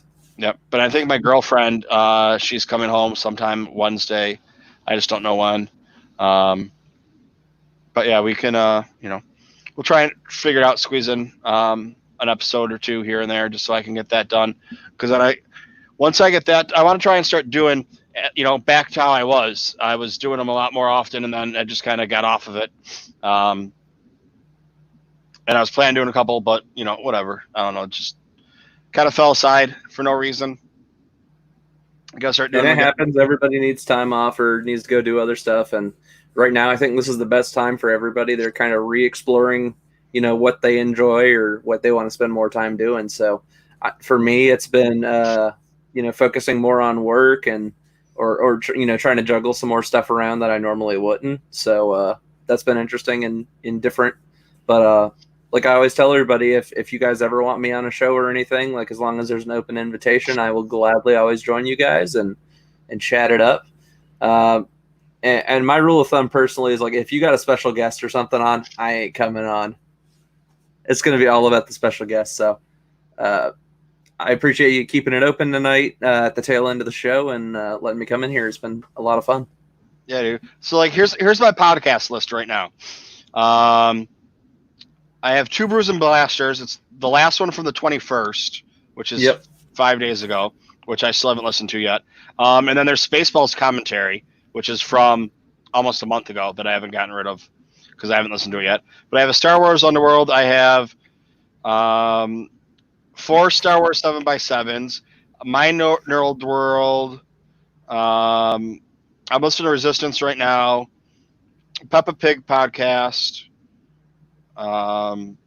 Star Wars Ramblings, Around the Galaxy, Blast Doors, Chatter Squadron, Tatooine Sons,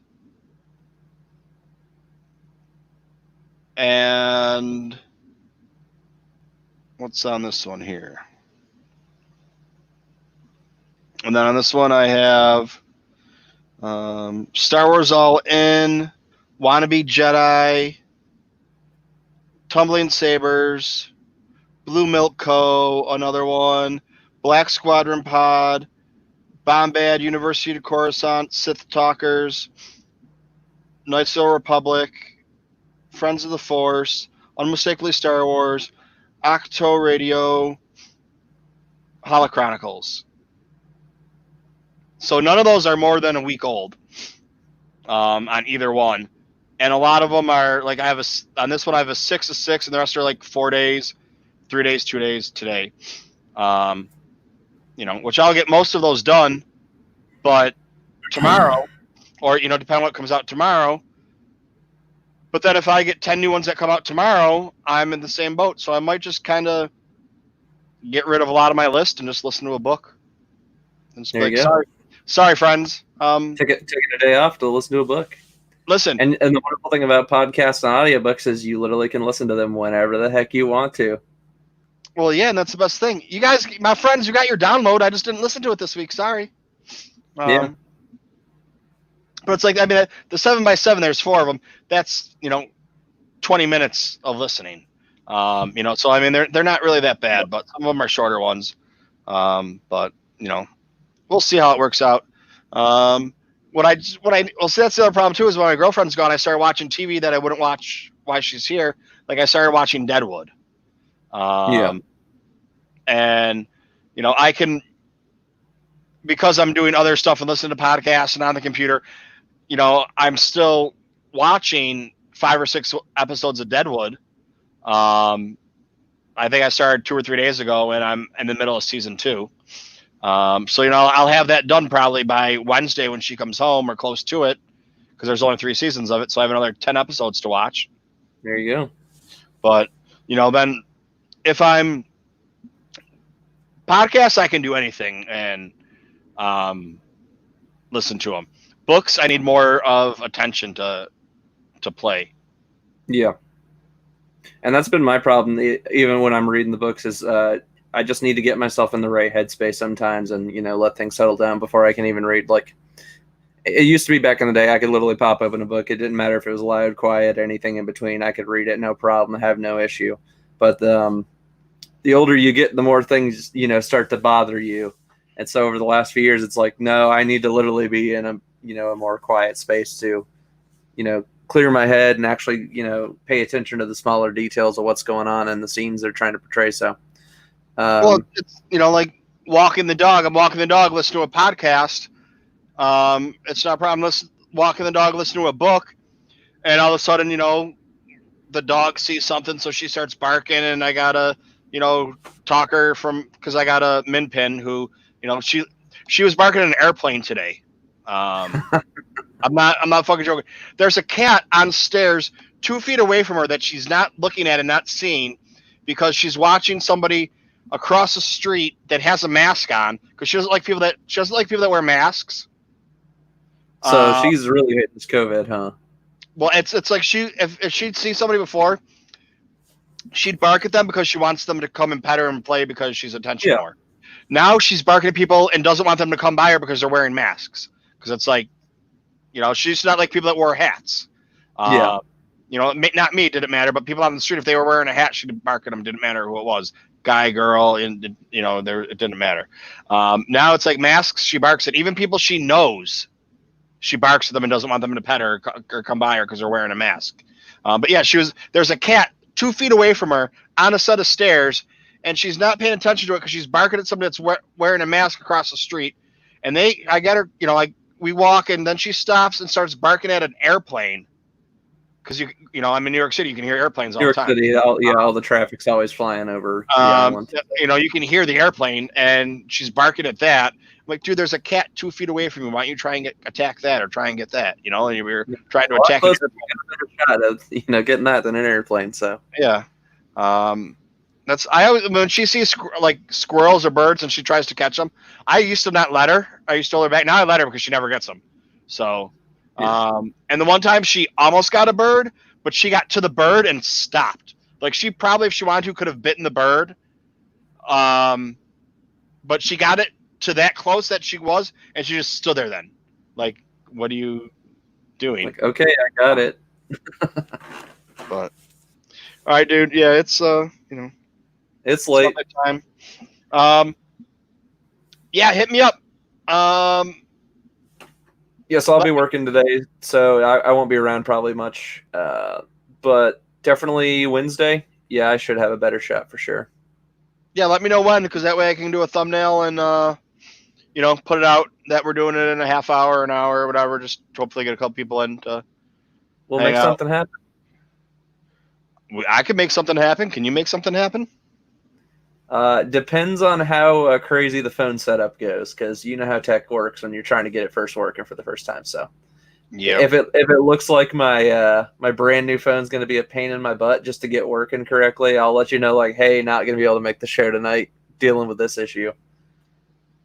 But even if it is going to be a pain, I'll still try to find a way to make the show happen. So yeah, I mean, well then, I still want to do a quick little video for this poster book I got. A quick little video for this.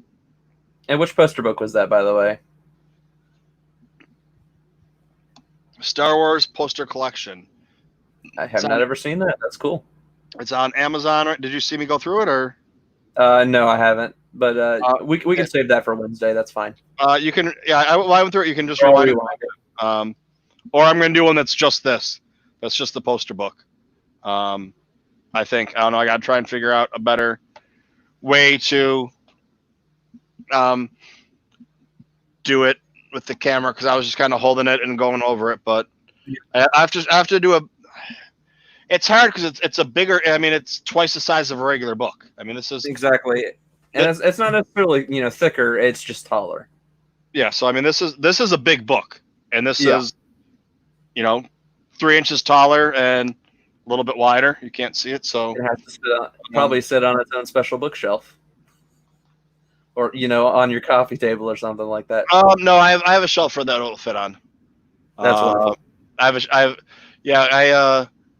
I got a solid bookcase, and the one shelf in the middle doesn't move, but the other ones move. But it's like a heavy duty bookcase where you can fit like you buy stuff at Target or Walmart, and they're weighted like for 25 pounds, and you put normal books on there and it weighs 50 pounds or 75 pounds. It holds it, but it starts to sag. Exactly. Or bend. That's why, like, I'm looking right now, the bookcase that I had them on, the one shelf, I have it upside down from how it was, because it was sagging so bad that you thought it was going to fall through. I have my Pops on there now, but so like now it goes up a little bit. So there's like probably, because I have it opposite of how it was, so it's not sagging anymore. There's probably about an inch at the end for the Pops, and then in the middle there's no room at the edges, and in the middle I just said that backwards again. I got them done. In the middle there's like an inch, and at the edges there's no room because the way it's bowed up. Yeah. So yeah, whatever. Words aren't working anymore. All right, 4 hours, 4 minutes. You guys can find Michael at TooMedToo's on Twitter and Facebook, which and Facebook, of course.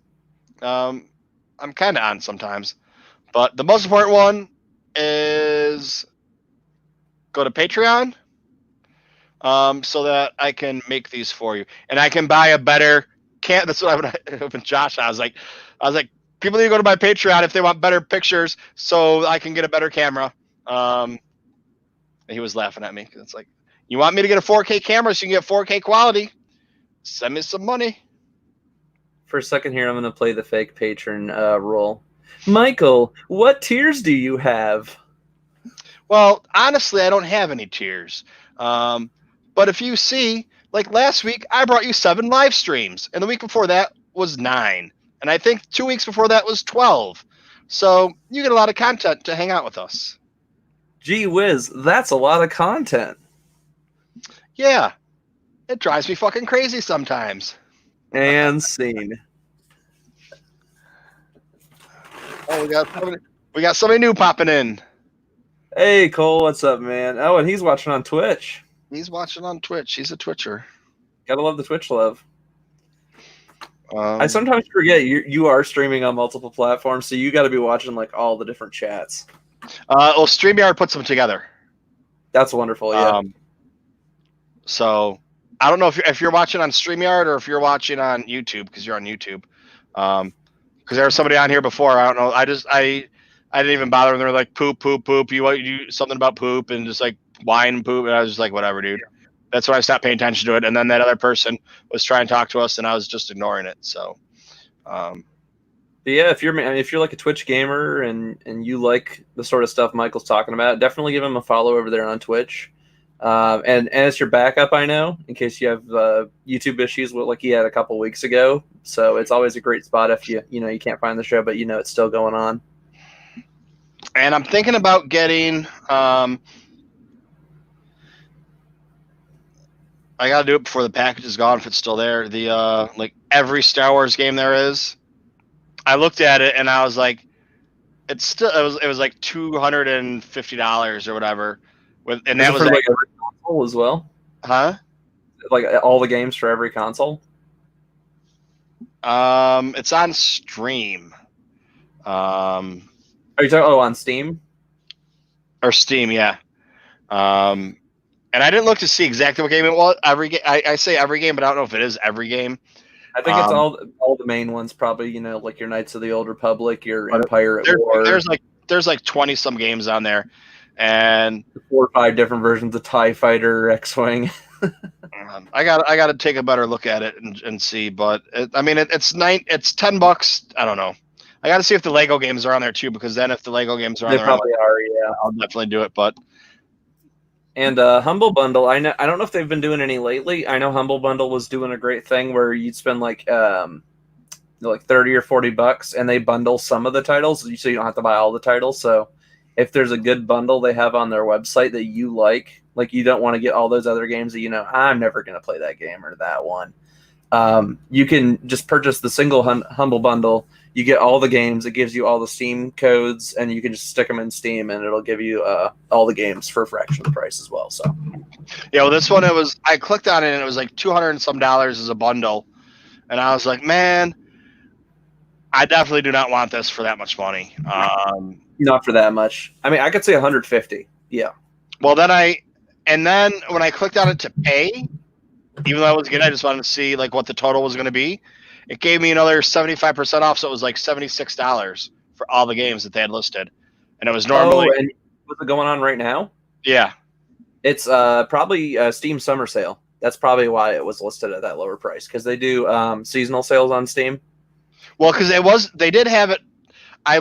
Maybe that's what it was. I looked for it on May 4th, and they didn't have they had the same one. It was like $226 or whatever. Yep, that's exactly what it is. Steam Summer Sale. And I was like, man, $226 for this. I'm not getting it. Whatever, blah blah. And then I forget who it was. Oh, I think it was Eric Struthers.